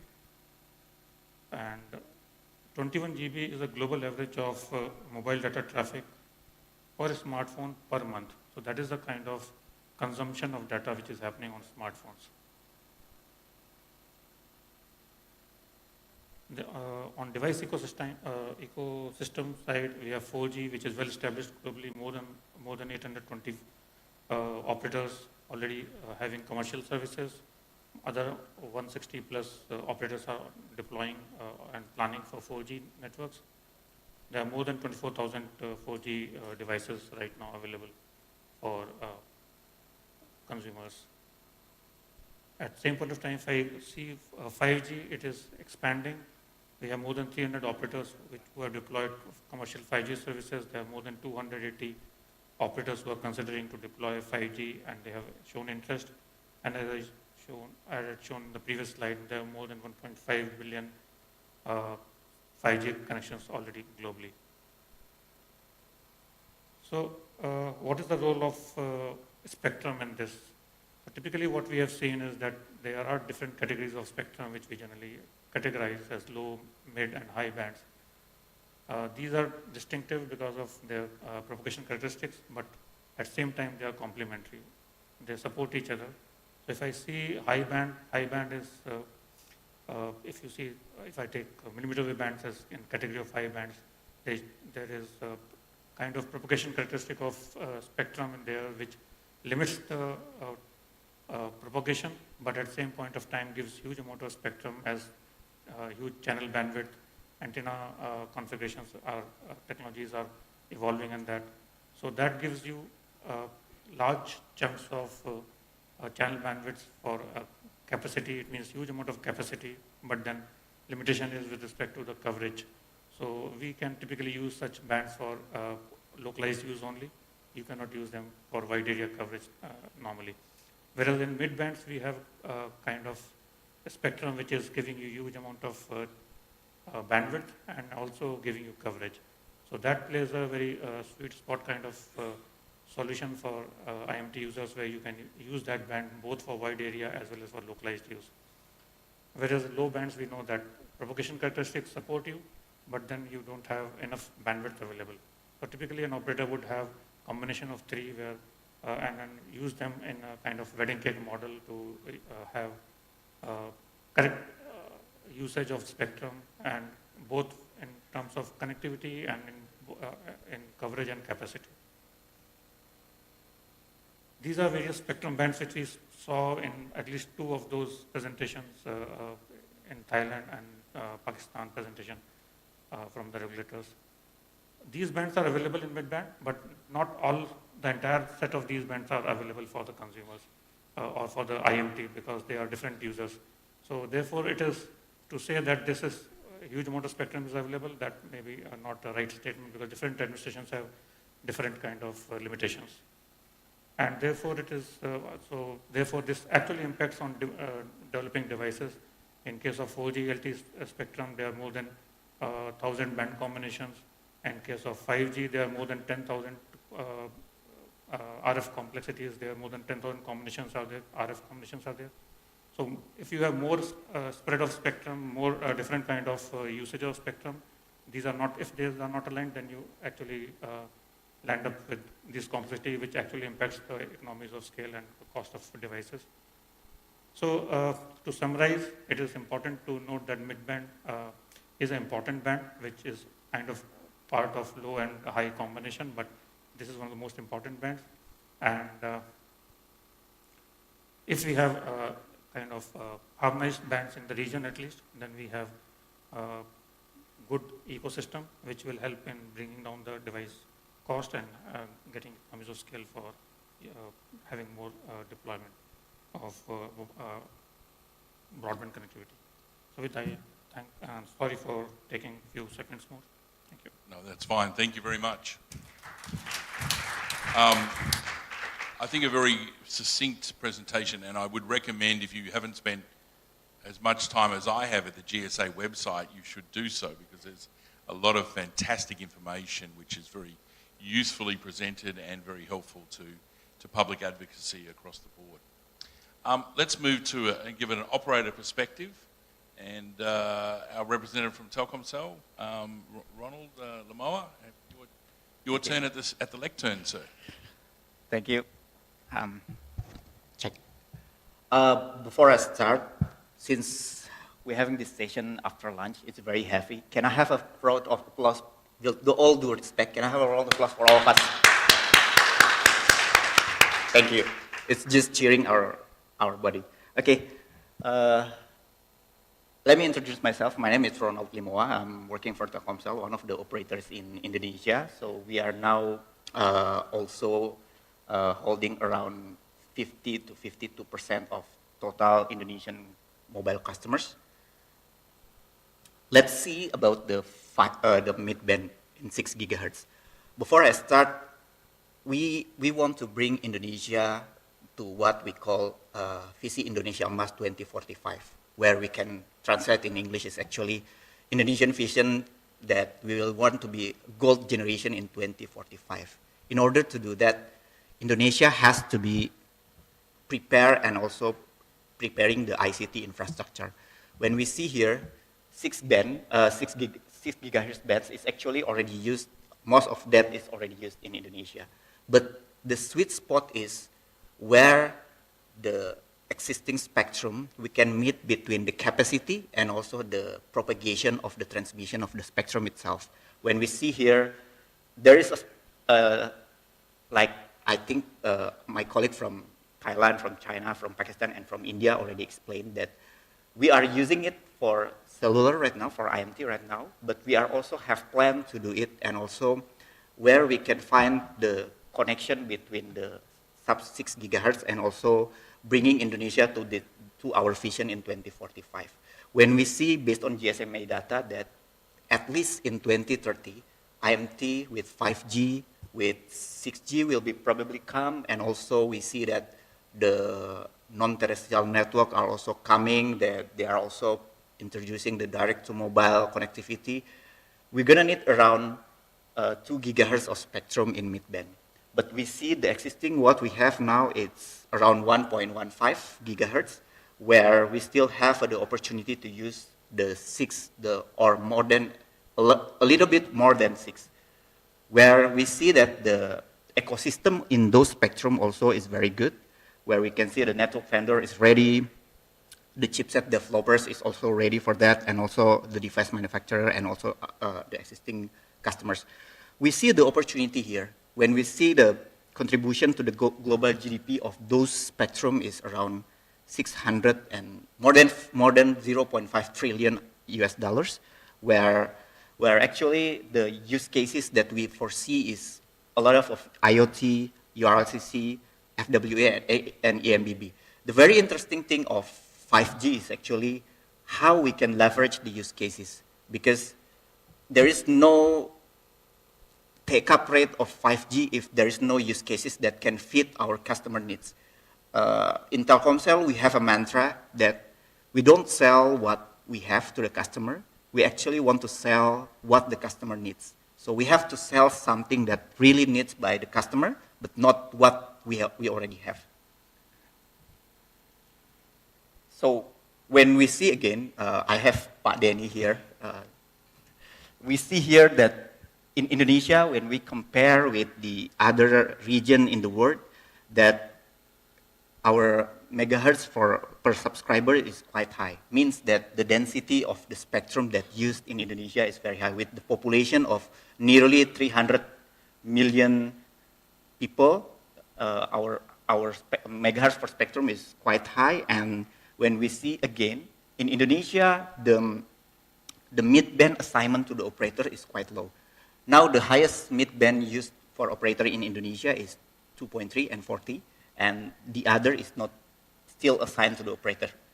So why this is important? We see this is important because when we see the device ecosystem, actually the mid-band is the golden spectrum, because we can cater the capacity and also the penetration of the signal to the customers wherever they are. So when we do the separation based on our strategy, that we can do the layering coverage for the low band, for the mid band will be the golden spectrum, where we can do the high band connectivity, and we want to do ultra high band, we can use the spectrum that more than 6 giga.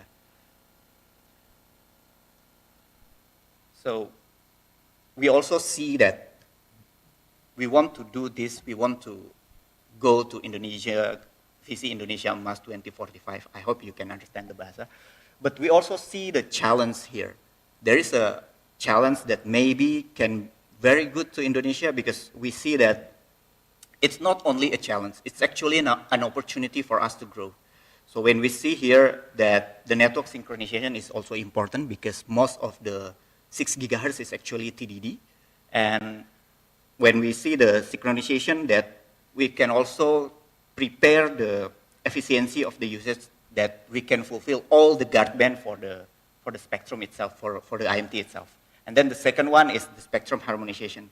What is the very important of spectrum harmonization is actually, if we can do it properly, then we can have efficiency around 200 billion US dollars, where actually it is very important for operator, not only in Indonesia, but Southeast Asia, where we can collaborate and do the harmonizations, including Thailand, Singapore, Malaysia, and all the other countries in Southeast Asia. Last but not least is actually do the coexistency. Why it's also important? Because we know that the other player are coming to us, they offer the other services to us, like I mentioned previously, low Earth orbit. There is a hubs connectivity that offer to the customer that can get a direct connectivity from the sky to the mobile, where this is a very good threat and also opportunity for the operators.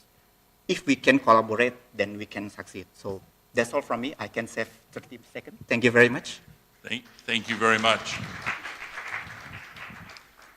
It's always incredibly important to get an operator perspective, because I'm always reminded by one of those great comments that spectrum has no value unless someone's willing to invest in exploiting it. And that's really the question, you know. We can make all the spectrum available, but if it's not on bands that are harmonized, where there's equipment and it's actually got a use case, then we're in a difficult situation.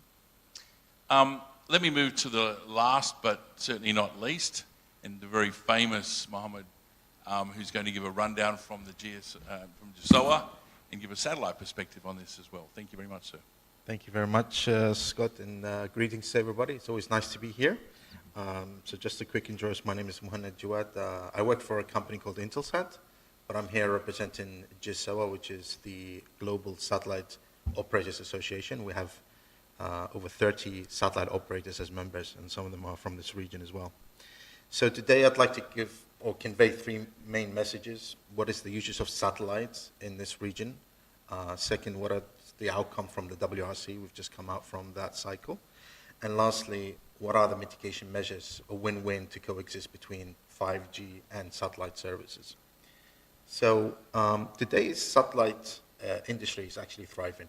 Connectivity, more than ever, is becoming more vital, not just from one technology, but a mix of technologies.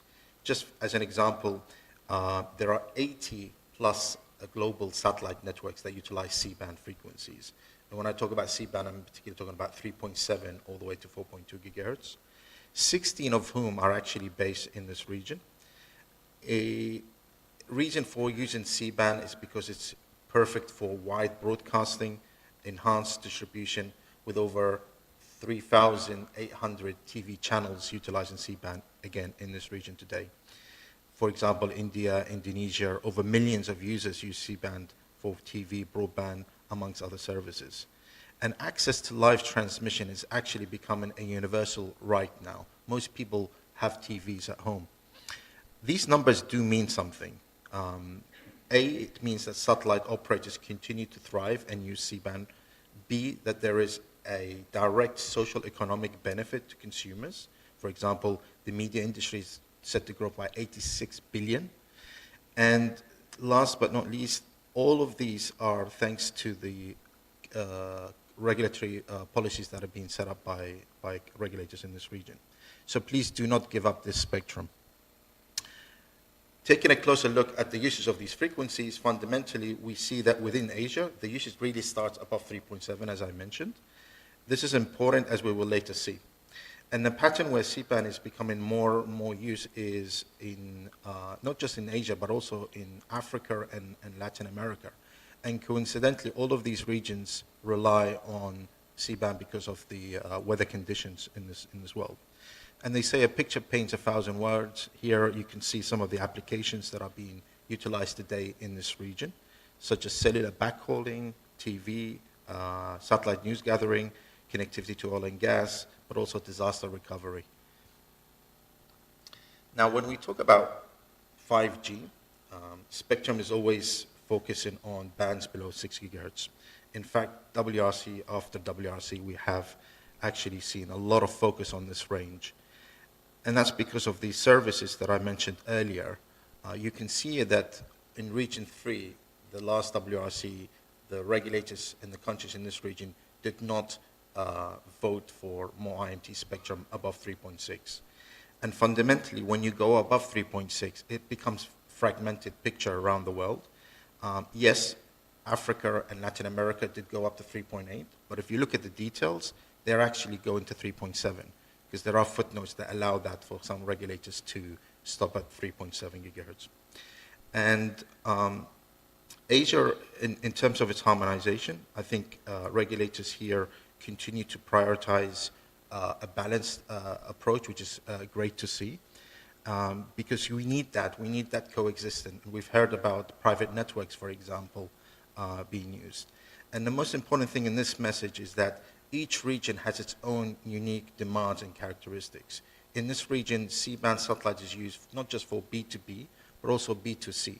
Yes, Korea, Japan might have different usage, but we just heard from the regulator of China, which is the most populated country in the world, and they're not going above 3.7 gigahertz for 5G. And that's a very telling message for all regulators.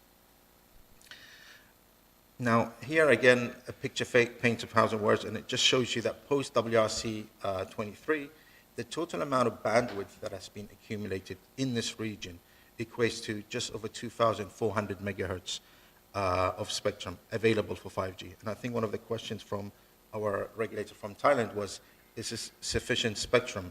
We believe it is. We believe that there is a win-win approach, a balanced approach where we risk undermining incumbent services whilst allowing IMT to continue to grow. And this reinforces that position that regulators in Asia took at the WRC. All right, so I think this is a very heavy populated slide, but I'll just quickly go through it.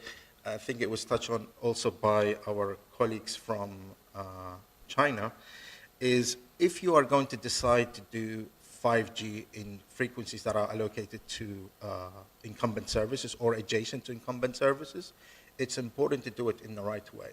And there are two key elements here that we've discovered as one of the biggest users of C-band around the world is, one, the LMBs on the receivers of the satellite terminals would be saturated because of the power of 5G base stations nearby.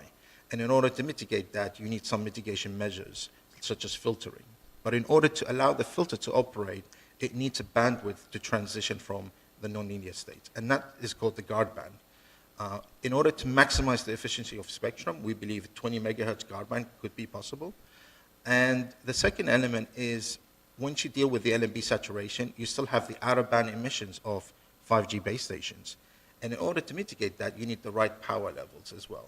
All of this is very technical. I won't go into it here, but I'll just highlight that in the ITU Working Party 4A and in 5D, the two expert groups, there is actually a recommendation being developed.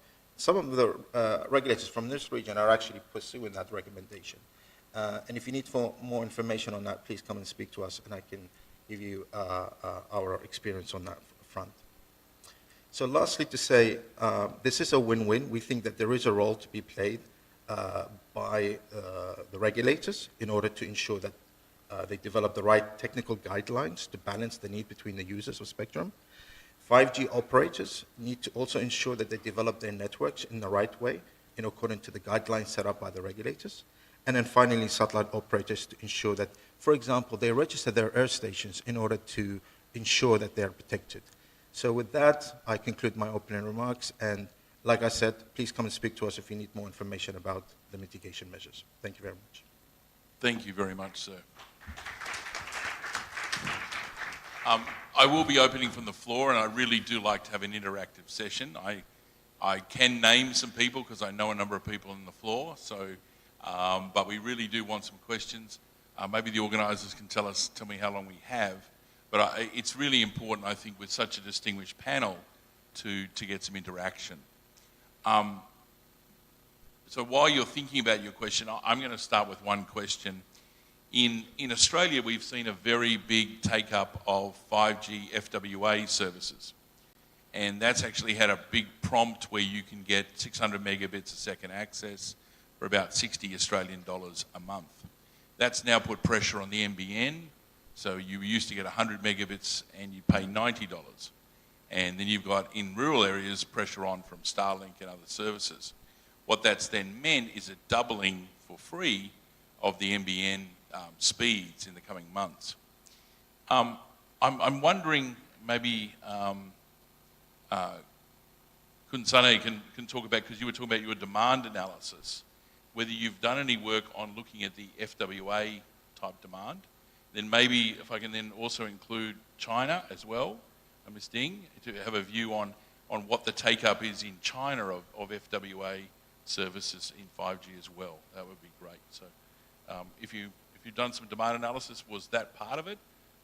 Or is that something to think about for the future? Yes, thank you for the question. For FWA, I believe that for the demand analysis, it has been taken into account, but not seriously. The reason is that in Thailand, people tend to use mobile phone as a means to access the internet. And even though you have a fixed broadband wireless access, broadband, just an ordinary broadband at household, I think the penetration is about is lower than, I think it's normal, right? It's normal. But the point is, people tend not to use the 5G FWA. I think it is popular in some countries, in certain countries. Like I've been to Saudi Arabia or in Dubai, it's really popular in that area. But in Thailand, I don't think it's popular, and the operator is quite reluctant to use the FWA to offer the service. So in a sense that we have tried to reach out with the mobile operators and also the fixed broadband operators, and it seems that they don't allow much of there's no ecosystem in Thailand as such as we see it. But I think it's maybe different in other countries, but for now.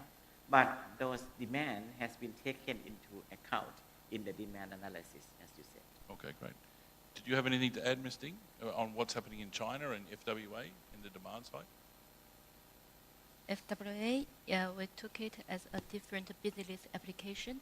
It's nothing related with the spectrum policy, because the spectrum has already licensed to the public mobile operators, and they have their own business type. Yeah, it's a complementary for the current 5G, because most of the time the people will choose this kind of business if they don't have a fiber into their home or the place. Yeah, it's a complementary part. Thank you. All right, thank you. And maybe just also get a response from in a second, but Ronald first, because I understand that about more than 1 million Indonesians access FWA services on 4G, and I'd be interested to hear how that's working in the move to 5G and whether that's part of your future plans and future spectrum demand. Of course, yeah, that was our future plan, because this is what happened in Indonesia. We have roughly around 80 million households, but I think less than 20% of it that already use fixed broadband. Why? Because we cannot cover them with our existing optical connectivity. So we need something that quite fast to deploy, like the FWA, where the demand will come. So yeah, if we have enough spectrum for this, then the FWA will be a very good use cases in Indonesia. I think in India also they have those. I hear Geo Air Fiber is very, very popular there. I think it can be also in Indonesia. Absolutely. Sorry. Oh, yeah. So yes, FWS. So I want, just as I said that about the Pakistan market, so it's a low ARPU market, $1, and whenever spectrum was offered to them, the operators, their demand side is not that very high. They say that they're struggling with revenues, and for 5G, as was also mentioned before, what's the killer or user app? What's the killer app which will actually drive the revenues of the operators? And FWA is something which is at the forefront, along with enhanced mobile broadband, but FWA is something which can really, bring up the revenues for operators. In Pakistan, fiberization is very low, 1.3%. We have around 1.5 million total subscribers out of like 240 million. And even if I measure it on household penetration, it's not more than 6-7%. So FWA could be the reason, which can be the success story for 5G spectrum, along with ultra reliable low latency applications and maybe augmented reality. But FWA is the case, as has been the case in the Gulf as well, where it has been successful. Sure. Well, I think even a 4G FWA product, if it's well priced, right, is the other part of the equation for the operators in Pakistan. in that, you know, it's always nice to jump ahead, but you can't always if the demand or the pricing is not there yet as part of that process. And just one more comment, sorry. There was some discussion about Wi-Fi 6E. So we actually see that FWA and Wi-Fi 6E, they will be actually complementing each other. In Pakistan, the license obligations for mobile coverage are actually outdoor. They are not indoors. So the license obligation is anything which is coming indoor. If the quality is not good, they cannot complain. Whatever is coming is bonus. So we see that once even FWA comes, the actual coverage within the house, it can be augmented by Wi-Fi 6E, and it will be actually the new applications. For example, home media server solutions, cloud intranet within offices. These will be the ones which will be driving the Wi-Fi 6E along with FWA. Sure. Yeah, although listening to that though, compared with what you were talking about there about affordability, I think they're services that are a little bit down the track as part of the process. The good news, I suppose, is I know I did some work in Pakistan in 2020 during the pandemic, is you hadn't released the 5 gigahertz band for Wi-Fi. And so you've then taken that decision to release that. So that frees up already a lot of spectrum for that. And then if you add the lower part of the 6 gigahertz, then you obviously got enough spectrum, I think, going forward. Are there any questions from the floor? Because, Parvez, sure.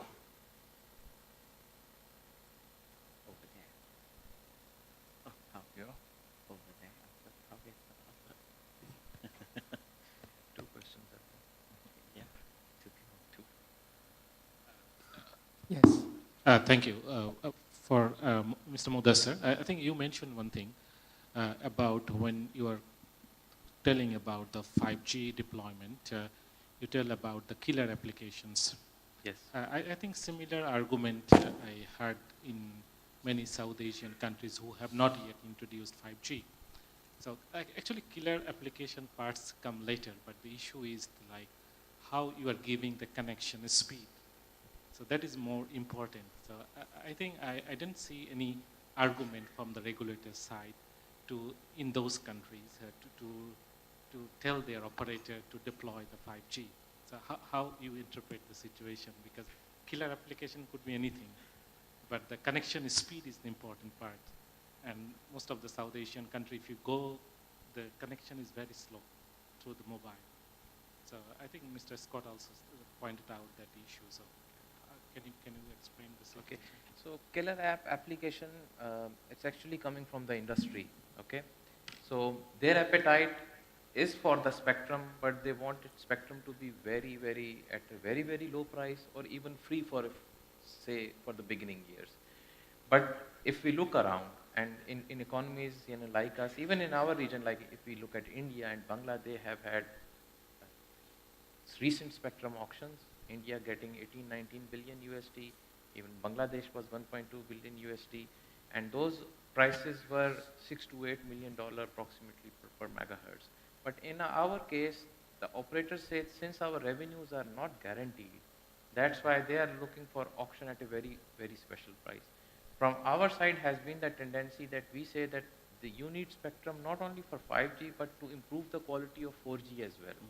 So for example, 2300 is a good candidate which can be deployed on both the technologies. That's what we plan to offer.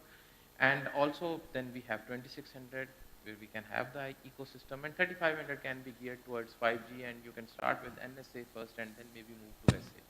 So this will be a gradual transition, and the operators are looking for a good business case to put up the spectrum.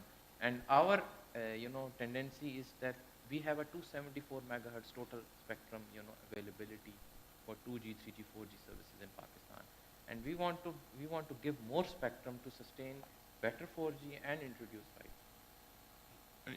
Look, absolutely, and I can only, I think with the recent decisions in Vietnam to release new spectrum, I think Pakistan as a large country is probably the lowest globally. So any way that we can get that spectrum out, even if it means maybe it's a lower price and then a ramp up over time to build the business and then build the economy, which I think is really important, because fundamentally all of us, we work in the telecoms industry, but in reality we're hostages to what happens in our macroeconomic situation and how the growth in the economies are going. I think that's really important.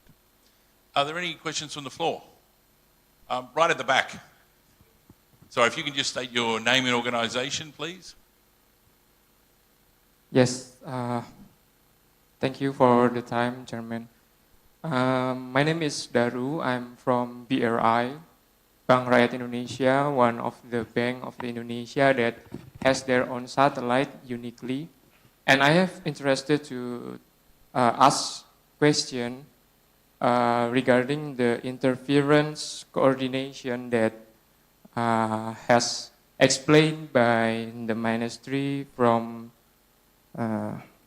Ministry of Industry and Information Technology of the People's Republic of China, and also from GSOA, that both of them has conducted the simulation for the interference scenario from the areas for coordination and also for the separation. The first question is how strong the power transmit of the 5G itself that is used in China, and also from GSOA simulation.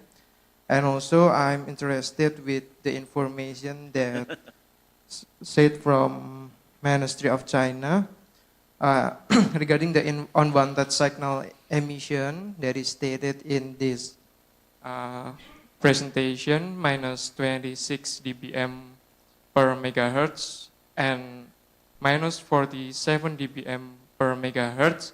I want to know, is it sufficient to protect the FSS, and considering that the saturation point of the LNA, if I'm not mistaken, typically is minus 55 dBm. And maybe my last question is, what will the administration or regulators do if the interference happens to the incumbent services, especially in C-band? I think that's my question. All right, thank you. Thank you very much. Would you like to take that?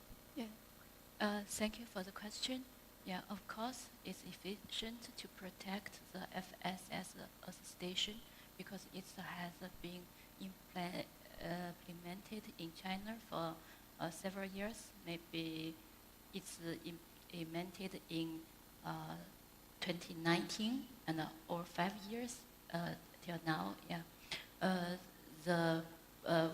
Before we make that policy, we have takes more than 2 years for the testing and to have a trial, and yeah,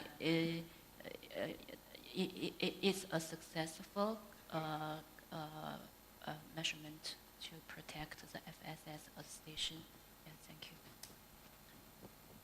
Yeah, just to add as well, just like my colleague from China, our experience on the mitigation measures come from actual real case examples. So in the United States, where we had to evacuate the FSS in certain frequency bands in C-band, through that experience, we actually developed the right mitigation measures to protect our FSS adjacent to 5G deployment. So what we've developed is actually based on real experience.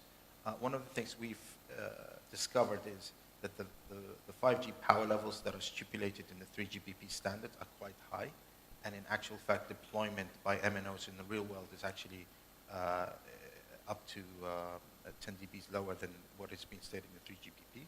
That varies from country to country. The other thing we discovered is that in order to develop the right filters, it needs to at least attenuate at least 70 dB of rejection in order to protect the NMB's receivers. So all of this is very technical, but I will take this offline with you because A, we have a white paper that explains all of this, and B, we're actually developing a standard recommendation or a report, is to be decided yet, at the ITU to actually provide guidelines for regulators and MNOs around the world on how to protect their FSS receivers. All right, thank you. Any other questions? Yeah. Just in the middle here. Yes?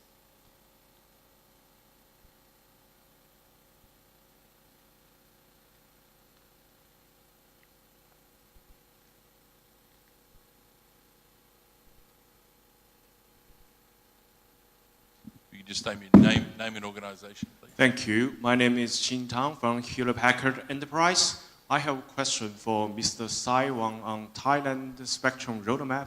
I'm very interested in the private 5G as you described. It's already planned in your spectrum roadmap, which is fascinating because we have quite a number of enterprise customers want to expand their enterprise network using private 5G technology to add additional layer for their campus coverage.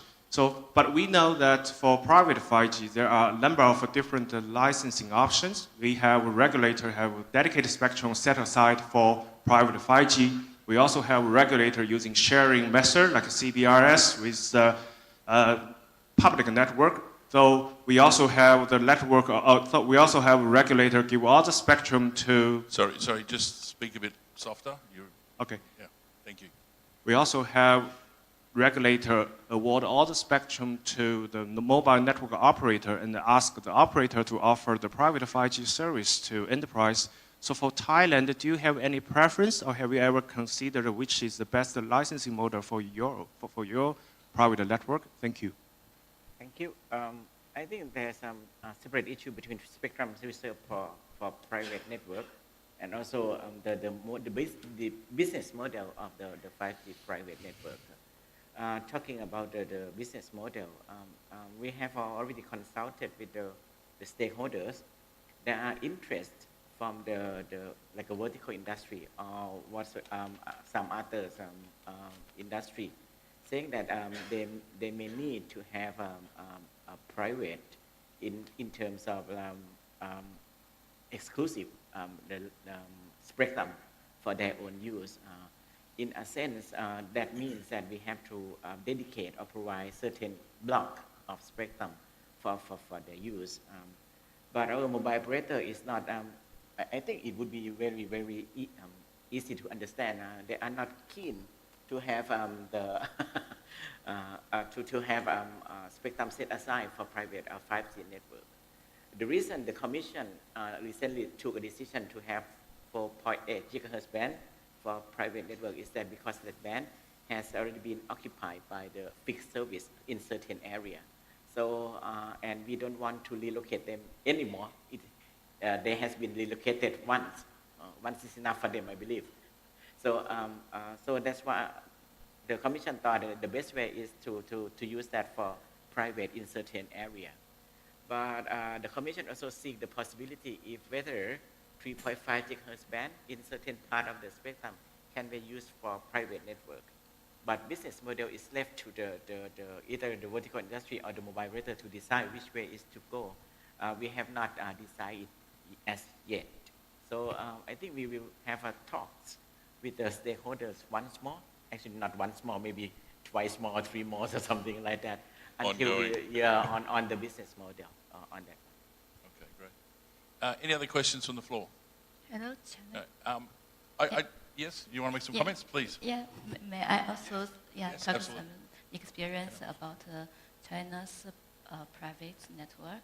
In China, as I introduced that we have now totally have more than 31,600 private virtual industrial network. Yeah, most of the Chinese private network is virtual network. It means that it's based on the public network. Yeah, and only one. We also have one industrial private network is with a specified frequency band. Is used for our Shanghai plan corporation. Yeah. Yeah. Sure. Yeah. Thank No, you. I understand it, and certainly even in Australia, we have a situation whereby, there's just not the radio engineers that exist in the rest of the economy, because you haven't had, maybe like the US, we have a very, everyone who's been in the military has got a radio license or experience, so you end up with the vendors, partnering with operators. So Ericsson is with Telstra, TPG is done with Nokia and offering solutions very similar to that, which is using public spectrum as part of that process. Just to add something more, we believe that we have talks with the mobile operators, and I asked them because there is a need, there is a real demand from the vertical industry or something like that for private network. But the reason they would like to have their own private network is that because the price.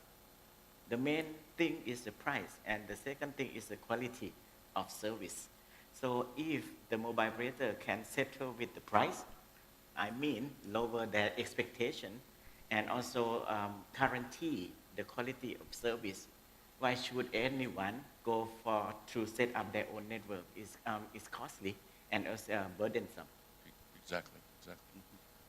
We've got about 5 minutes left. What I wanted to do, though, was I think it'd be remiss of us not to talk about the elephant in the room, and that is that when we talk about spectrum below 6 gigahertz, we're all working on refarming, right? And this is a comment I've made at earlier presentations, that no operator can really run profitably 2G, 3G, 4G, and 5G networks. So I'd be interested to hear some of the panel on how some of the challenges on either switch off or how you're refarming and some of those difficulties, because I think that's some of the challenges that many of the people in the room and regulators are facing. Whether that's, like in Australia recently, we found that 1 million 3G phones would start dialing the emergency number out with a CSFB rather than going through LTE and all of those things. So I'd be interested to hear your views on how your refarming's gone. Maybe start with you from Indonesia, because you've already done a lot of work on using DSS, I believe, and then maybe some others can jump in as well. Yeah, so first of all, maybe about the refarming. So we also have shut down the 3G in Indonesia. I think last year we've completed it. Let's think the other way.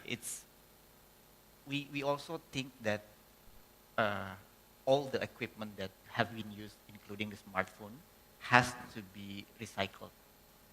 So we can send those equipment, for example, to the other countries and resell it to our vendor manufacturer for the BTS or for the devices. So we have to think about that also. And the refarming itself, the challenge for us is actually we have to collaborate within all the operators. So the government should be there, and because, for example, if we want to do refarming in new spectrum that already been signed, I believe there will be coming new spectrum, for example, 700 megahertz that will be in Indonesia. We have to do the refarming, and the refarming should be collaborating within all the operators that get the spectrum, for example. And the other thing is, we in Indonesia also, we have the challenge of the availability of the spectrum itself. You know, I have shown in my slide that the density of spectrum in Indonesia is quite high, where actually the needs is there. If we want to go to our vision, then we have to prepare for those. I believe there is a question from the floor that it's not about the use cases of the 5G. If you can create the connectivity, the use cases can come. That's my Right. Jitendra, did you want to say something about that? Because I know that I think the industry would love to see some more statistics from the GSA on that refarming process, if it's available, because some of the times you present which bands are available, but what are they used for, right? I think it's very helpful to regulators and to operators in terms of their future planning.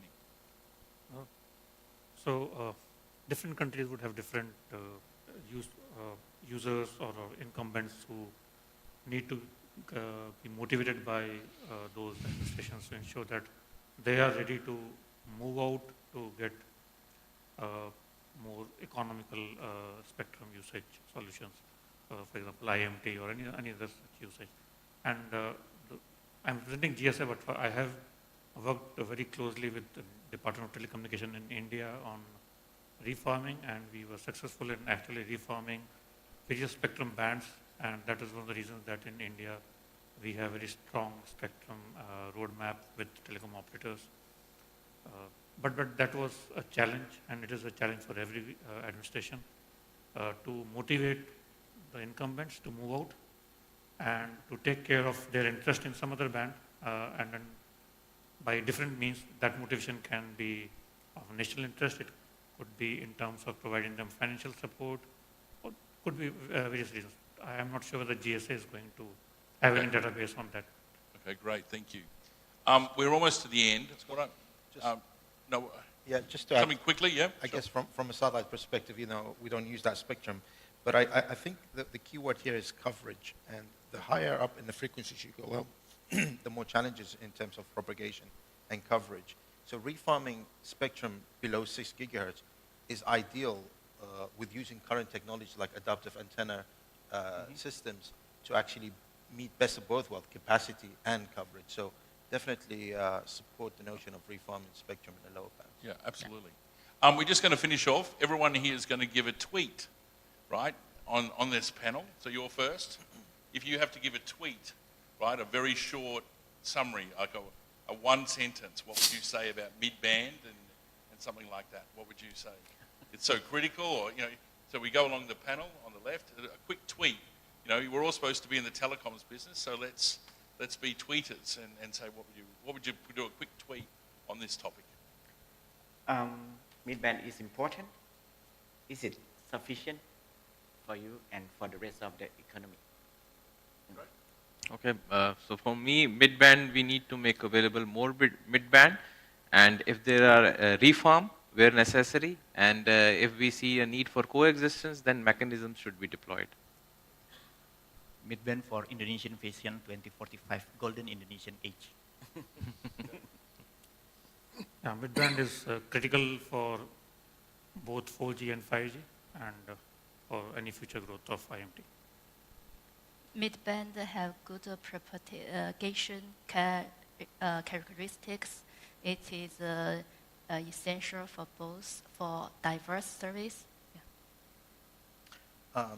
Spectrum is a rare resource. Midband is a very attractive spectrum.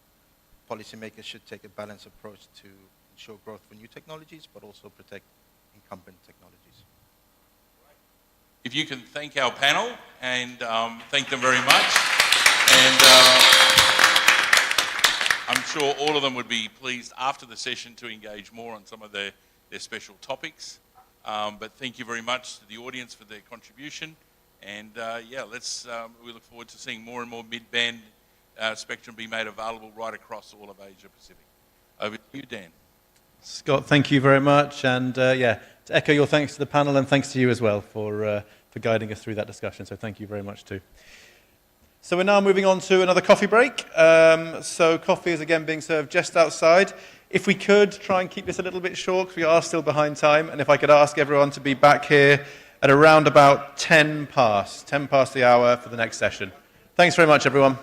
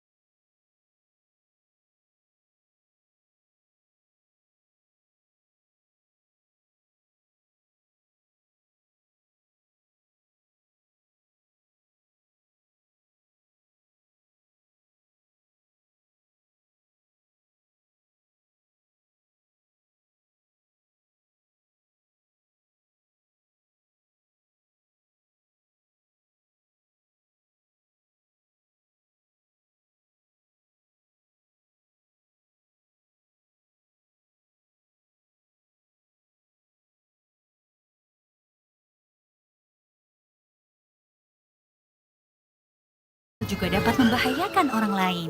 Penggunaan spektrum frekuensi radio ilegal dapat mengintervensi frekuensi legal, bahkan bisa sampai mengganggu sistem komunikasi penerbangan. SBPPI Kominfo berkomitmen untuk selalu siap dan tanggap menangani gangguan spektrum frekuensi radio. Gunakan spektrum frekuensi radio sesuai peruntukannya, serta gunakan alat dan perangkat telekomunikasi yang bersertifikat. Frekuensi Satukan Negeri.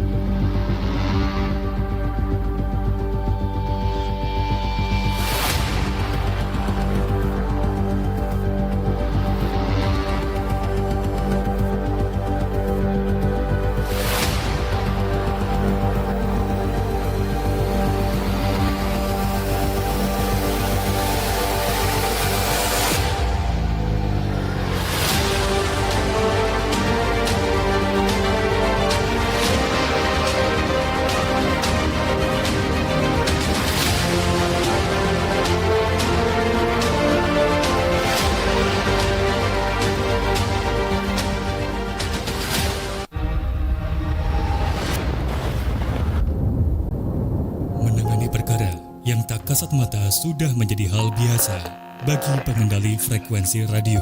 Ya, frekuensi yang tak kasat mata ini menjadi hal yang vital, terutama untuk keselamatan manusia. Segala medan kami lalui agar frekuensi digunakan sesuai peruntukannya. Kami harus bergegas untuk menangani gangguan. Masyarakat yang tidak paham acap kali bermain-main dengan frekuensi. Tak hanya menangani yang tak kasat mata, kami pun harus berlapang dada dengan sentimen negatif.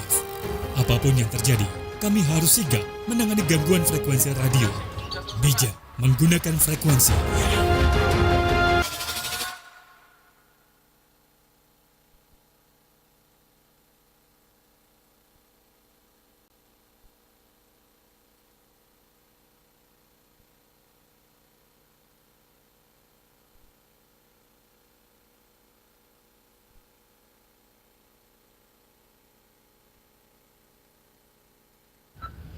Bukan hanya mengganggu, penggunaan frekuensi ilegal juga dapat membahayakan orang lain. Penggunaan spektrum frekuensi radio ilegal dapat mengintervensi frekuensi legal, bahkan bisa sampai mengganggu sistem komunikasi penerbangan. SBPPI Kominfo berkomitmen untuk selalu siap dan tanggap menangani gangguan spektrum frekuensi radio. Gunakan spektrum frekuensi radio sesuai peruntukannya, serta gunakan alat dan perangkat telekomunikasi yang bersertifikat. Frekuensi Satukan Negeri.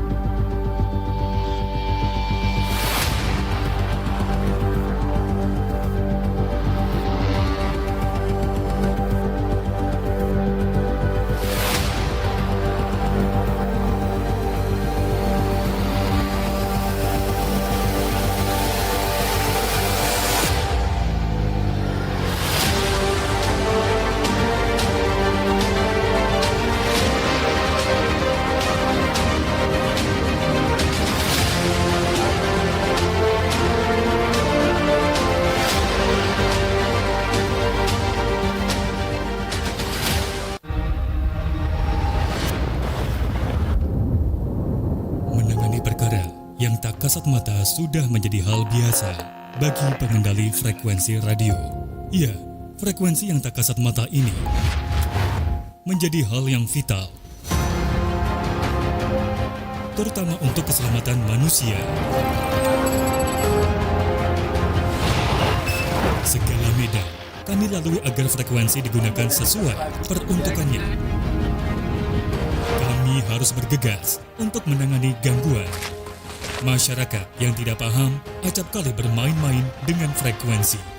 Tak hanya menangani yang tak kasat mata, kami pun harus berlapang dada dengan sentimen negatif. Apapun yang terjadi, kami harus sigap menangani gangguan frekuensi radio. Bijak menggunakan frekuensi.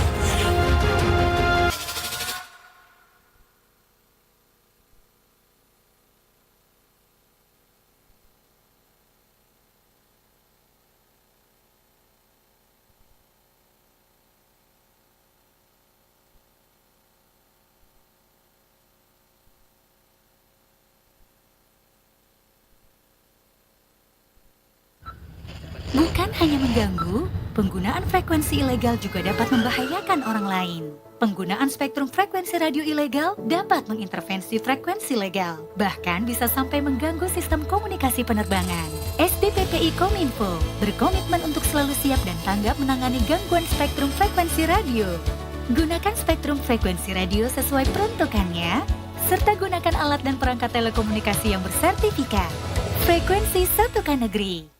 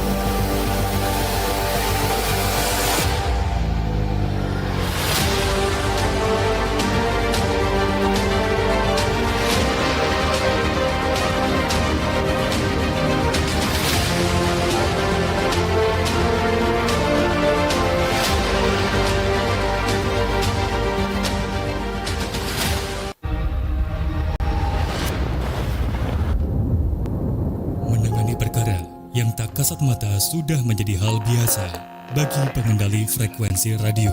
Ya, frekuensi yang tak kasat mata ini menjadi hal yang vital, terutama untuk keselamatan manusia. Segala medan kami lalui agar frekuensi digunakan sesuai peruntukannya.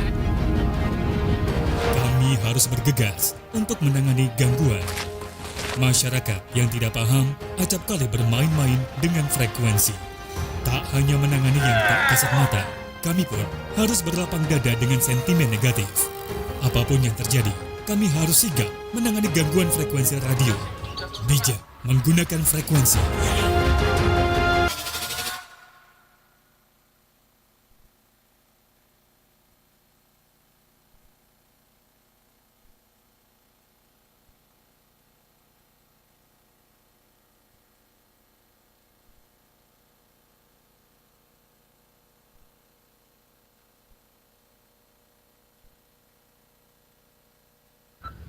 Bukan hanya mengganggu, penggunaan frekuensi ilegal juga dapat membahayakan orang lain.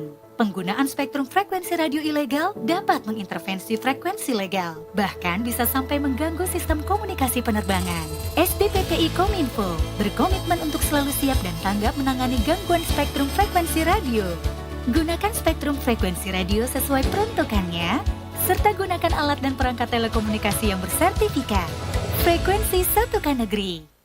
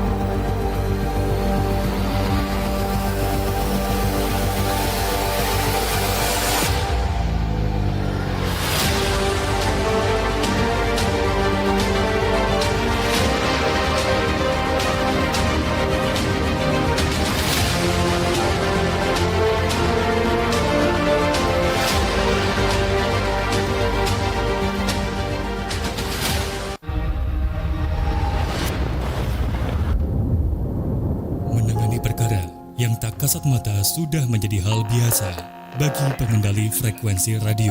Ya, frekuensi yang tak kasat mata ini menjadi hal yang vital, terutama untuk keselamatan manusia. Segala medan kami lalui agar frekuensi digunakan sesuai peruntukannya. Kami harus bergegas untuk menangani gangguan. Masyarakat yang tidak paham acap kali bermain-main dengan frekuensi. Tak hanya menangani yang tak kasat mata, kami pun harus berlapang dada dengan sentimen negatif. Apapun yang terjadi, kami harus sigap menangani gangguan frekuensi radio. Bijak menggunakan frekuensi.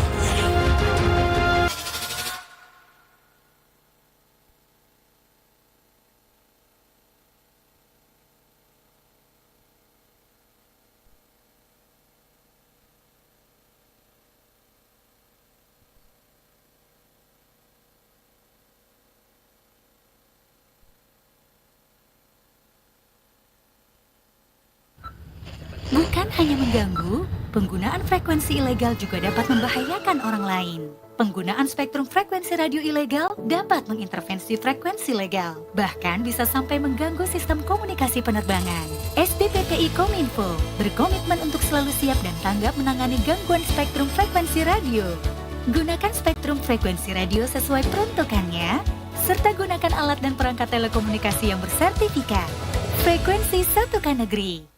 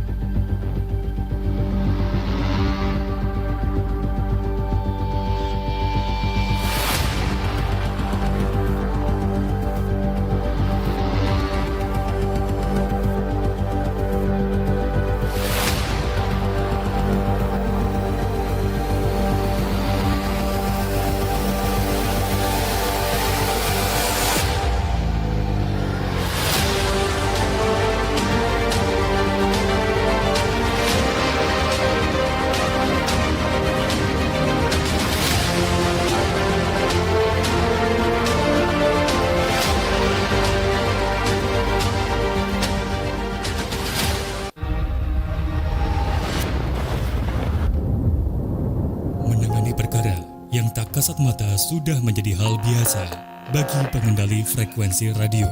Ya, frekuensi yang tak kasat mata ini menjadi hal yang vital, terutama untuk keselamatan manusia.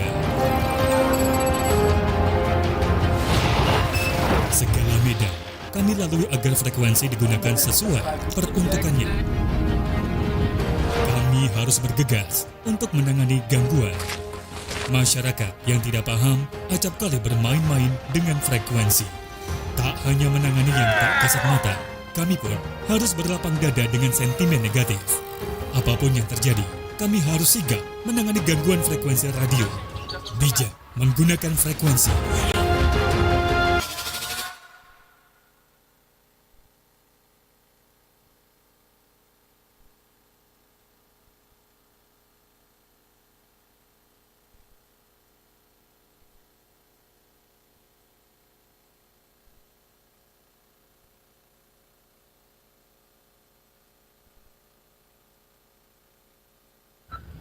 Bukan hanya mengganggu, penggunaan frekuensi ilegal juga dapat membahayakan orang lain.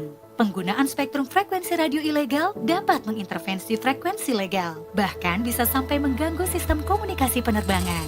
SBPPI Kominfo berkomitmen untuk selalu siap dan tanggap menangani gangguan spektrum frekuensi radio.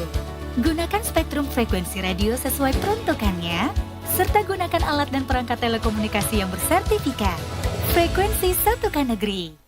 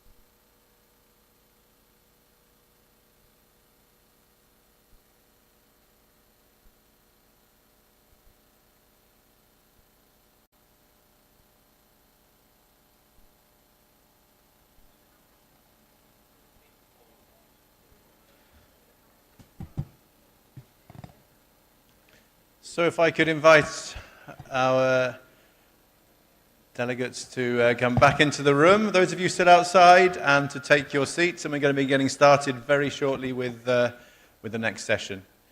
And just whilst I'm waiting to get started on things, just a reminder to everybody that following the conclusion of this session today, we are going to have our networking reception.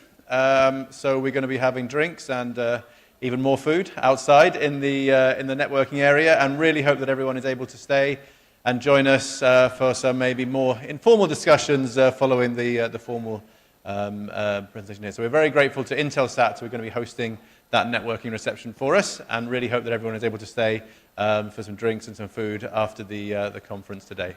But we have our final session and a fireside chat before that, and we'll be getting started with that very shortly.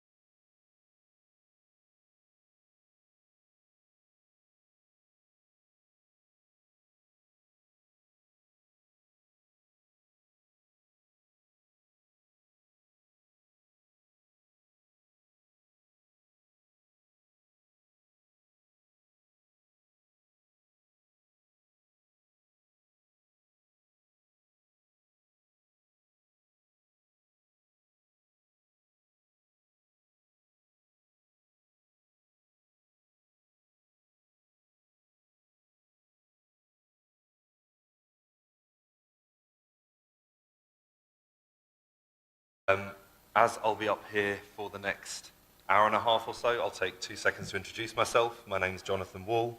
I'm one of the principals at Ether Consulting, which is a spectrum management and telecoms consultancy firm based in the UK, but working globally with lots of recent work in this region, including 2 of the big mobile mergers we've seen in Indonesia and Thailand in recent years.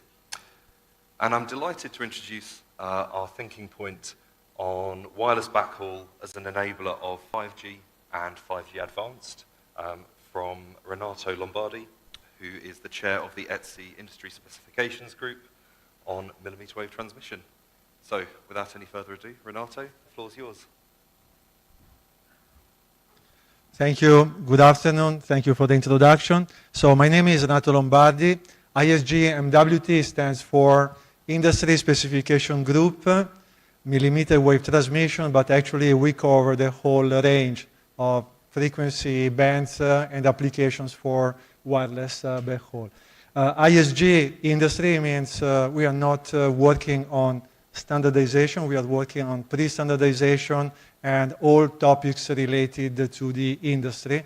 And we have all the vendors for wireless backhaul, so Ericsson, Nokia, Huawei, Aviat, and so on, and operators, antenna suppliers, component suppliers. So first of all, you see on top of the slides the spectrum used for wireless backhaul from 6 up to 42 gigahertz, and then in the blue box the E-band from 71 to 86. Different colors will come later because depends on the impacts coming from World Radio Conference 2023, 19, and also the action item for 2027. Notwithstanding, everyone thinks of fiber to the base stations for 5G. The reality is that nearly 70% of the base stations are backhauled with wireless, so with point-to-point or point-to-multi-point radio. And we have seen in the last few years a very fast growth of the E-band, so the millimeter wave. because it can accommodate very wide channels and therefore capacities in the excess of multi-gigabits. And thanks to the technologies that are introduced with wireless backhaul, we see how 5G advanced and hopefully 6G can really fit with wireless backhaul, to the point that GSMA, when started the spectrum backhaul, the wireless backhaul task force, forecast still more than 55% of macro base stations connected with wireless backhaul. And we have now more than 4 million point-to-point links in operation in the world.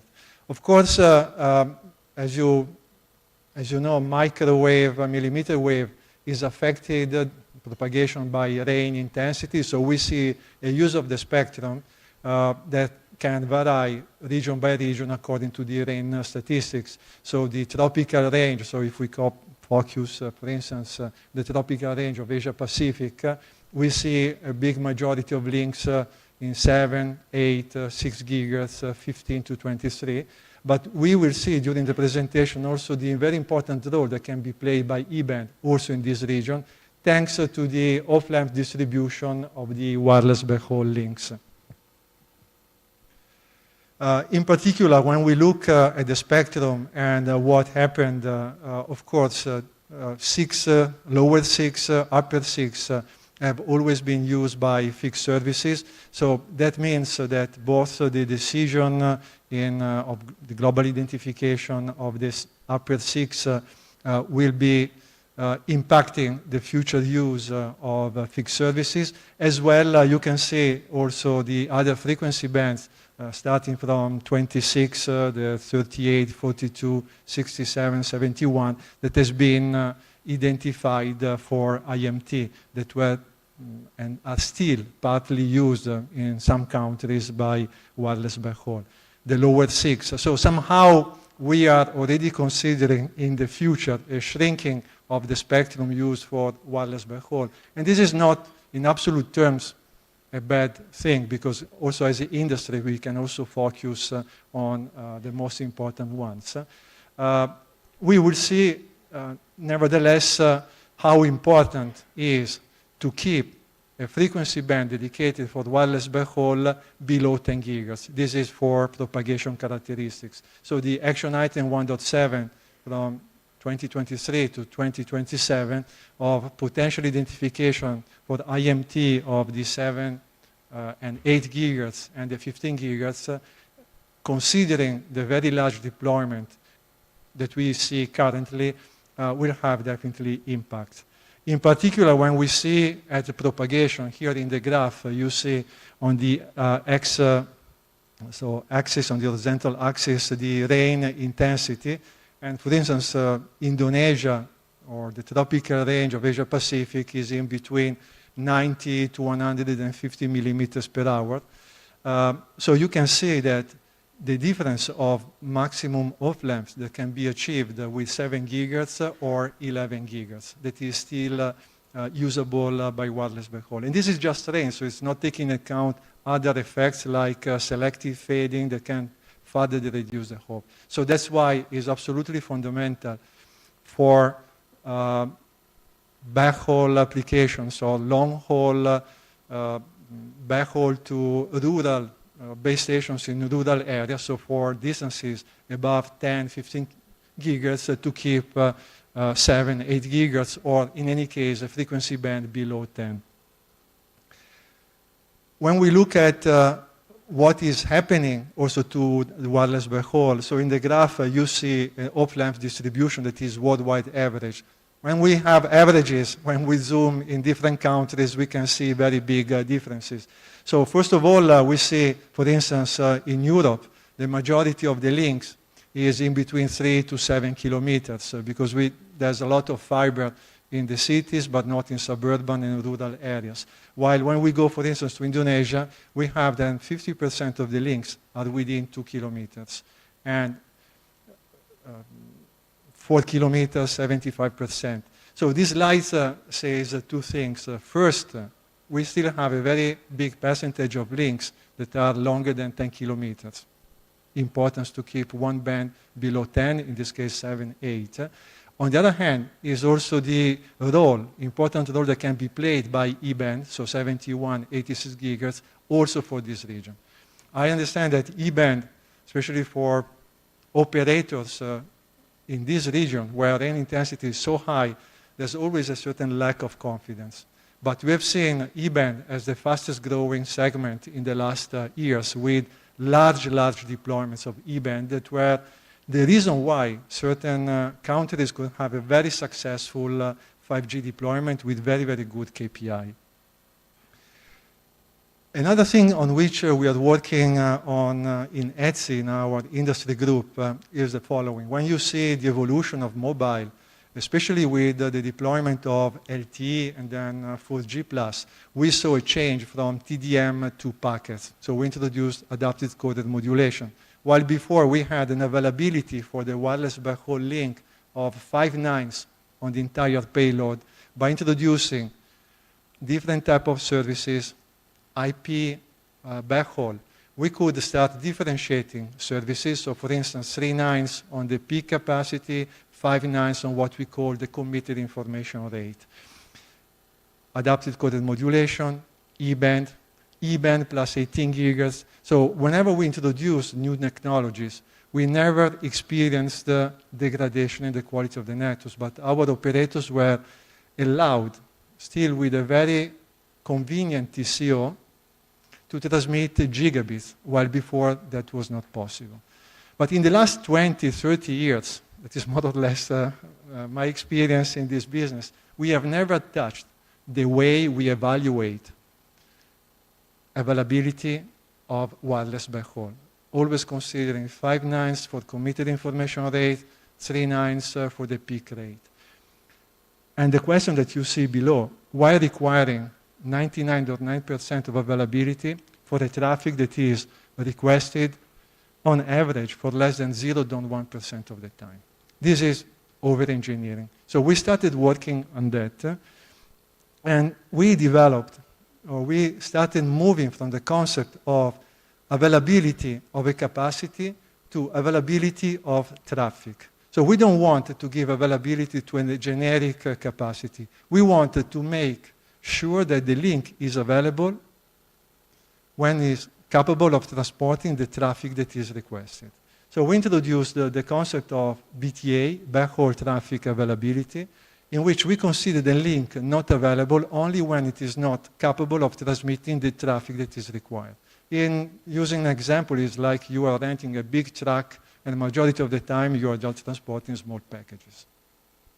So the same is for wireless backhaul. We need to ensure the peak capacity, but we don't have to give 3 nines availability to that. We will see also what advantages we have. We published a group report. It's quite thick. I really invite you to download it and read it because it's full of very interesting simulations, statistics, and ways to have a much more pragmatic approach to the planning of wireless backhaul. Currently, microwave planning is based on 2 checkpoints. Committed information rate, that normally is 10 to 20% of the peak with 5 nines, and then the peak information rate 3 nines. As I said before, this is definitely over-engineering of the hop. So we introduced a much more pragmatic approach. So we don't want to have any more 3 nines of availability on the peak. We just want to ensure stable work when it is not raining. So 5 to 10 dBs fade margin. We want to define a committed rate, we will see in the next slide, much more pragmatic. And the BTA, Ericsson, Nokia, we made a lot of simulations and tests. BTA in the order of 99.9%, so the capability of the wireless backhaul link to transmit for 99.9% of the time the traffic that is required. Committed information rate, not 20% of the peak. Maybe 20% of the peak could have been a good approach when wireless backhaul was 200 megabits. But if we transmit 5 gigabits why should be the committed information rate 1 gigabit? So a base station to survive, control plane, synchronization plane, management plane, is around 20 megabits. We have seen from a lot of statistics that voice and other guaranteed bit rate traffic is just a very small percentage of the amount of the average traffic. So that's why we are defining survivability of the base station plus most valuable traffic that is, of course, mobile network operator dependent, but is in the order of 70 to 100 megabits. Doing like this, by using this new approach, we have for E-band, and I'm considering 95 and 145 millimeter per hour, that is what is currently used, for instance, Indonesia, Malaysia, Philippines, so in this region, we can improve the off-lamps, the coverage of E-band, for more than 30%, moving from using current planning approach and a much more pragmatic without over-engineering the hubs. Even more, we can arrive at nearly 80 and more % of traffic of off-lamp extension for what we call BCA, so in which we aggregate one channel in the E-band, which we transmit the very high capacity, aggregated with a channel at 15 or 18 or 23 gigahertz, that when rains can give you the 5 nines on the committed rate. And this means that we can arrive to capacities, for capacities in the excess of 5, 6 gigabits to off-lamps up to 5 kilometers. In particular, here now, these are a little bit technical, but you can find in the material, especially in this region, off-lamps is limited by the committed information rate. While if we go to, for instance, Middle East, where rain intensity is quite low, normally is the peak. Why the reason? Because you can have drizzle, you can have light rain, this impacts the highest modulations, while here you have maybe less phenomena, but very intense, in which you have very deep fading, and this will affect also the lowest modulations and the committed information rate. And you can see with the yellow and green lines the improvement that we have if we have this more pragmatic approach. And this is even more with BCA, so again, band and carrier aggregation, so aggregating, in this case, one channel of 1 gigahertz in E-band and 56 megahertz in 18 gigahertz, so a possibility to cover several kilometers. And if you remind the traffic, the off-lamps distribution in a country like Indonesia, this can cover up to 70% of the links. So at ETSI, we have our, let me call a spectrum agenda, that is, first of all, to try to give operators confidence on using E-band. This confidence has already been gained by operators all around the world. Also, India opened E-band a couple of years ago, and we would like also to have this confidence also by operators in this region. And also to have proper licensing and spectrum fees for the E-band in order to allow operator to transmit gigabits with a convenient TCO. Also wider channels in traditional microwave, so from 7 to 23 gigahertz, so up to 2094, and especially thanks to the possibility to deploy features for the reduction or cancellation of interference to assign spectrum blocks to operators on exclusive basis, so that they can exploit interference cancellation, interference reduction features, and have a much more effective use of spectrum.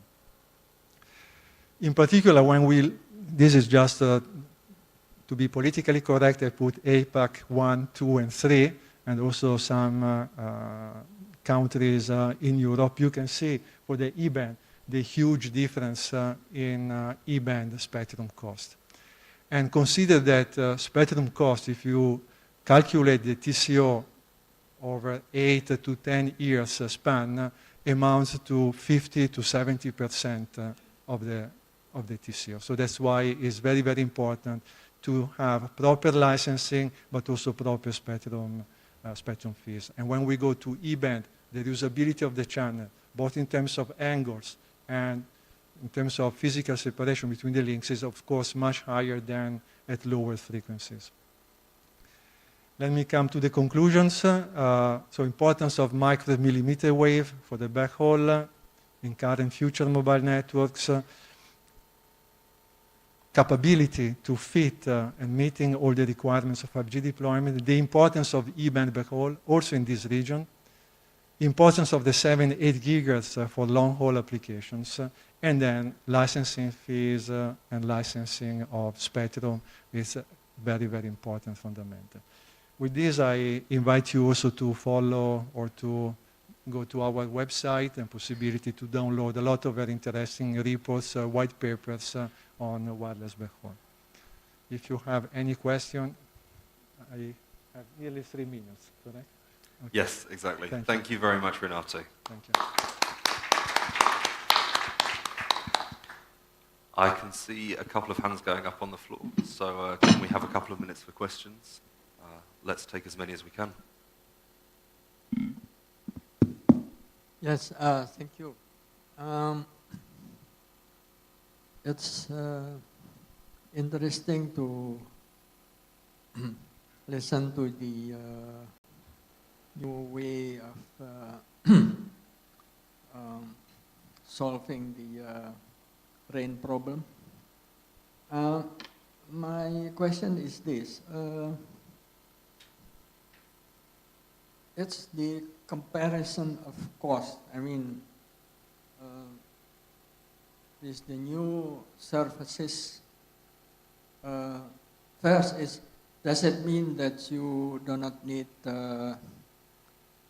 backhaul, what is that? Once there is rain here, then you could still have a good communication with the other end. First, and second is because you avoid the what is that, the space diversity, which should be at least 10 or tens of kilometers, and compared with the new way of solving the what is this, the feeding to what you say 99.98 or 99.99%, will the cost, because it's the cost which we, for the operator, will that reduce significantly? Because if you don't use the space, then perhaps you have a failure. Taking that into account. Thank you. Thank you very much for the question. Renato? Yes, this was a long articulated common question. So normally wireless backhaul is now used from a point of presence of fiber with hub spoke topology to the tail sides. Normally one hop to the tail side, sometimes still a couple of hops, or this is in any case the big trend. So, and the wireless backhaul is from hardware point of view not protected. Normally we don't have space diversity, so let me say different routing. Also because in case you lose for a few seconds the availability of the base station, normally the base stations have a certain overlap in terms of coverage. Of course you are experiencing maybe a certain degradation of connection and quality of experience. But that's why we have the planning with this number of nines. So to limit the possibility of having unavailability of the link reduced to very, very small percentage of time. So 99.999% means around 5 minutes of unavailability over 1 year for the committed information rate. And I want to assure that even if you go to E-band, so millimeter wave transmission, the propagation method that you can find in I2R are very, very reliable and so it is very reliable prediction of what you get in terms of performance and availability. So this means I cannot tell you you can cover 10 kilometers with E-band, but if you plan with the 1 or 2 kilometers with a certain number of nines, this is what you get. Exactly like you are planning now 18 gigahertz, of course, over longer distance. So this is more or less, and rain is the only macro cause of potential propagation impacts. Fog, other things do not impact at all micro-millimeter wave transmission. Maybe free space optics, if we go to very, very high frequency, but not the millimeter wave range. Okay, thank you very much for the very clear message there in the answer, I think. And I'm afraid we are now out of time, but if anybody has any more questions for Renato, I'm sure he will be happy to take those separately at the drinks reception. But thank you very much for participating in the session. Renato, thank you very much again. Thank you very much. Okay, and now if I could ask the panelists for our final session of the day to come up to the stage. We're going to be talking about everyone's favorite mobile generation, 5G. That's you guys in the front there. You need to get up.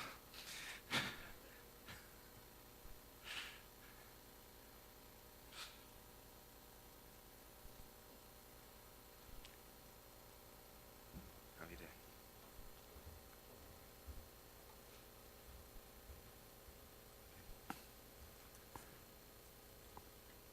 Okay. And everyone's happy with the order. Yeah, that's good. We're all ready. Doesn't matter. I'll call you up.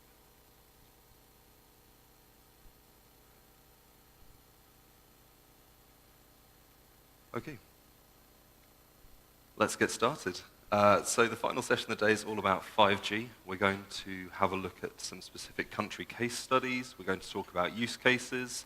We're going to look at where 5G might be headed in the next years. And to do that, we've got an excellent panel of speakers once again.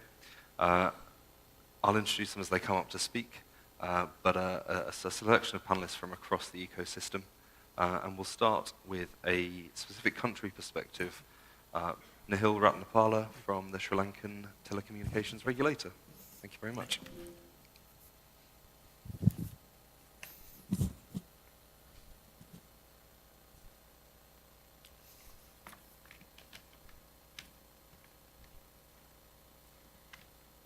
Thank you very much. Esteemed colleagues and industry partners, it's a great honor to share some thoughts on 5G. And I also would like to take this opportunity to thank the Forum Global for inviting me. Before coming into the real context, it's extremely important that we try to understand where 5G stands in the backdrop of the other IMT technologies. As you know, 5G holds immense promise and potential to change the entire digital landscape and propel us to an unprecedented domain of possibilities. 5G is not just an incremental upgrade, but it is a paradigm shift in every dimension. It will transform industries, and also it will unlock use cases, new applications, and also will unleash a wave of innovation that will ripple across every sector. In order to get a deeper insight of this transmitted technology, we have to dive into the intricate ecosystem associated with it. The 4G ecosystem had been very homogeneous and straightforward that every stakeholder would understand. We had only three aspects in the 4G. First is the smartphone and the associated software platform. Second is the data-centric 4G network. And the third is the cloud-based data centers that will host the OTT platform. But in contrast, 5G ecosystem is more affluent, diverse, and complex, and a stronger connection to the adjacent ecosystems also. 5G ecosystem consists of wide cross-cut of other ecosystems. When we deep dive into this ecosystem, we will come across other intertwined technologies like edge computing and AI capabilities, and next big wave will will be on the devices which are capable of AR and VR, which are untethered from the desktop PCs. As you see, the 5G ecosystem is more diverse when compared to the 4G ecosystem. Therefore, nobody is able to deploy 5G network in its full spirit overnight. When it comes to the statistics, it is said that it's about 1.5 billion 5G subscribers. And also today, and it is this figure it is expected that the figure will rise to 4.6 billion in the year 2028. And it is 300 plus mobile 5G launches worldwide. And we had a question, what percentage of these networks actually reap the full potential of 5G? Sometimes you may feel that 5G is the most fastest growing technology when we see the statistics, but when we go to the grassroots, it is the situation is completely different. 5G growth cannot be measured by the number of subscribers or the number of networks deployed, but 5G growth has to be measured by the growth of its ecosystem. So we have to find alternative methodologies to represent these data in a meaningful manner. When it comes to the stakeholder challenges, telecommunication operators are in the forefront of this revolution. They are tasked with building and maintaining this intricate infrastructure that is required for 5G. And also, they must navigate through the complexities of spectrum acquisition, network densifications, and also they have to need infrastructure upgrades while assuring the backward compatibility and interoperability. And they also have to look for embrace new innovative business models and forge strategic partnerships, and also explore new revenue streams to monetize the opportunities given by the 5G.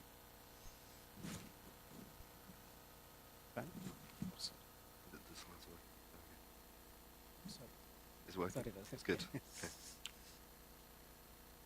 In order to reap the full potential of 5G, we have to overcome these grim challenges, and complex ecosystem should be built up. We cannot do it overnight, and evolution has to take place. Therefore, migration from the 4G to 5G is not going to be as simple as migrating from 3G to 4G. Because of the complexity of these ecosystems and the unprecedented challenges it brings to the stakeholders, evolution, we have to let it evolve.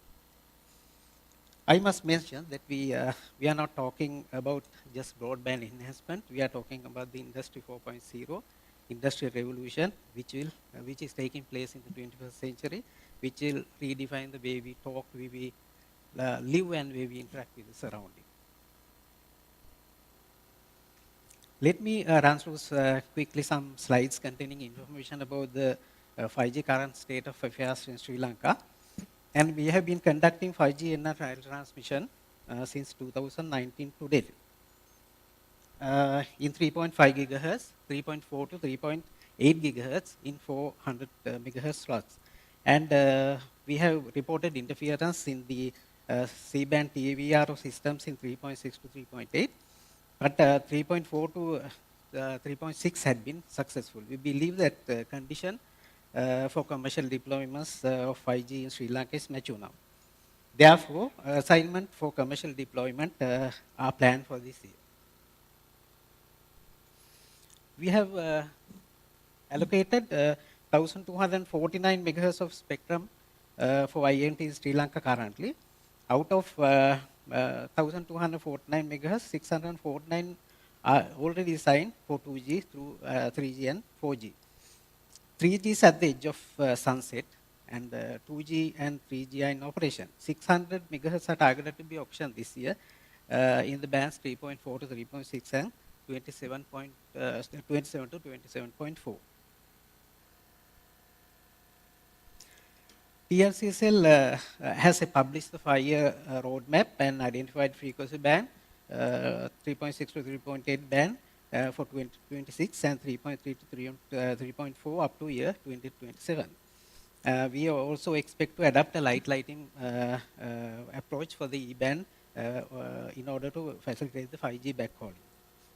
Finally, next step is beyond the 3.5 is the 6 gigahertz band. You all know about the WRC23 outcome. 7025 to 7125 megahertz has been approved for region 3, but ERCSL will continue to support the position of adapting 6425 to 7125 megahertz as a balanced approach for both IMT and RLAN. Thank you very much.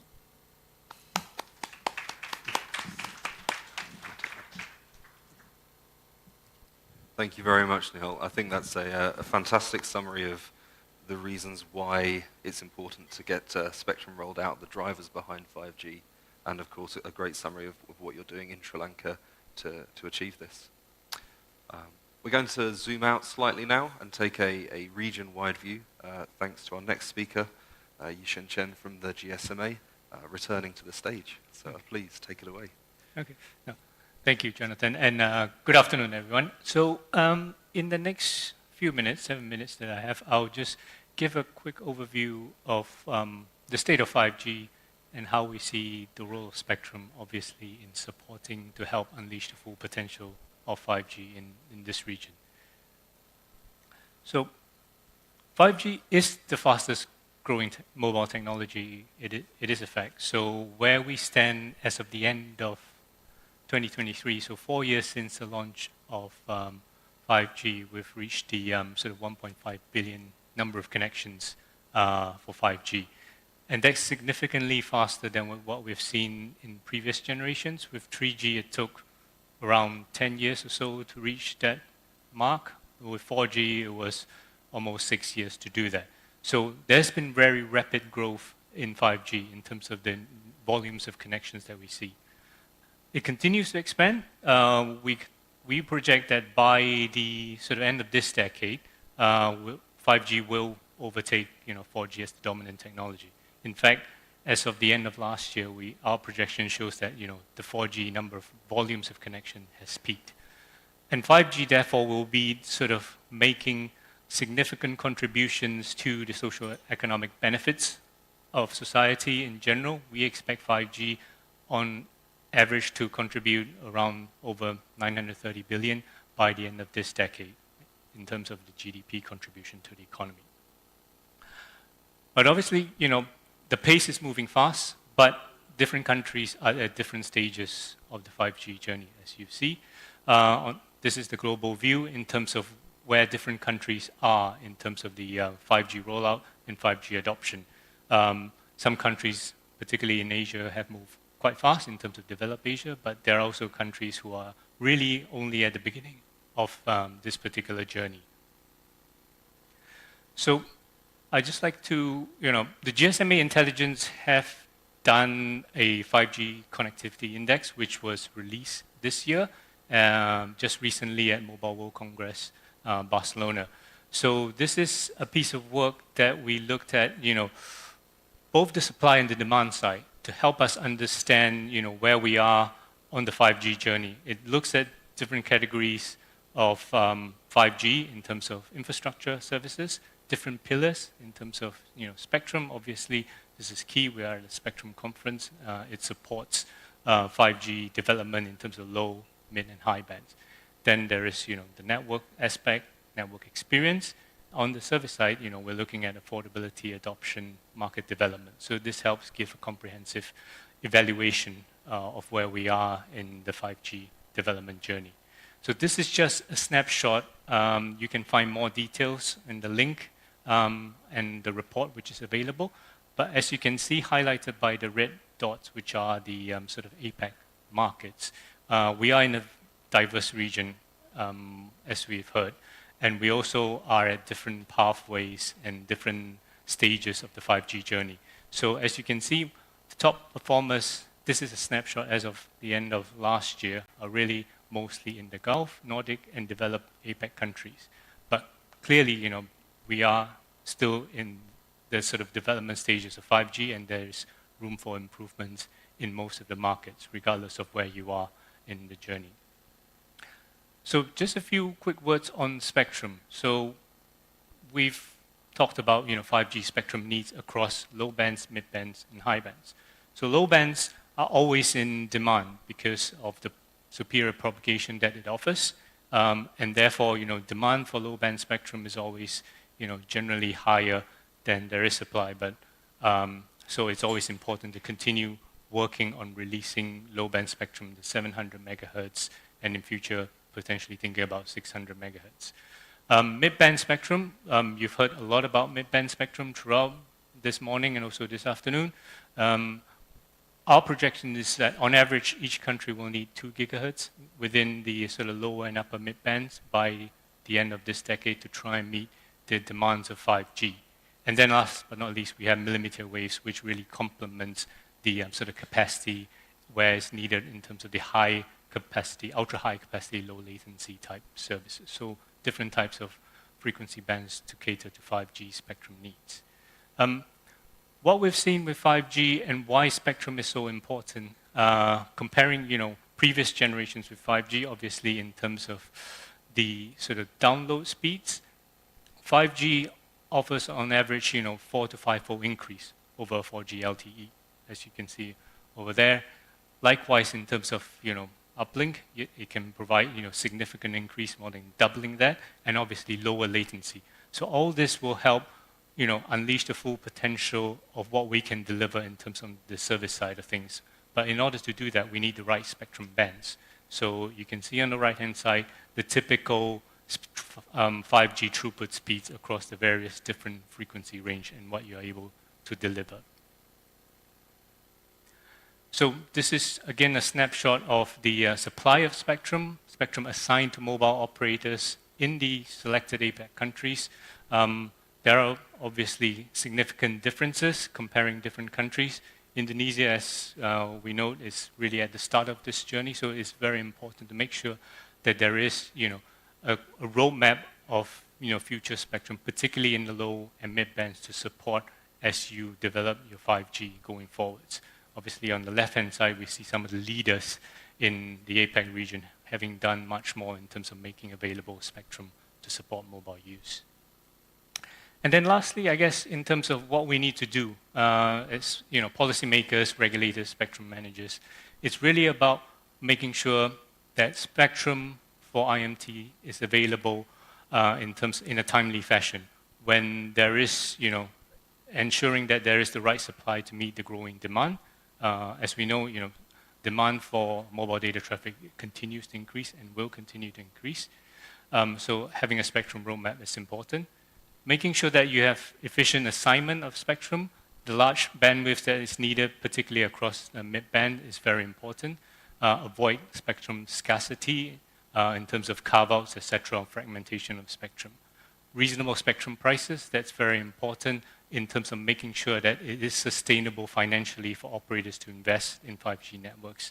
And last but not least, in terms of investment-friendly terms and conditions, to make sure that there is flexibility in terms of, for example, payment terms or rollout conditions, making sure that it is conducive to support mobile operators as they embark on this 5G journey. I think, with that, thank you very much. Thank you very much, Hisham. Yeah, thank you very much. I think that's a great perspective, taking a wider look, and a good shout out to the GSMA Intelligence write-up as well there. It's a fantastic resource for those that haven't come across that before. We're going to zoom back in now. We're going to go to our second returning speaker, Jo-Woo Lim from Korea, to talk us through the Korean experience with 5G, one of the first movers, and perhaps some lessons that we can learn from it. Thank you. Thank you. Good afternoon. And so I'd like to introduce the Korean cases. The next slide. Okay. I used that slide in our former session. So anyway, as mentioned earlier sessions, Korean LTE, Korea provided LTE from the 2013. That means now we are here at 2024. That means we are facing special license duration. That means the 2026 we will provide the updated license, LTE, focusing on the 1.8 and 2.6. So this is one of the challenging situation. Still, we are going to develop the 5G network, and the refarming issue, as I mentioned, 317 megahertz band should be refarmed, and then we will provide some more wider band for the operator. And additionally, we are ready to provide our radio resource 3.5 core network band. We will provide the additional 300 megahertz band for operator. So maybe in the timing issue, we will set up our some plan. Anyway, also as mentioned, 5G can cover that everything, and then Wi-Fi also not cover everything. That means we will provide some specific application such as our EUM and local and private network using the 4.8 and 28 band. So there are three types, but there are many challenging situations. So I will introduce our local 5G network. So this is the different some application rather than the commercialization of the 5G. So the spectrum, especially that spectrum, should provide some other some mechanism rather than the commercialization spectrum. So we will provide the very cheaper prices to the operator, not only operator, the user. So we have 60 sites. Very interesting point, the video transmission, 20 gigahertz band without any compression. That spectrum resource is very important to transmit the uncompressed video. That is one of the application of the some hospital. Hospital means the surgery. There are needs to transmit very high quality and very uncompressed some video clip. So there are very proper application, and also we have many cases. However, that private and local 5G network, there are several some secret to open that benefit, because this is the benefit of the some company. So very challenging and very interesting. And then we are promoting that some wider expansion of the use of this local 5G. And this is our Korean situation. Now, as I mentioned, 3.5 core 5G networks cover the whole our territory. And also we are facing the VONR and NR carrier aggregation, and also Open LAN is ready to provide. So and also I'd like to highlight some very challenging some technology to save the energy, the electric power energy. So in order to reduce some operation network operation cost, the energy saving is a very important point.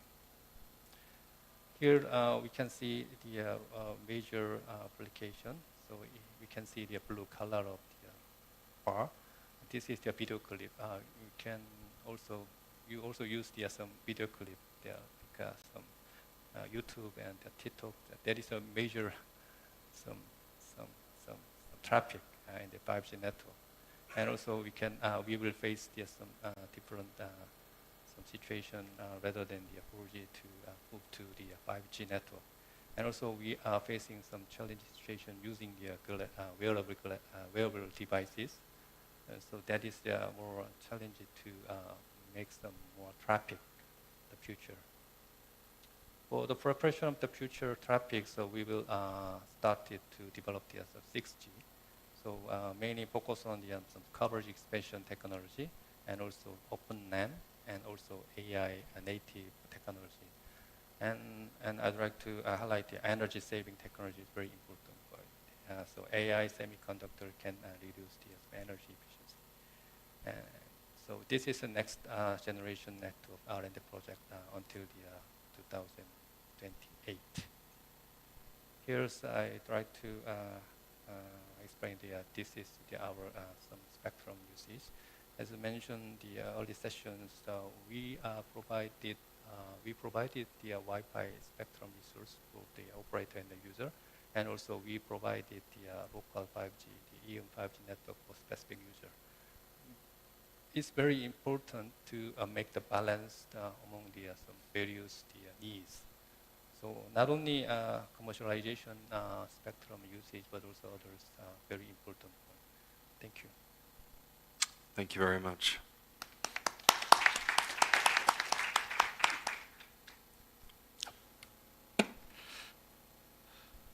Okay.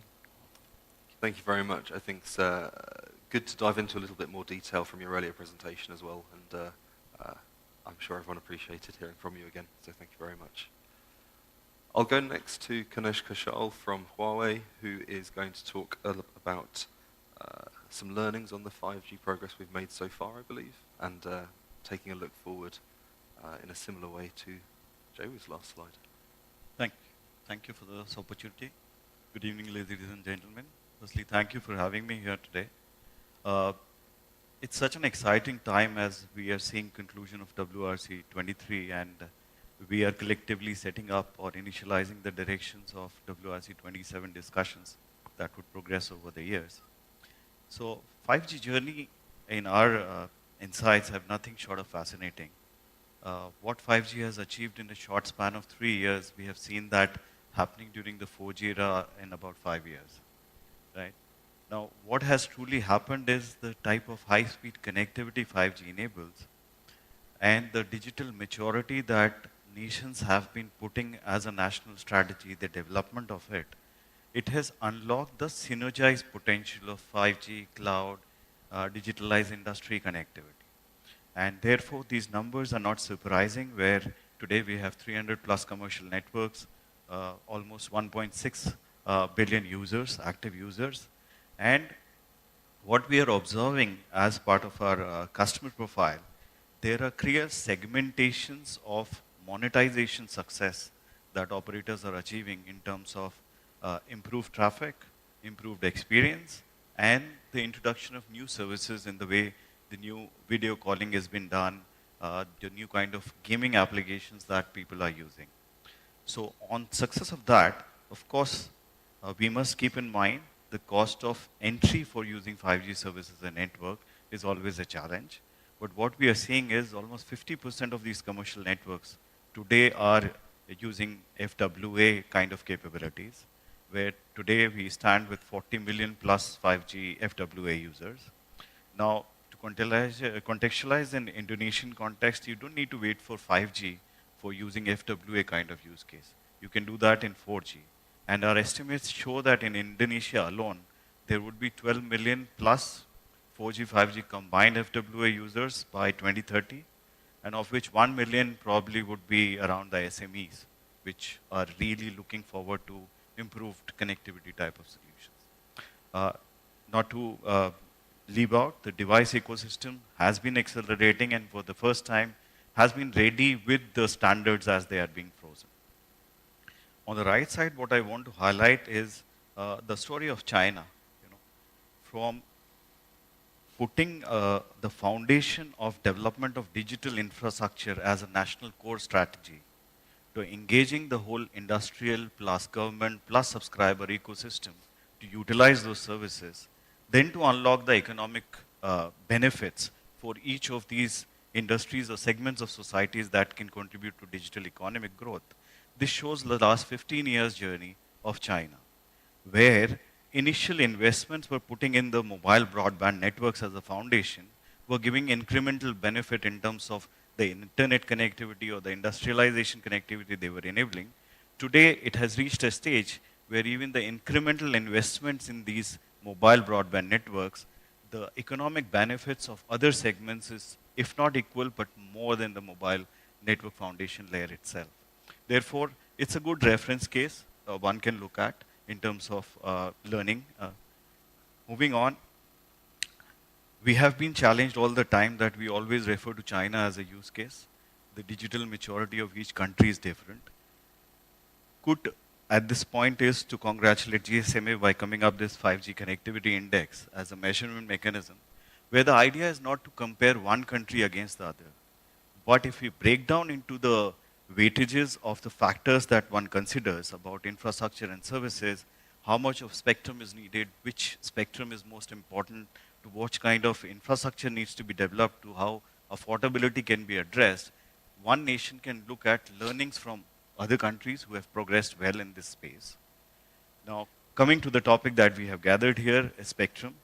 Now we are understanding from data points that in terms of 4G, when we were advocating 100 megahertz per operator is required, this slide breaks down the 2 gigahertz per country requirement in terms of all spectrum put together. So what we are now highlighting here is that in terms of 5G, 300 megahertz requirement per operator would become an average requirement. What it also highlights again, where the countries in the APAC regions are today, how the importance of midband is clearly understood, and countries are equally putting efforts to realize the amount of bandwidth that is available in each of the bands in the midband category.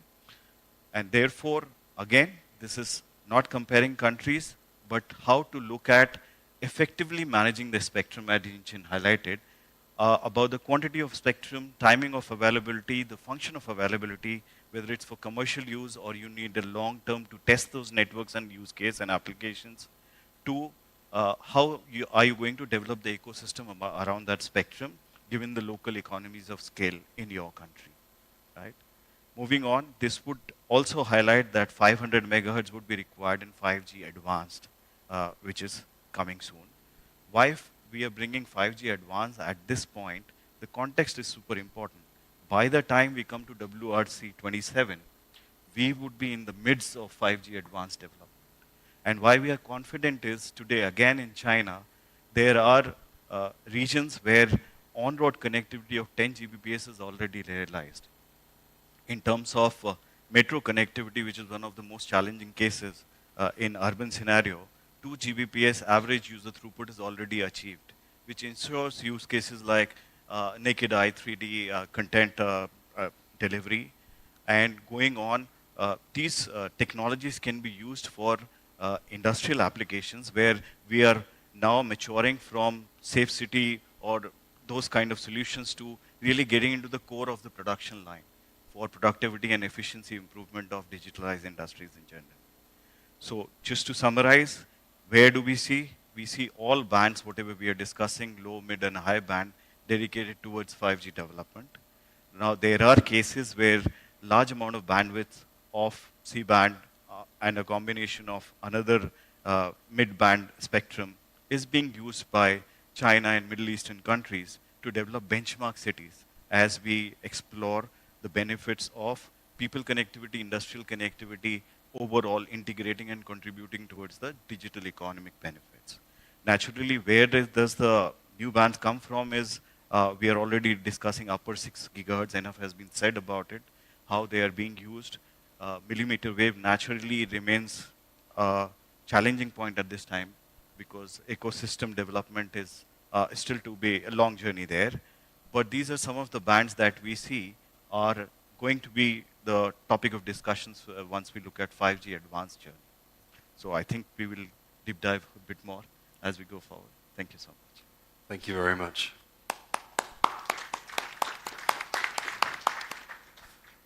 And absolutely some great food for thought there, I think, echoing some of the points from earlier in the discussion as well. I'm looking forward to exploring more of that in the questions, which will come very shortly as we go to our final speaker, introductory remarks. Shanna Deong from Qualcomm.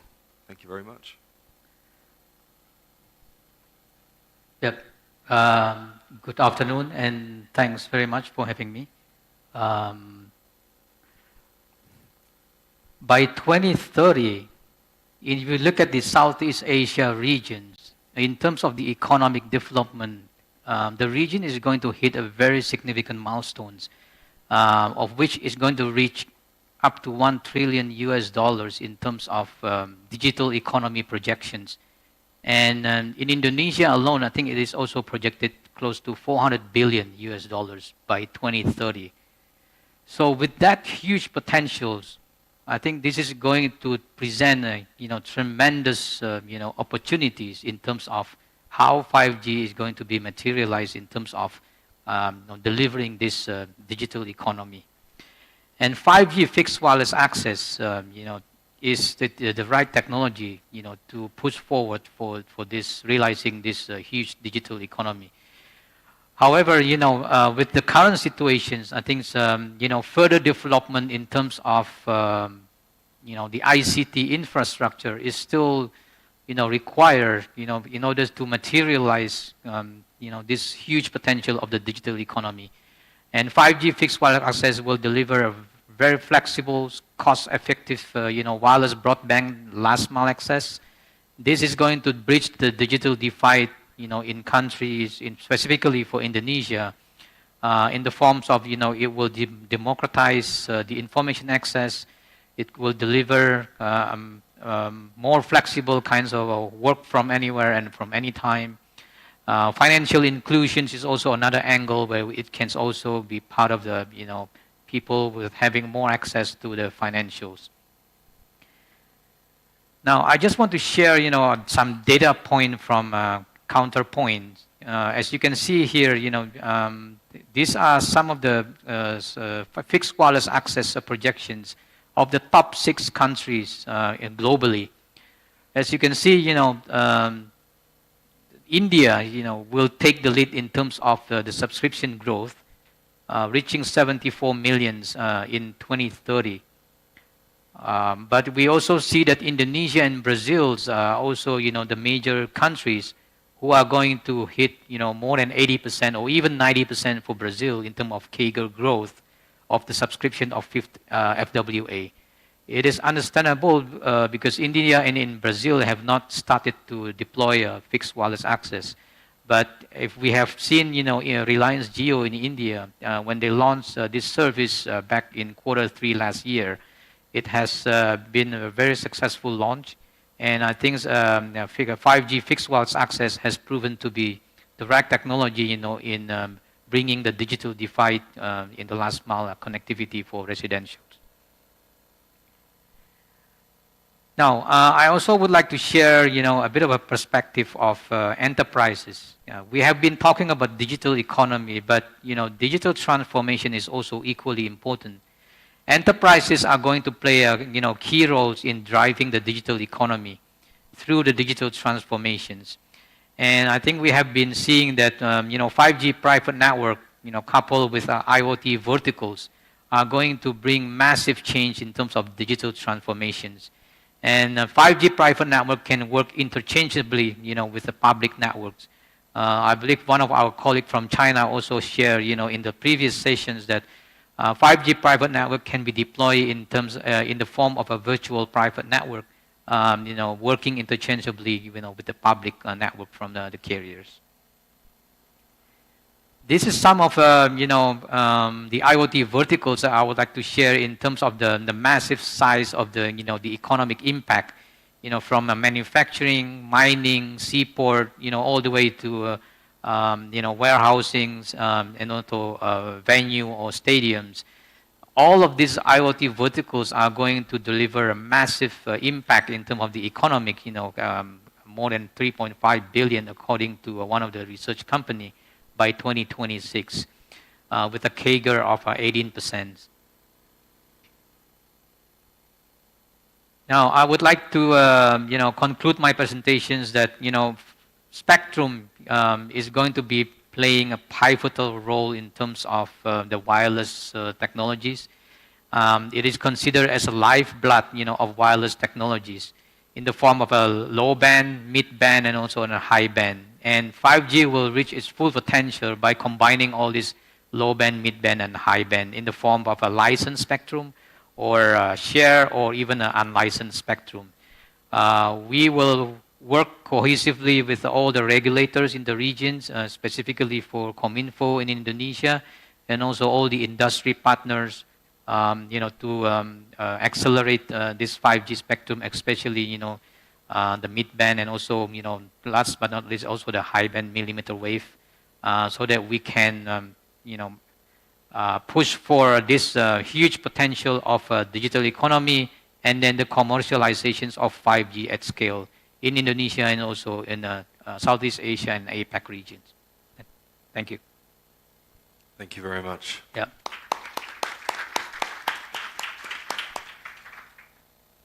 Well, I think that was an excellent set of introductory remarks. It gives us a real flavour sort of across the region of where we are today, what the use cases are, what the drivers are for 5G deployment, and of course the challenges which differ from country to country in executing on the 5G vision. So with that in mind, does anyone have any questions for our panel? You've all gone very quiet. One in the front.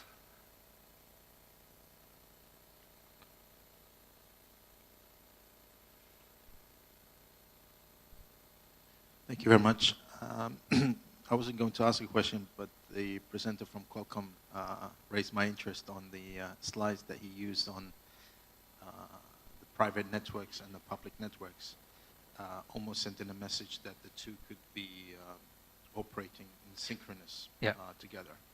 I'd like to hear from the regulators, because obviously from a vendor's point of view, that's an interest, but from a regulator's point of view, what is your view on that? Because private network has certain conditions that are meant to be developed to ensure that they operate in coexistence with the incumbent services. If you were to synchronize them with a public network, that will undo all of that coordination and that technical feasibility to coexist with the incumbent services. So how do regulators view that? Is that something that they envision that they will be able to do? And I'm speaking from experience, for example, in other parts of the world where they're looking at private networks. They're not contemplating that the private networks will synchronize with the public network. Each one has its own consumer and customers. And in some cases, the private network consumer would like to keep it private because of security and other reasons. So interested to hear from the regulators or the operators in the panel about that. Thank you. Thank you very much for the question. Perhaps Nihal, if I come to you first on that one then. Private networks? Yeah, synchronizing the private networks with the public networks in a virtual setting, and I guess from your point of view, Mohammed, the impact on interference with other services such as the satellites.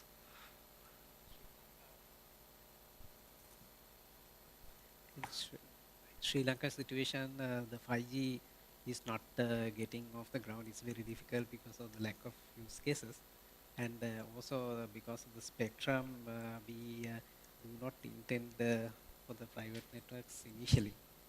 So it's more or less for the operators' use, and that part we have not yet planned. Thank you. And Jerry, perhaps if I come to you then. Thank you. Thank you for your question. Yes, during the preparation of the private network spectrum policy, we received many needs from the industry. So as you imagine, some operator. So as you know, our private networks is the different spectrum, some public and private. But however, most of some private network operators want to use some smartphone, some normal public smartphone, that the smartphone can cover some whole band. That means in the public areas that the operator want to use some specific band, they're using their private network, and then outside some area, then they can use the public. So they can manage the spectrum usage, different spectrum. And also, we are talking the synchronization issue. Synchronization issue means the same bands, the up and down. The synchronization is highly needed to avoid the interference. That during our review of this spectrum, some review under the review process, we can decide and guide it to fix to avoid the interference between the public and the private network. That is our some use case. Thank you. Thank you very much. Did anybody else want to come in on this topic? Maybe I just add one thing. For the interchange working between public and private, I think from the technology perspective is feasible. But of course, you know, the deployment and the implementation will very much dependent on per country regulatory framework. I mean, for instance, in the US, they have this CBRS spectrum where all the enterprises can access to the spectrum. But in some cases, in other countries, they may have limited this private network on the public carrier network. Yeah. So it's a country by country, case by case. Yeah. But from a technology perspective, it's doable.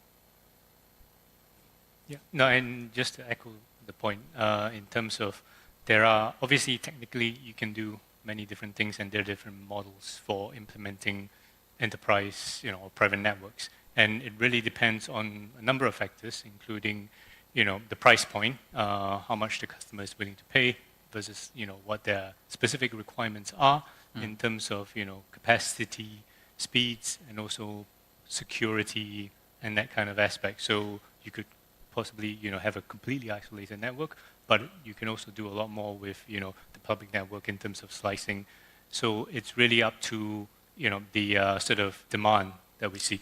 And I think just to mention also in terms of, I think there's no, at the moment that we don't see any right or wrong model. I think from the perspective of, you know, promoting private networks use, I think spectrum management wise, I think I just want to sort of echo again, repeat the sort of caution against, you know, really setting aside spectrum in the core 5G frequency bands. I think that there is a risk in terms of, you know, the longer term supply for the public mobile networks, which obviously supports the majority of the users in a particular country, versus the trade-off in terms of what you could already achieve with slicing, etc.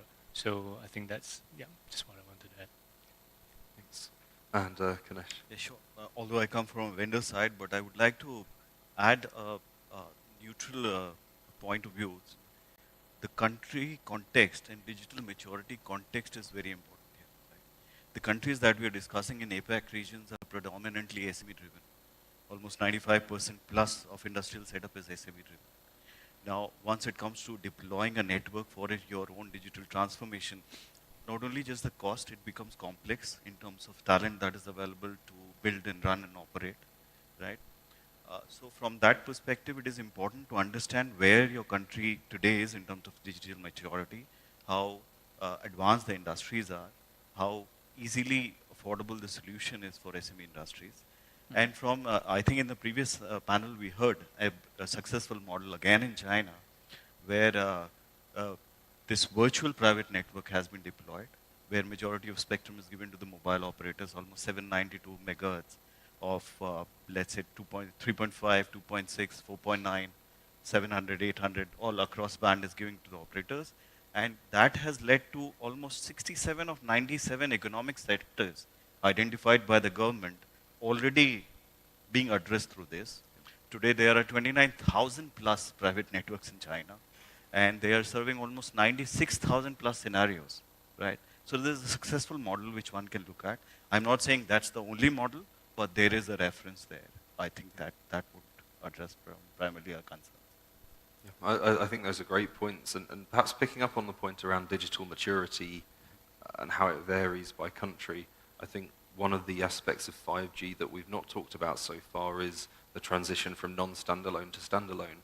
There's different countries are at different stages in this transition, but it's obviously not as simple a transition to make as I think perhaps we thought a few years ago. There's ecosystem issues, there's technical complexity issues. How can we sort of unlock the full benefits of that 5G standalone case, do you think? Yeah, maybe I can start first. If you look at the 5G roadmap, I think eventually all the carrier will move into a standalone. With 5G standalones, I think there are a lot of benefits that the carrier can enjoy on this in terms of the having full 5G benefits. One of them is low latencies, and then you can also drive down the cost of all the device ecosystems. I mean, as of now, we are working on this affordable 5G handset with a price point of less than $100, and this handset is complying with the full 5G SA. Just from the smartphone and from the CPE side, you can also drive down the cost with the 5G red cap, for instance. That is also with a 5G standalone. So these benefits in terms of cost, you can drive down the device ecosystem costs. But of course, at the expense of carrier, we have to invest upfront on the 5G core. But I would say, all the benefit will outweigh, the investment costs.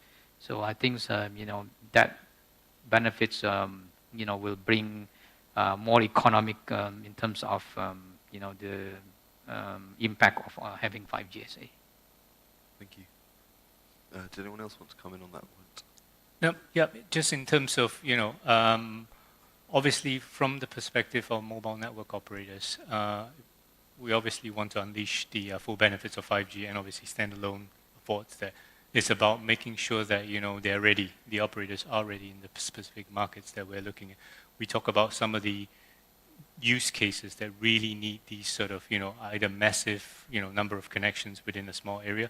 5G standalone supports that, and ultra low latency service. So with the standalone, obviously you can do more. It's about making sure that the use cases are there and giving operators the flexibility to transition to that when it comes to their sort of internal planning and investment plans, etc. Do you want to say anything on that one, Jay? So, yeah, actually at the first stage we had to use the NSA, non-standalone. However, so at the coverage issue already covered the whole territory. That means that we are now switching to the standalone type. Because of the standalone type, very highly needed to provide some real 5G service.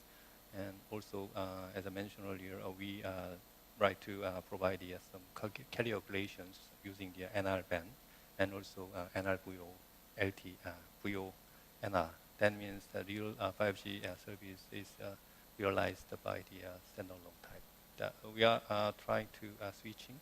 And also, Korea government already provided some flexible technical criteria. So normally our smartphone power level is the 23 dBm, the 200 milliwatt, but our Korean cases we provide the more flexible up to the 400 milliwatt and the 26 dBm. So to cover the coverage issue. Because of the standalone type, maybe it's a little can make them reduce the coverage issue, that the mobile phone power can cover this, then reduce some coverage issue. That is our Korean case. Thank you. Thank you. And I'll go back to the floor. Are there any more questions from the floor? I see a couple of hands. I'll start with at the front here.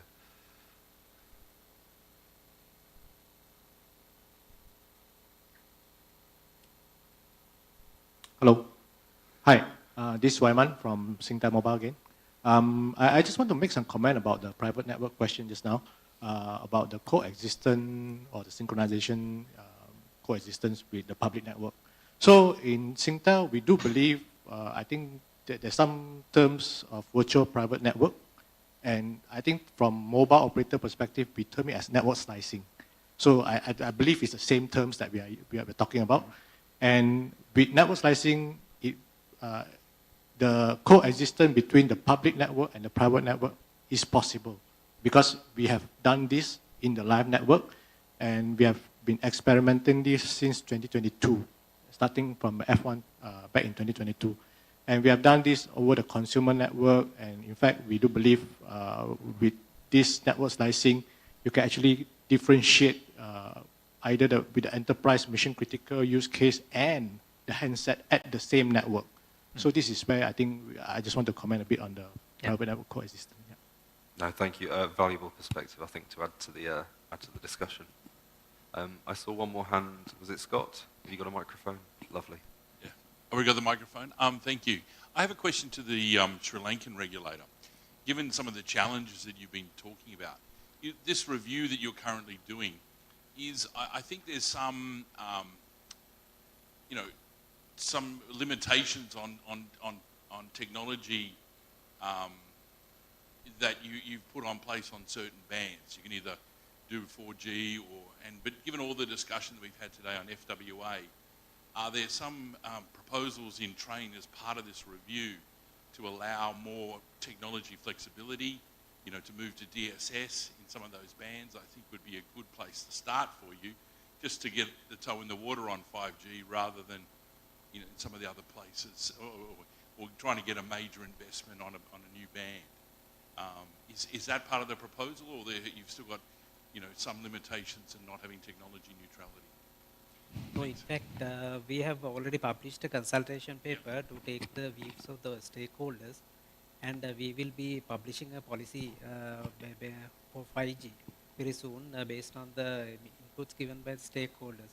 And in that, we will address all those issues, and we are trying to catalyze this process, because although there are no lack of use cases, we cannot just drop this versatile technology, so we want to get it off the ground. So now we have the this trial transmission, but operators also, they use it as a kind of an ornamental type of thing, that when the subscribers see the 5G on the handset, they get to give that fancy idea only, but they are not doing anything what 4G does, anything more than what 4G does. So we have all those DSS things and whatever possible things, and also we don't want to put very much strains on the operator also, and we have to go for a relaxed rollout targets, and because there are certain places that even 4G also not available, so we sometimes we don't want to make this 5G deployment a deterrent to the expansion of the 4G, but we want to run it in parallel, and also do whatever possible to promote this 5G technology also. So we will address all those issues in the as per the output of this stakeholder consultation. Thank you, Nihal. I think that's very, very comprehensive. I know Yishem will have opinions on technology neutrality of licenses, but I'm not going to go to him straight away. Okay. We only have a couple more minutes. Are there any more questions from the floor before I go back to the panel? Yeah, one question just here then.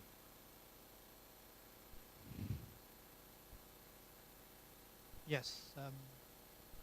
Yeah, can you? Yeah, I'm coming through now. Vaughan John from Sennheiser, and it's just a comment on this issue with synchronization. I've been working with DEC Forum at CEPT, looking at conditions of sharing 3.8.4.2 as part of the response to the European Commission mandate on low medium power private networks. And we had this conversation about synchronization a lot within these meetings, because the conditions should be technology neutral. And DEC 2020 NR is a 5G technology that's been designed particularly to work for enterprises and private networks. But because you have two different technologies, they fundamentally can't synchronize between private networks above 3.8 and MFCN networks below 3.8. So if you have a requirement to synchronize, then you're restricting your choice of technology, because you're then excluding DEC 2020 NR. You're also limiting the flexibility of the user.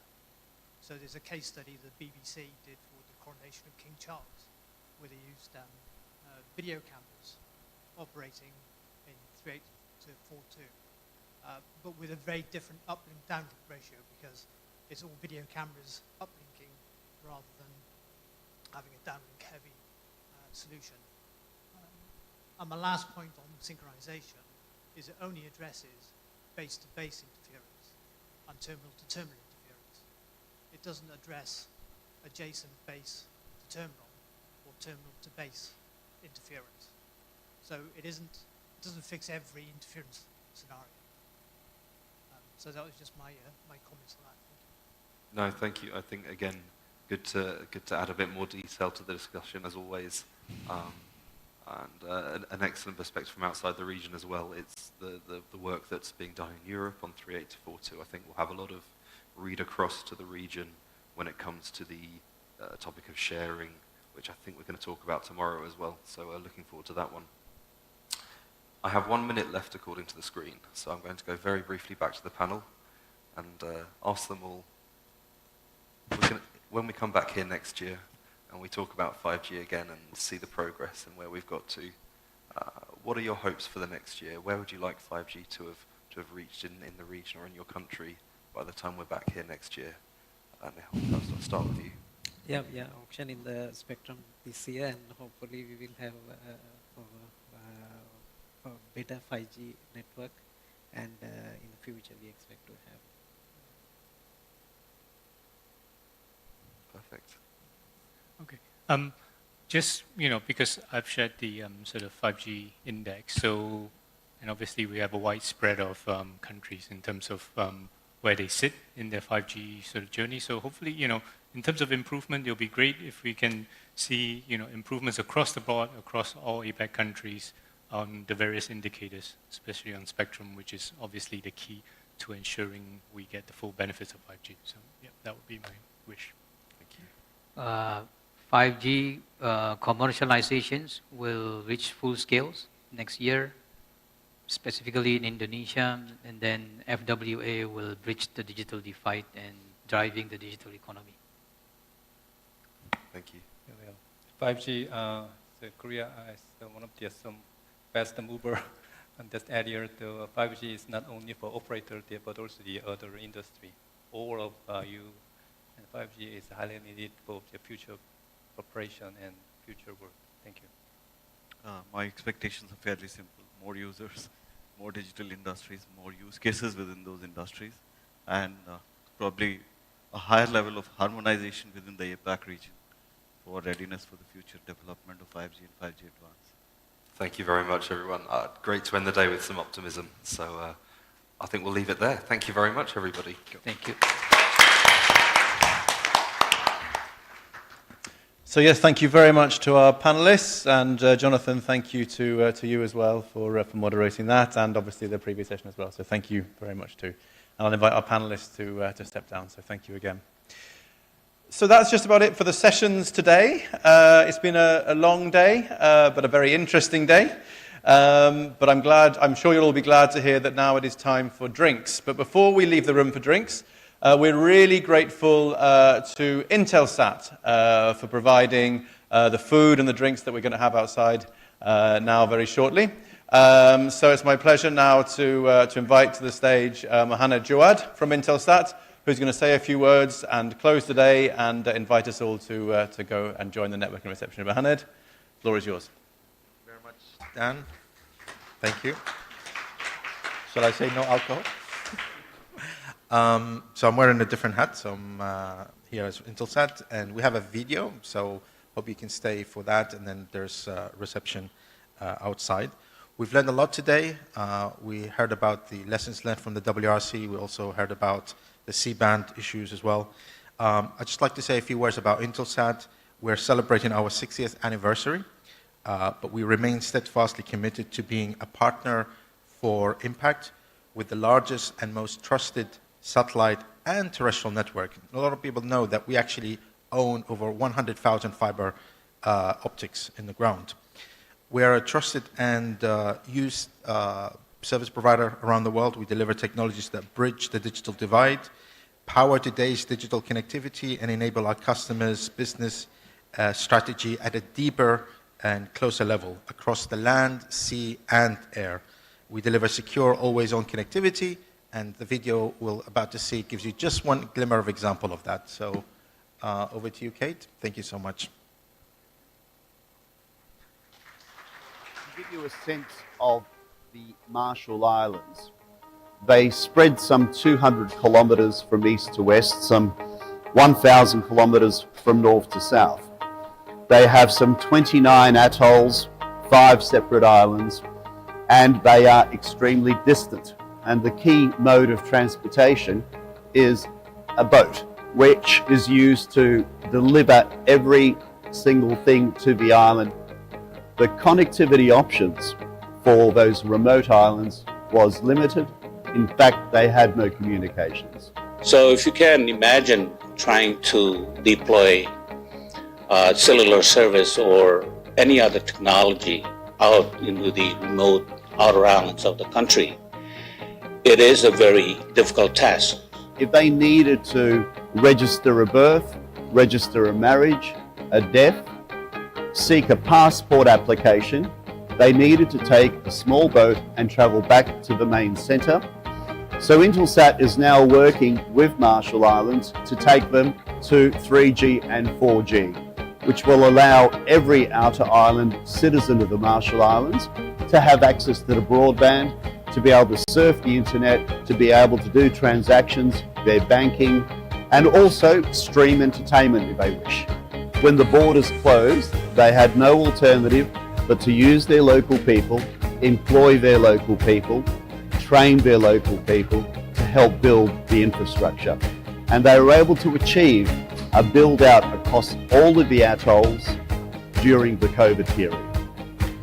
All of the outer islands population now, some 5,000 people, have access to a phone for the first time. We have quite a number of Marshallees now living in the US, but even though they've been there for quite some time, they still want a piece of their home. A Marshallese lady, one of our expat citizens who are living in the US, she was looking around to see if there were people who could help with weaving of a long traditional mat that was going to be used for a marriage ceremony. Because there was cellular service already now in these outer islands, she made contact with one of the ladies on Majuro, the capital of the Marshall Islands, and finally was able to locate a group of women from the island of Aur, and they were quite willing to help her. The other element that we have introduced is connectivity to schools and health clinics. We've deployed a VSAT network to 112 locations. The health clinics, the nurses which look after these remote citizens of Marshall Islands can now also gain vital medical information to assist their citizens in the most remote part of the Marshall Islands. As a Marshallese person, I'm quite proud of our partnership with Intelsat and what we have been able to accomplish. I wanted to take this opportunity to thank Intelsat, their team, for all the support, and thank you also for listening to this story.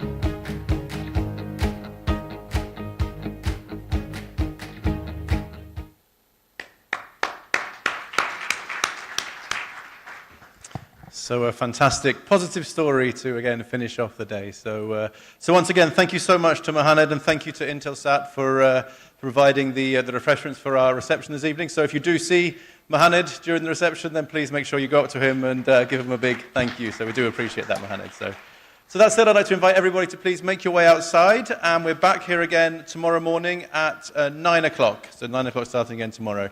But thanks so much, everyone, for your participation today, and looking forward to seeing everyone at the reception and then tomorrow morning. Thank you again.